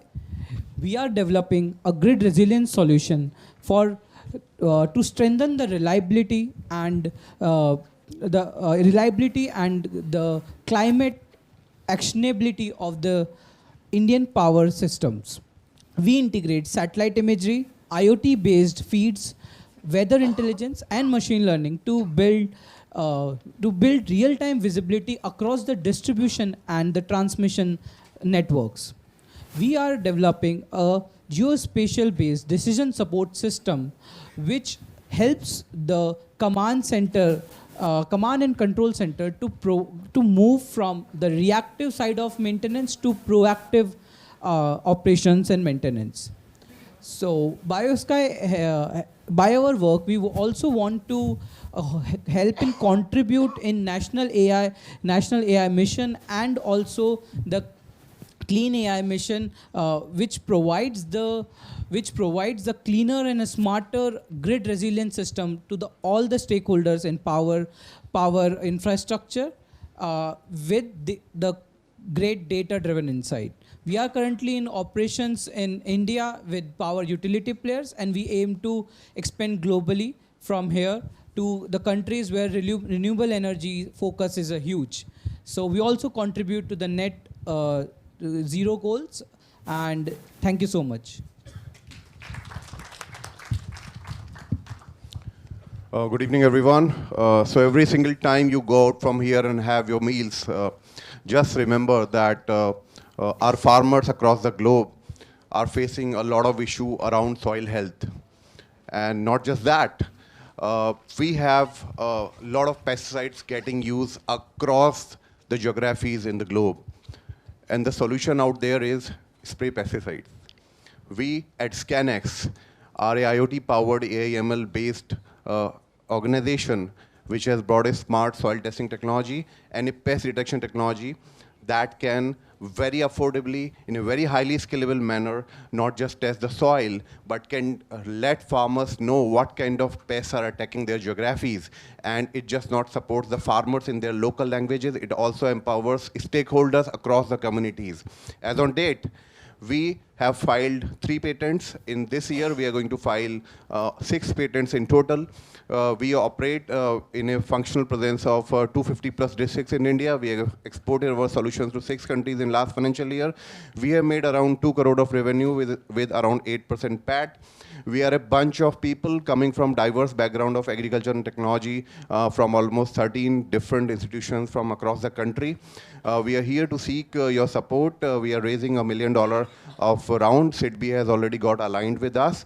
And we also are here to seek support from brightest mind of IT Delhi to come and join our team and support different endeavors we are doing. Thank you so much for the opportunity. Hi, good evening, everybody. I'm Rachna from Superceuticals. Well, we are a health tech startup, and we are basically working for rural area. So the target was how we can actually make the basic health care reach the rural area, which is approximately 60% population of India. So we started with the hardware and started with the providing diagnostics in the rural area. When I say diagnostics, we are talking about all the diseases or all the tests which a general physician requires, which includes your KFT, LFT, CBC, and all the parameters. So, but when we were deploying our units with the different state governments and PSUs and CSR and all that, we realized that there's a huge gap again providing doctors consultation in the rural area. Now we have many platforms like Practo and others which does this, providing doctors. But again, the problem comes with rural area is that there is a lack of connectivity between the patient and the doctor. Language definitely is a barrier. Excuse me. Understanding their issues, because till the time the patient is not comfortable with the doctor, it does not actually open up. And the timer, in case of other platforms, the timer keeps on, going on. So we found that there's a huge gap, and we really have to fulfill that gap of doctor and patient, and then only we can move forward, creating a kind of a holistic environment, health environment for the rural area. So there we started developing an assistant doctor for the rural area, where a patient can actually talk in his own language with the AI doctor, can consult and keep on talking, explaining. As you have your own chat GPT, so whatever inputs you are giving, it's a personal account. So whatever inputs you are giving, that creates a kind of a digital twin for you, and it not for once, the continuous process is like that. You can consult with that particular private doctor. As we used to have a family doctor with us. So this is what we are doing. It's a long way to go, of course. We are working with different state governments and PSUs right now. So this is what we are doing. Thank you very much. Check. Namaskar, good evening. Pradivya Software is developing an AI-based predictive maintenance solution that analyzes video, voice, and vibration data from moving machineries like railways and automobiles that detect faults. This technology significantly empowers on-site workers by reducing man hours, eliminating the need to work in hazardous conditions, and minimizing machine downtime. The problem statement is that the maintenance of large machinery, particularly in sectors like railways, is risky. Railway workers face hazardous conditions daily, resulting in tragic loss of life. This danger, exemplified by deaths on track, motivated us to act. This issue is global, affecting 2.7 billion workers due to partial or no access to deep tech solutions. Our system utilizes video feed, vibration sound analysis, and an AI engine to pinpoint defects. Pradivya's user-friendly application ensures real-time fault notifications for end users while simultaneously sending proactive alerts to supervisors for immediate troubleshoot. The system establishes a centralized fault database for both analysis and maintenance planning. The MVP is successfully completed at one of the busiest railway stations with several other work orders underway. Our visual-based AI solution has been recognized internationally, including selection for European Union-funded platforms to detect faults in manufacturing wagons. As a social impact startup, we have gained recognition from Google AppScale Academy and NASDAQ Entrepreneurial Center, and have received grants from Citibank and DST. Pentland and Sidbee are our proud investors. Now, how do we impact workers? We are committed to upskill technically vulnerable workers and help them evolve from traditional roles to labor future-ready digital system operators. Our system modernizes rail inspection. Human-AI collaboration in fault resolution enhances accuracy. Pradivya's social commitment is towards sustainability. We align with 7 out of 17 UN SDGs and are also aligned with AI for Good initiative, emphasizing public safety, emission reduction through optimized maintenance and upskilling frontline workers using power platforms. Thank you.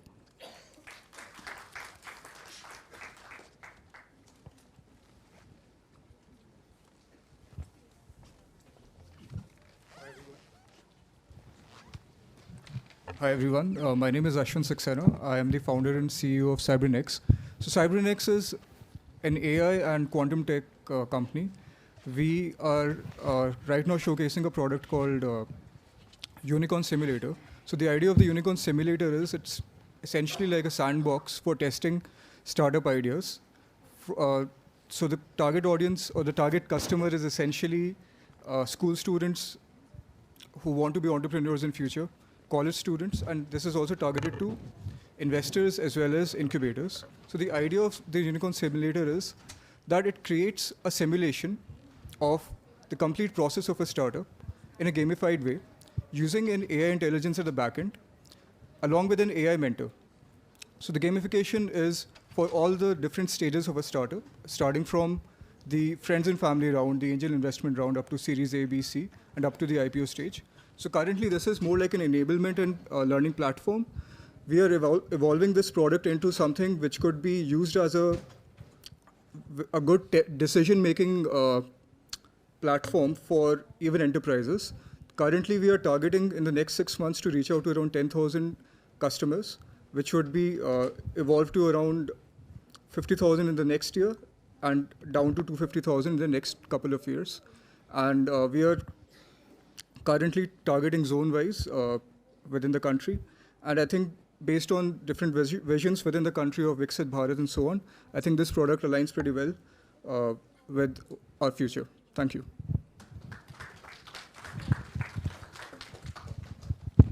Hi, good evening to all of you. I am Gaurav Agrawal, founder and CEO of AptCoder. So today we had a detailed discussion about AI, its use cases and all. But I'll be talking about the future workforce who's actually working on those technologies. How are we going to create that particular workforce? So when we talk about the workforce, are we focusing on only 15 to 20% of the population who is actually residing in tier 1 cities? Or are we focusing also to 70 to 80% of the population who is at the semi-urban and rural population? So again, if we are targeting as a cumulatively 100% of the population as a student population, then there's another challenge that 70 to 80% of the population who is actually residing at tier 2 cities or tier 3 cities, they are majorly focusing and they are majorly comfortable in their own native language. And how can we cater them in terms of providing them with the digital literacy, in terms of coding literacy or robotics lectures? So here, AptCode actually comes into the picture. We have built a technology, it's entirely indigenous technology, and that particular technology is being provided to the users as a patent pending tool where they can actually learn coding in their own native language. So be it Punjabi, be it Marathi, be it Telugu, whatever the language, they can actually learn those coding in their own native language. Secondly, if we talk about these population, every child is unique. So why to restrict their learning journey? So we also provide AI-driven adaptive learning to all the users where they can be, the content will be delivered as per their own understanding. The third part, what we are actually be able to achieve, there are some areas where even the infrastructure is not there, even the network connectivity is not there. How we can cater those students? So we have filed a patent, and with our POC, we can be able to cater those students even without having computer or laptop, or even without having no internet connection. They can learn coding, execute basic level of coding. So this is all about AptCoder, and we have already integrated ourselves in K-12 section. And I did my degree from IIT Bombay, and we have been supported by DST, IIT Delhi, IIM Lucknow, DST, SIDBI, Exim Bank, and Microsoft. Thank you very much. Hello everyone. So I'm Ajit Kumar representing VMI. Yeah, I am Ajit Kumar representing VMI. Our founder is not here. He's traveling, so he could not be able to attend. That's why I'm representing. And we are into AI-driven skill. We are into AI-driven skilling and capability building company. And we are designing high-quality assessments for students, business owners, government, and entrepreneurs, employees. So this is like we are working on different segments like making the quality product for the entrepreneur employees and students, like where they are lacking their we are segregating all the products in some different way, like if some module is weak, some module where a student need to focus, he can work on that. So these type of products we are doing. And first round, we have our first our proposal for is already selected, and we are looking for the next phase. And we are looking working collaboratively with the IIT for this purpose. Thank you.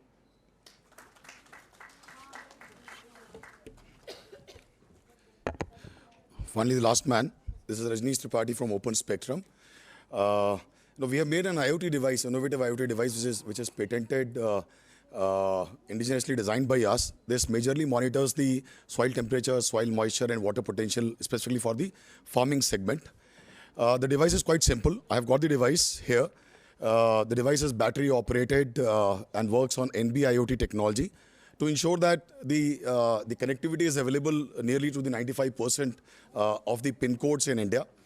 The impact what a farmer gets through this device is he gets to know about the how much of the stress to be given to the plant during the flowering or the fruiting stage, which results into the healthy root, healthy plant, even crop growth, and finally what a farmer needs is enhanced income. So whatever we have done as of now, basis the installation of our device in 21 odd crops, this has increased fertilizer uptake to the tune of around 40%, water reduction to the tune of around 58%. And we have done a small case study for the water conservation, because we are talking about the impact here.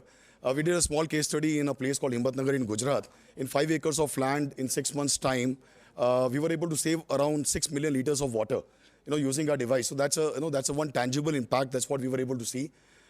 In terms of crop yield, the farmers have got enhanced yield to the tune of around 20 to 22%, which has certainly helped them in getting the enhanced income for the farmer. As a part of roadmap, apart from this IoT device, we are getting into farm automation. We are trying to expand. We are trying to get into a farm ERP as well as automated valves. So that's what it is. Thank you very much. Thank you.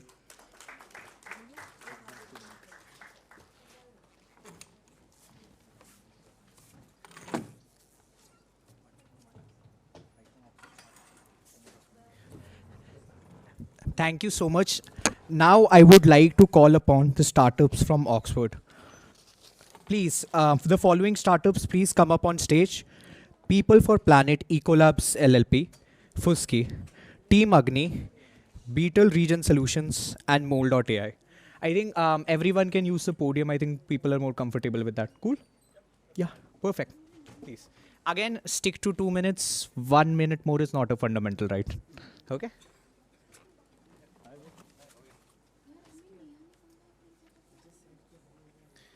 Hi, I'm Dev from People for Planet. At People for Planet, we are on a mission to empower 1 billion consumers to make sustainable purchase and lifestyle choices every day. For this, we offer carbon footprint as a B2B service solution called Carbon Shunya. We are solving 2 problems here. Number 1, you and I, as consumers, we find it terribly difficult to measure, track, and reduce the carbon footprint of our everyday purchases. Number 2, ESG compliance and reporting is here and now for banks, for utilities, and for mobility service operators who need to measure, report, as well as reduce the scope 3 emissions of their sales. Here comes Carbon Shunya, which provides carbon footprint as a service, which is an API-based B2B solution offered to partners like Amazon, Ola, Indraprasth Gas, Tata Power, and so on. Carbon Shunya, incidentally, is India's first solution that can measure, track, and mitigate the carbon footprint of any consumer transaction in real time. For example, it can measure the carbon footprint of every rupee spent by consumers, of every kilometer traveled by consumers, and of every unit of gas or electricity consumed by consumers in real time. In the process, it provides 1, carbon analytics, which measures the sustainability performance of the business. Number 2, consumer analytics, which measures the consumer spending and behavioral dimensions, providing analytics to business. Carbon Shunya has 3 USPs. Number 1, for end consumers, it makes it rewarding, it makes it fun, and it makes it easy to be green by gamifying carbon. Number 2, for business partners, businesses can meet their ESG compliance and reporting easily with zero greenwashing. Secondly, they can establish green leadership with their customers, create a wow factor, and leading to drive sales and customer loyalty. And thirdly, every customer-facing business, they can create measurable impact at scale every day with each one of their customers.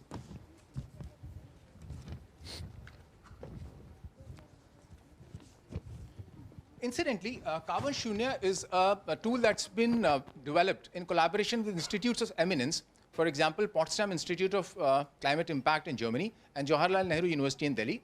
It's an audited tool by a certified energy auditor from Bureau of Energy Efficiency, as well as published internationally. We have tied up with, or we have consent from 2 potential customers to launch a paid pilot project. And through this platform, we want to raise seed funding to launch these two paid pilot projects in the next 6 months with about 2 lakh consumers. We are a team which brings 150 plus years of experience in diverse areas. And I think the market opportunity here is immense because every consumer-facing business is a potential customer. It has economy-wide application. And with that, ladies and gentlemen, thank you so much for listening. We look forward to connect subsequently. Thank you. Mr. Abhishek Singh earlier today talked about the use of technology and AI with farmers, and we are doing exactly that at Beetle Region Solutions. My name is Amol. I'm the co-founder and CEO of Beetle Region Solutions. We are building climate-resilient, large-scale regenerative farming ecosystems and traceable supply chains for brands, retailers, especially the textile and apparel brands. And in that, we are helping farmers increase their livelihoods, enhance their livelihoods, increase profitability. And for brands, we are offering them opportunities to inset emissions the GHG emissions that they generate at a very, very large scale, textile being the biggest polluting industry globally. And we are helping them mitigate that using some high quality CDR solutions, carbon dioxide removal solutions, using biochar and then some of the other deep tech technologies. We are building a carbon insetting platform for supporting all of this using deep tech and AI. The problem is pretty clear. We are talking about global emissions, and some of the goals have already been laid out globally. From a brand perspective, the supply chain is extremely opaque, fragmented transactions, smallholder farmers, and therefore the visibility of supply chains for brands is extremely critical, which we help bridge. In this, we are currently working with 125,000 farmers across multiple states in India and Bangladesh. We are working with 25 plus supply chain partners and brands like Hugo Boss and Victoria's Secret, who are our customers. And we have in FY25 generated a revenue of $750,000 and on track to reach $2.2 million this year. We are, as far as our plans are concerned, for the next 3 years, we are looking at reaching out to more than 1 million farmers who are already in our network, setting up 100 industrial pyrolyzing facilities, which will be generating high quality biochar and carbon dioxide removal solutions. And in all of this, we'll be reaching $40 million plus of revenue in the next 3 years. Extremely high demand backed. We are looking at $80 to $100 billion CDR industry in the next 5 years by 2030, as has been published by McKinsey. From an impact perspective, which is our core mission, we are looking at 4.02 lakh crore of benefits for farmers. And as Beetle, we are looking to distribute around $1,000 per farmer in cash and kind for giving them access to better services and enhancing their soil and getting them linked to the supply chains of brands. Traceability obviously is one of the key challenges. We have our own in-house GHG and chain of custody documentation tool for brands.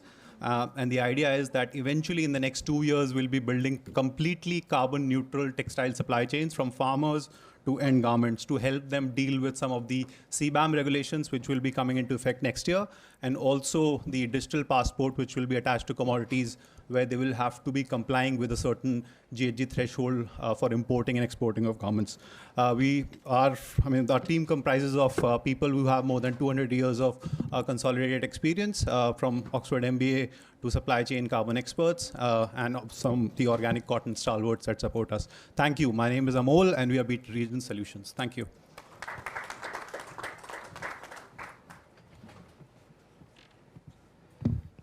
Okay. Hi, everyone. My name is Abhinav. I'm the founder of a company called Mool, and we're on track to being the first asset management company built on AI, right? So imagine, a company that doesn't have real investment analysts or portfolio management teams or risk management teams, but you can systematically track, monitor, evaluate every listed security in the world. Right? And that's what we're doing today.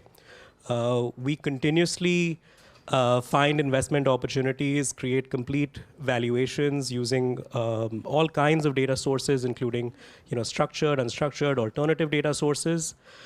We analyze about 50,000 companies across 250 stock exchanges.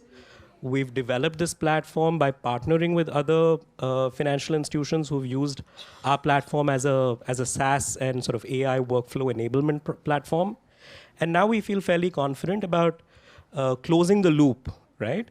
And actually creating a capital gain out of the productivity that this technology gives us.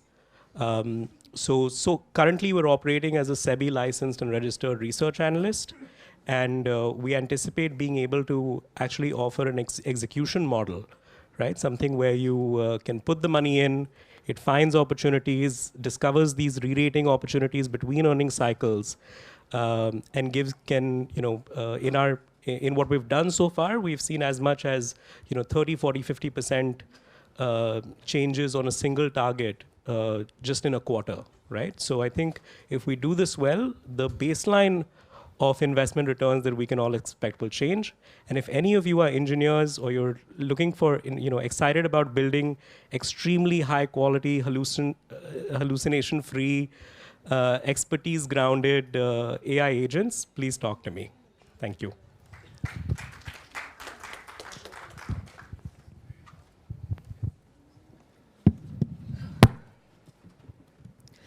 Hello. Hi, everyone. My name is Asta, and I'm the founder of Agni. And my pitch today is not just for the VCs, but also for the founders present here. Let me start by asking one simple question. What do Bill Gates, Nikhil Kamath, and Dipender Goyal have in common? People are following them not just for their companies, but also for the stories that they tell online. And this is the shift that we're seeing in 2025, where it is not just the products that people are buying, but also the people behind those products. And this is why founder visibility is the competitive advantage in today's day and age.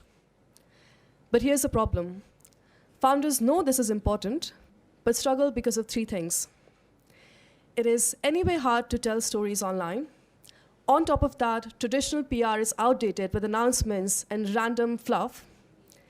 And hence, founder branding always ends up getting deprioritized. And at Agni, we're here to solve this. Our first approach is making sure that we're getting our founders go viral for the right reasons, which is visibility, and at the same time, making sure that we're positioning them as credible voices in the industry, making sure they're getting inbound leads, and at the same time, have a very high positive sentiment, which is the value. How do we do this?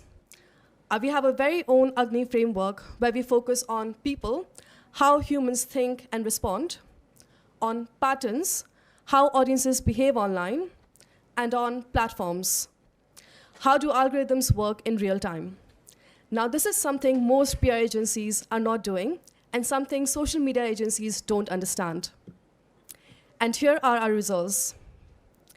We have got the chairman of a listed company get 5 million views overnight from one single post, as well as media coverage in NDTV, Economic Times, Mint, and so forth.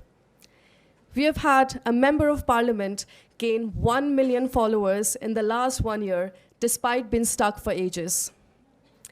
And for all the clients that we have had in the past 1 year, we have managed to deliver a combined reach of 130 million views and 3 million engagements.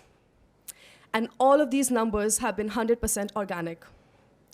And now if we talk about value, we have had the retail shareholders of one of our companies double in numbers because of the branding exercise we've been doing for their founder. And now, in 2026, we're looking to bring on board 5 founders who share the same vision as us and who want to expand. So if you're building something meaningful and want to get your brand noticed in the right way, let's talk. Thank you, everyone.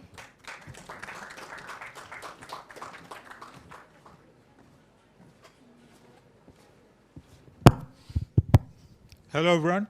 So I'm the last one, sort of your showstopper. I am Abhinav. I'm the co-founder of Fusky, Fusky.ai.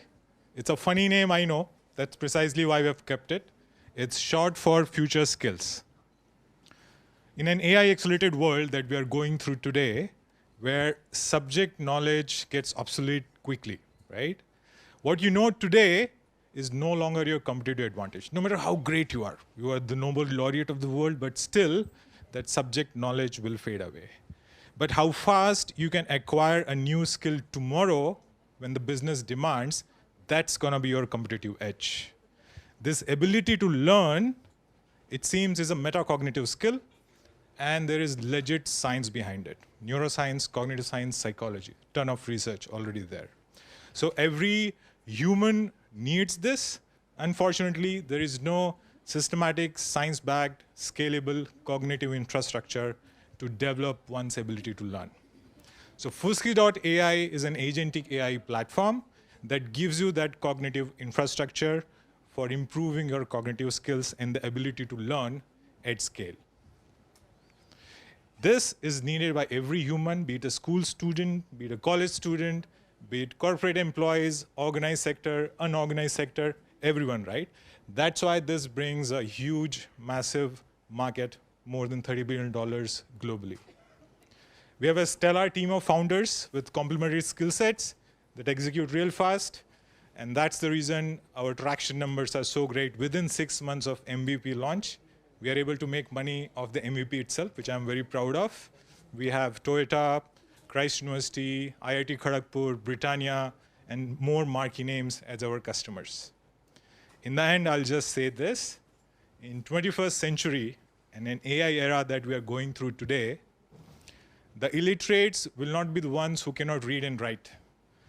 They will be those who cannot learn, unlearn, and relearn rapidly based on what business is requiring. And that is why Fusky.ai will scale, because Fusky gives that cognitive infrastructure for you to improve your ability to learn. That will give outcomes like skills pivotability and your workforce agility at scale. Thank you.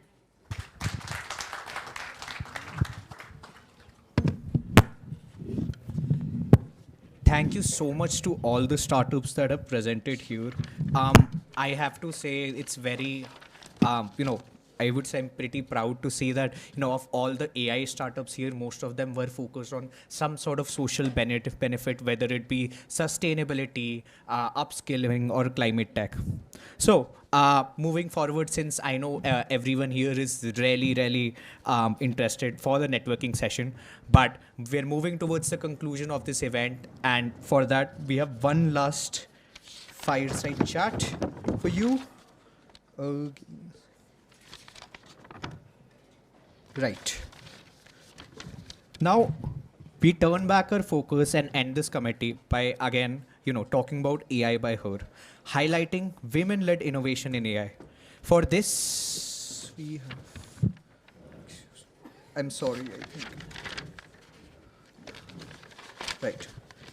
Now, in this session, we will hear from some of the trailblazing women entrepreneurs who are leading AI startups. Our panelists for this roundtable are Dr. Divya Sharma, co-founder and HR head of Pradivya Software, a startup empowering workers through technology. Ms. Nupur Agrawal, co-founder of ScanNext, spearheading AI innovations in agriculture and in soil health technologies. Ms. Meenal Gupta, founder and CEO of Easiofy Solutions, an AI-driven health tech venture. Ms. Shruti Anand, co-founder and chief growth officer of Eco Ratings, promoting sustainability through AI, and Ms. Rachna Singh, managing director of Superceuticals, innovating in the health and nutritional domain. Guiding this conservation as moderator is Dr. Vibhuti Agrawal, general partner at Real Time Angel Fund and a strong supporter of women-led businesses. She has been a long partner in the FITT network and really helped mentor many of our startups. Again, a round of applause for all our women leaders.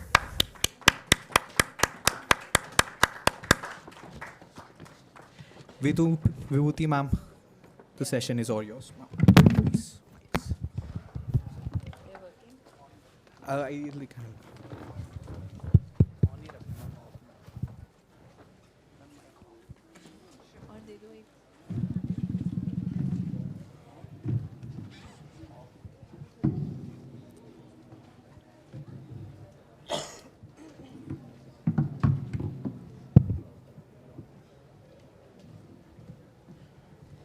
Very good evening to all here, and thank you FIT Delhi for having us on this stage. And it's a chilly evening today, and we see a thinning audience. It's the end of the session, but we hope to keep this session alive and enriching for those who are present here. So quickly, we'll go a little crisp and short. So these women founders have already introduced their startups earlier, so I will not trouble them to tell us about their work anymore. As a theme of the session is AI, and AI for her, AI for all, AI by her. So first we'll focus on her, then we'll focus on AI, and we'll focus on other things that as an investor, what are the things close to my heart. So let's start with women first. So women, we all know they have very less representation in STEM, and in AI it is even lesser, hardly 18 to 20% of the total workforce is represented by women. And so we are privileged to have women co-founders on stage, which are doing amazing work in the field of AI and bringing technology for the benefit of the people. So as women, I want to understand that, what they feel is the reason for a low representation, and what are the unique challenges faced by women when they want to come in AI, and how we can overcome. If they can give any solutions, that would be really nice. So starting with you, Divya. Hi, good evening, everybody. So I think Vibhuti ji has said that women are representing less. I agree to some extent, but now the ecosystem has changed a lot, where we have many government policies, where we have many investors who promote the women-led startups like AI for Unnati, for which we are all here today. So the challenges which women founders very frequently face they are not taken seriously most of the times. We do get that empathy, but we are also heard, but we are not taken seriously most of the times. So this is a change which society, investors, banks, and the co-business ladies themselves have to bring in them. So this is, I think, and being a female founder, I have started from my side because I have been in job also before this initiative. So I make sure that the females working in my organization get ample opportunity to work from home.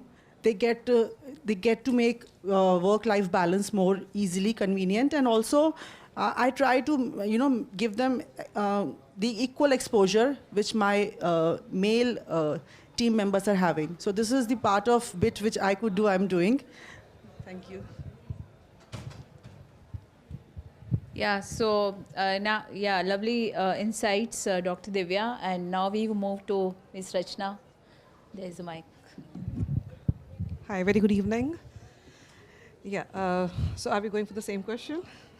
Yes, we can quickly have all of our views in a few sentences, then we can move to the next question. So what do you think? As per data, this is, though Dr. Divya disagrees that women are not.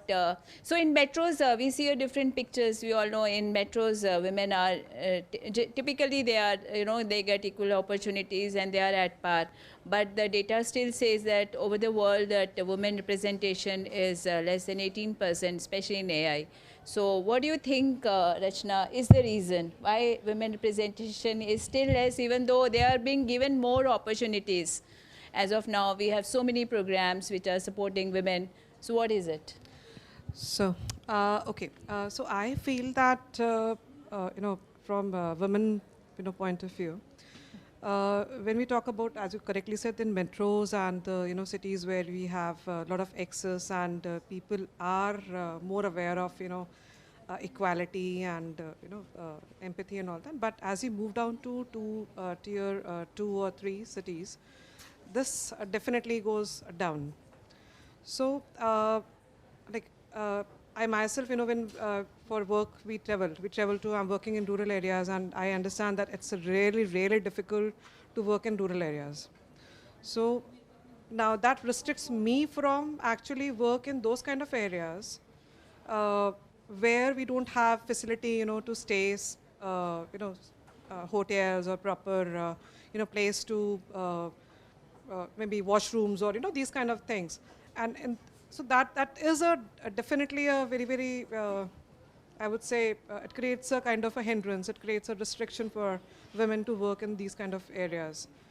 If you really want to actually say that we should get equal opportunity, then we definitely need that kind of a support from the government as well as other stakeholders. We cannot keep ourselves restricted to the metros only. So this is what we definitely look forward to. Yes, over to you, Meedal. Yeah. So thank you, Dr. Vibhuti. So here I agree that we have been provided many opportunities, and that's why we all are sitting over here. So yeah, thank you for providing the opportunity. But I also agree, being a woman, if man has to prove their credibility with X amount of work, women have to work 2X for that. But ultimately, all your work speaks. So, yeah, I accepted the challenge that we have to work harder than men. So therefore, it is, I would say that it is legit that even if they are given extra support because they have been oppressed since for centuries, so a little support doesn't do any harm given to women. Thank you. Meenal, over to you, Ms. Nupur. Hello. I would say that ladies here are expected to be an all-rounder. We have to be a good homemaker first. We are expected to be a good homemaker. We are expected to be a good mother, a good wife, and of course a good entrepreneur. And I would say that if you have that passion in you, because all of us sitting here, I'm sure, started with a 9-to-5 job, and we shifted to this entrepreneur journey because we had passion inside. Because of course, 9-to-5 job was more secured and safe, and it was more peaceful. But we shifted to this because we had passion. And if you have passion, and as Kotak Biz says that hausla hai to ho jayega, this journey will also continue, and with the support of ecosystem, I'm sure that we are going to reach there. We are reaching there, and I agree with you that in metro cities we are getting more opportunities, but I belong to a tier 3 town. I come from Gorakhpur, which is a humble town in eastern UP, and from there reaching here was a very difficult journey, starting from convincing my parents that I'm going to leave my job and get into agriculture and getting into the field. It was not easy, but now that they are seeing me growing, I'm getting good feedback for my cousins back there, for my family back there, that now girls are getting opportunities because they have seen me growing in a different sector. So I would say that, we have to take a lead ahead if we have taken this step, and we will get there.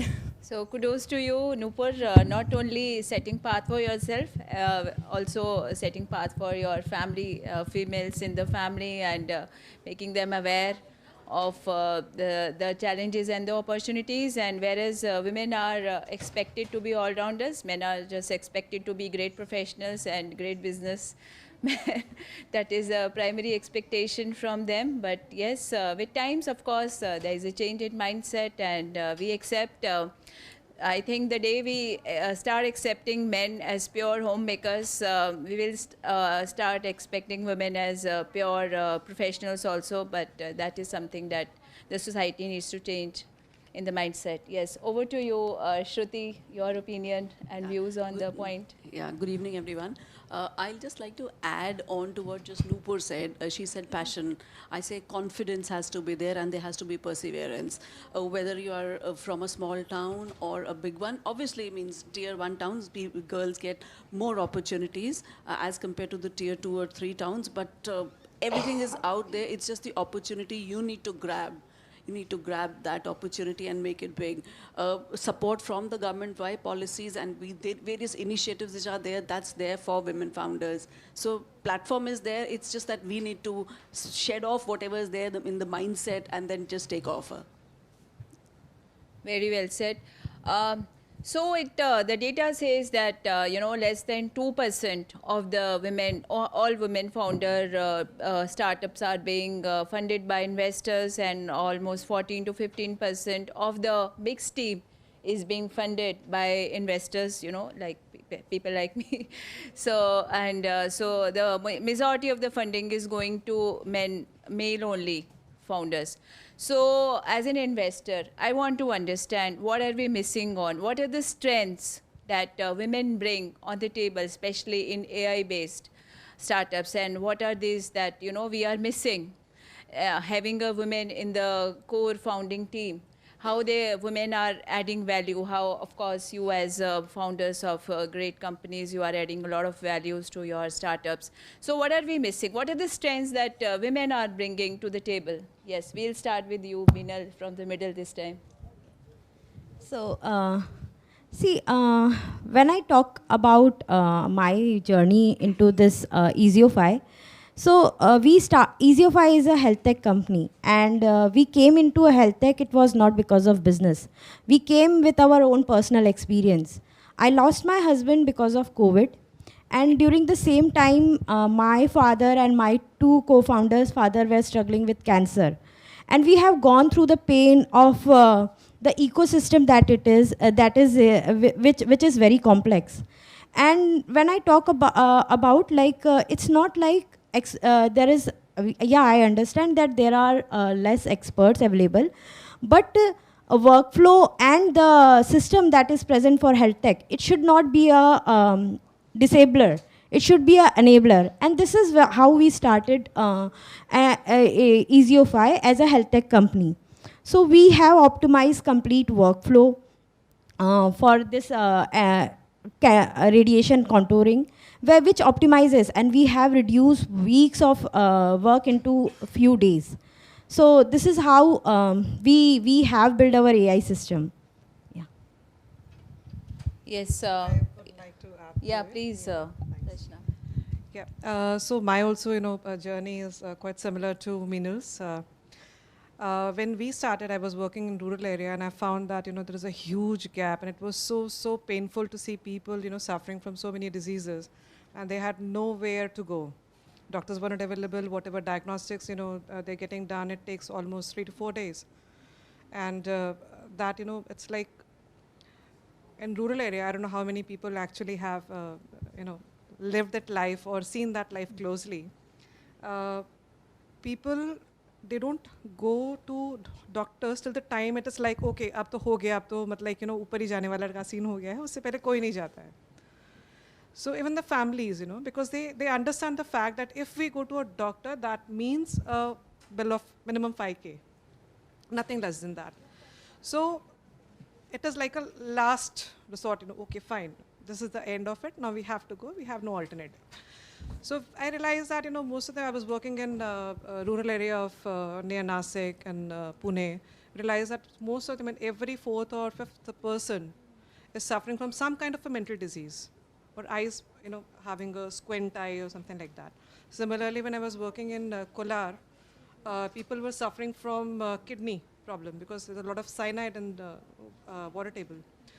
But again, it's like, chalta hai wala type. There is that kind of, because they are living that life in centuries, they don't have the alternative. So that was a triggering point. It was like that I left everything, what I was doing earlier, and I said, no, we have to do something, for these kind of people. We have to bring, that thing to them. We cannot expect them to come to us in the urban area, but we have to, do something for them which can actually be useful to them in their area. So this was my journey. I'd like to add to it, maybe an extension to what Rachna ji said, that women are more empathetic, we are more creative. AI is actually built on human data set. So to actually build a better AI solution, you need to interact in a better way with all the humans and the data they could provide. So we are working for the blue-collared community, and penetrating in that community is pretty difficult. So till the time the company itself has the ideology of looking with empathy and support and a sense of commitment and trueness to everybody, you cannot navigate. So that, that factor of trust, it is inbuilt. And if a company is run or is co-run by a women partner, there automatically the ethically it becomes more strong. And because we are, raised up in a way where where ethics matter to us the most. So we will not do anything unethical. We will not, bring in the picture of distrust or commitment or discommitment. We will be committed, we will be trustworthy, we will be more creative, and we'll be able to penetrate and navigate better. So this brings in strength to the AI-driven companies, preferably when women are there. Nupuri would like to add something. Yeah. So I totally agree with Dr. Divya, what she said.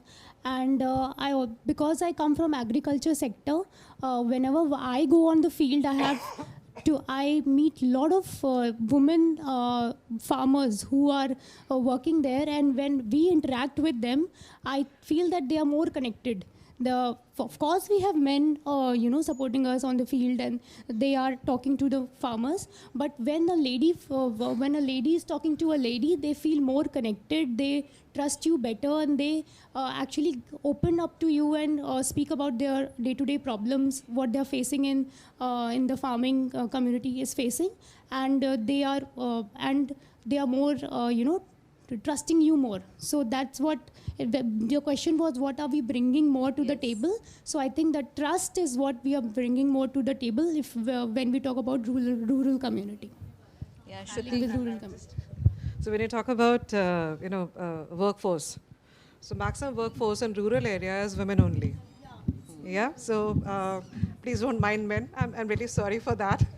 But the fact is that in fields, wherever you go, from across India, I've worked in rural area and I found that most of the time women are the people. I mean, women are the workforce. Whether it is taking care of their home, whether they are working in the field, or in factories also. So maximum workforce is not men, maybe in technical sector, yeah, because they get the opportunity to study outside, go outside their homes and they're allowed where women are not. So, but workforce, yeah, definitely. Non-technical, of course. I'm sorry. No, you don't have to be sorry for this. This is how it has been for centuries, not our fault. So I'd just like to share a bit of my experience. I run a Gen AI company solution for sustainability. So when we go and talk to clients, as we are 3 co-founders, 2 women and 1 male. So the male is the tech lead, and I am the market and like the sales lead, enterprise sales, and my second co-founder, she is the sustainability lead. She's the ESG person. So when we go and meet clients, they're very forthcoming, very open, and everything is fine. Talking to women because this is something totally new. The solution which we're providing, which is not there in the market yet, and very forthcoming, very open. And then when you're talking to customers, it's different. When you go to investor side, then it is how seriously women tech thing coming from women is taken. That's a bit of a question mark. That then work needs to happen there, that men have to be more this thing that women can create tech ventures. So there's a bit of a mindset thing which needs to shift there. In terms of consumers, clients, everything is fine. When the investing money, when the money part comes in, there's a bit of thing. When you're going for a very initial round, no problem at all. When you're looking at larger checks, then there are certain things which we feel need to be worked on. So I would like to add here, Shruti, you have mentioned that men too think that women can be tech partners and they can do well in tech. So I would like to add here that men and women both have to think that way. So, and women have to have confidence that they can build, and other women also. So sometimes women and men, they all have biases, and so that biases have to go. And so thanks for bringing it up. As an investor, it's a learning for me, and I know that what I'm missing if I'm not investing in a women-led startup. So now my question in the afternoon session, Abhishek was discussing about the lack of data sets and how it is hampering the growth of Indian tech-based, AI-based startups. So yeah, it's an open question. Anybody, they would like to share the challenges in receiving the data sets, and that leads to obviously you cannot train your AI models well, and or the AI models as good as the tech or at the data sets given. So if the quality of data sets is not good, then obviously the model will not behave in a right manner. So please, yeah, go start. So, yeah, data set is a big challenge for us when we talk about health tech. So here we need a very good data set as well. It should be of good quality, and also the labeling that has been done. The way AI has been trained, it should be of very good quality. So good doctors should train it. But the challenges that we face while we approach to any hospitals or public sector for data, here there is a loss of knowledge. They don't even know whether we are sharing, they know that we cannot share the data set of patients, but they are not aware what can be shared, how it can be shared. So we have to struggle a lot first to educate them that your data is not at risk. So that increase a timeline of getting the data. Yeah. So, any other challenges? Yeah, the another challenge is that when we are talking to doctor, the first thing they think is that we are going to take away their jobs. So that is a big challenge. So AI will replace doctors. That Yes, is what they yes. don't take it. They don't take AI as an assistant or a helper, but they think that it will replace. Right. So they basically they don't know their own strength. Being as doctor, as human beings, what they can do. Obviously, I cannot do that. So everybody, as humans, we should know our strength. So yeah, you were discussing about the challenges in the data set. That is the doctors are not willing to share the data. Any other challenges you would like to share? That is one part, that it is difficult for doctors. We have to really convince them to share the data set. Second problem is when we are training our models, we require Indian data. So there are data, pictures and all those models available on, easily available on different, sites. But again, those are not exactly Indian data. So if we are making solution for Indian population, we need to have that kind of a data, which definitely is difficult because especially, if you talk about medical, there are many challenges, ethical clearance you have to take. You have to first, make the doctor agree to it, then the committee agree to it. It's a long journey. Yeah, so process we understand. That is there. Yeah. But people who are going through that process, they should be educated. Yes. Right? So awareness, as earlier said, that you really have to convince the doctor that we are not after making the solution. You don't have to get worried about it, that your job They're not is going to replace you. Yeah. So that definitely is a thing. Yeah. So since we are working with blue-collar workers, if they are facing these problems with educated doctors, think about us. So the blue-collar community, they directly think that AI will replace their jobs because obviously they are replaceable. So then we have to convince them that no, it is an extension, it will help you.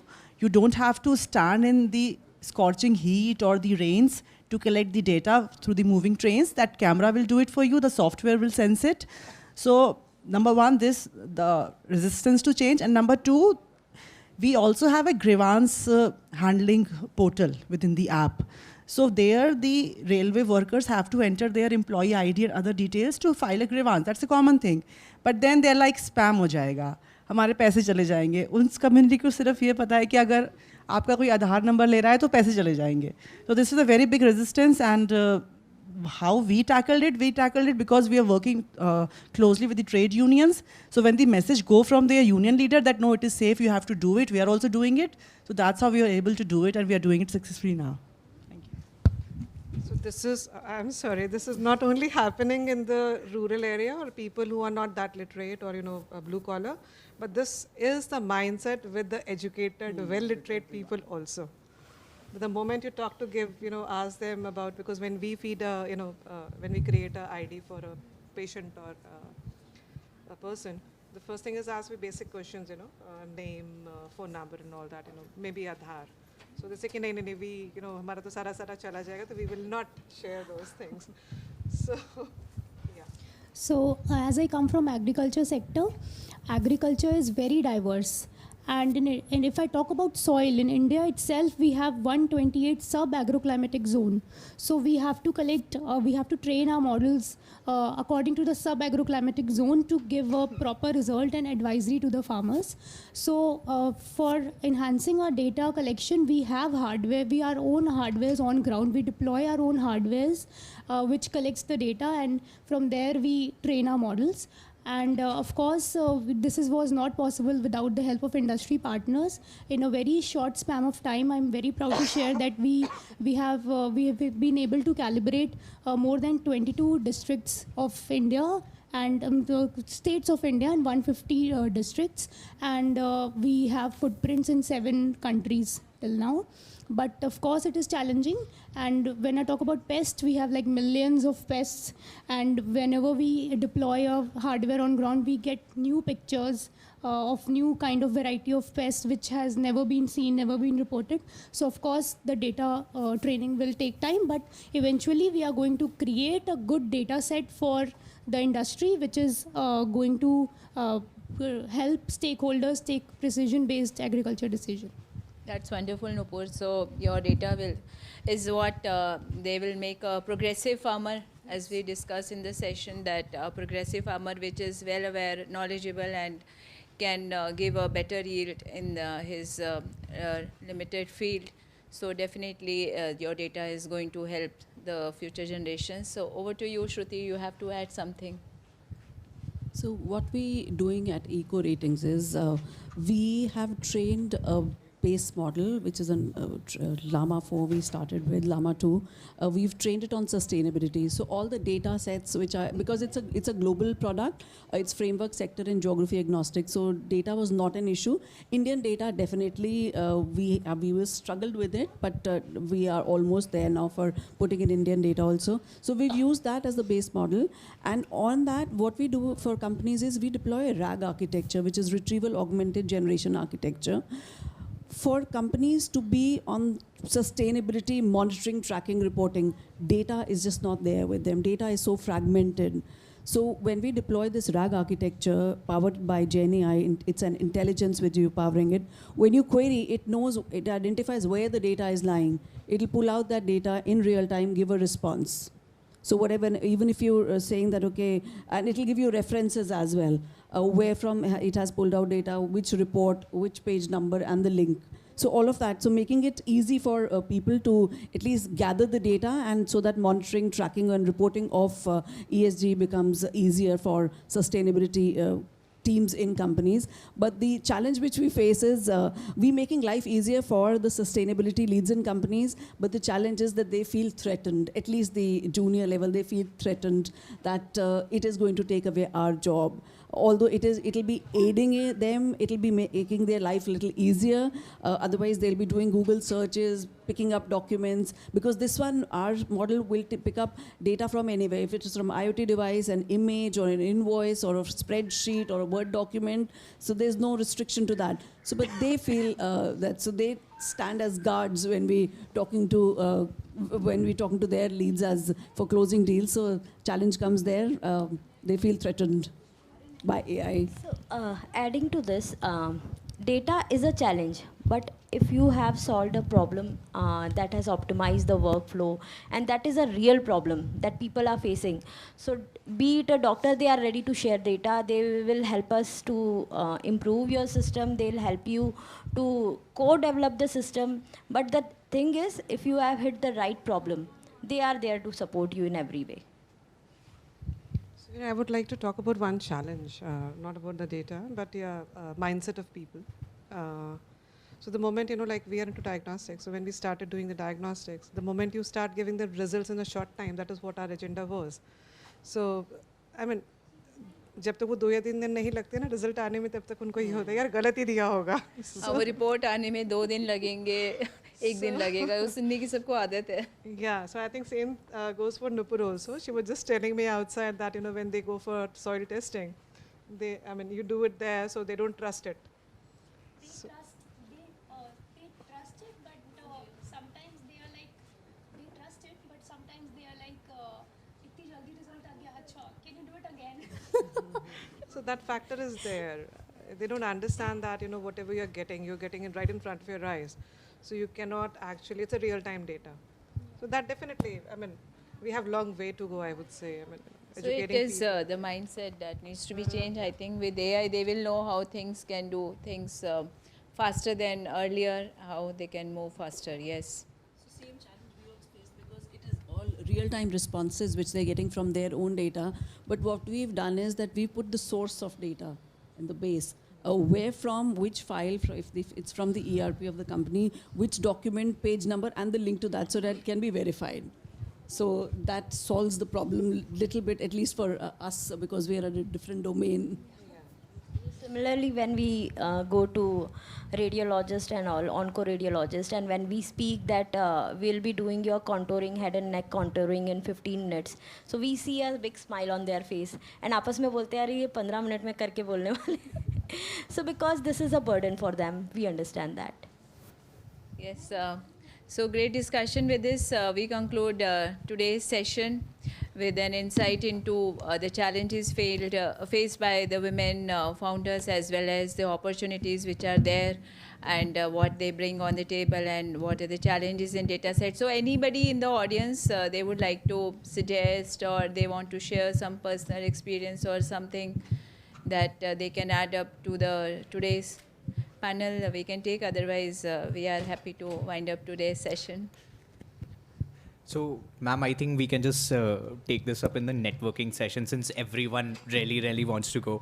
First of all, I'd like to thank you, ladies, and thank you, Dr. Agrawal, for such a lively and insightful discussion. I think we should thank the people who are sitting here. Yeah, that is definitely. So, I just want to say something that the power of AI is rightly unlocked by the power of communication. Women being better at it, I can admit on behalf of all men, definitely. But with leaders like you leading the capital markets and AI in the future, I'm sure that this unfortunate reality of gender equality will change. So, kudos. Again, a round of applause for all of our female leaders. Now, I would like to invite our senior legal advisor, Ms. Nikita Sultania, to facilitate our guests.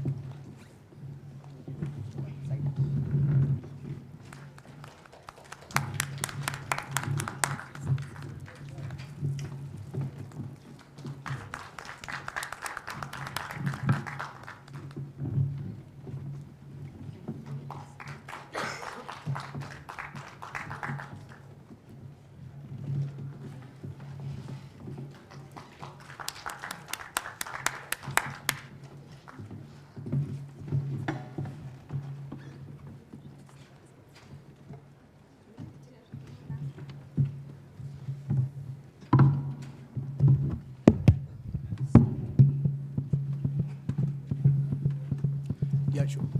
I'm happy taking you again.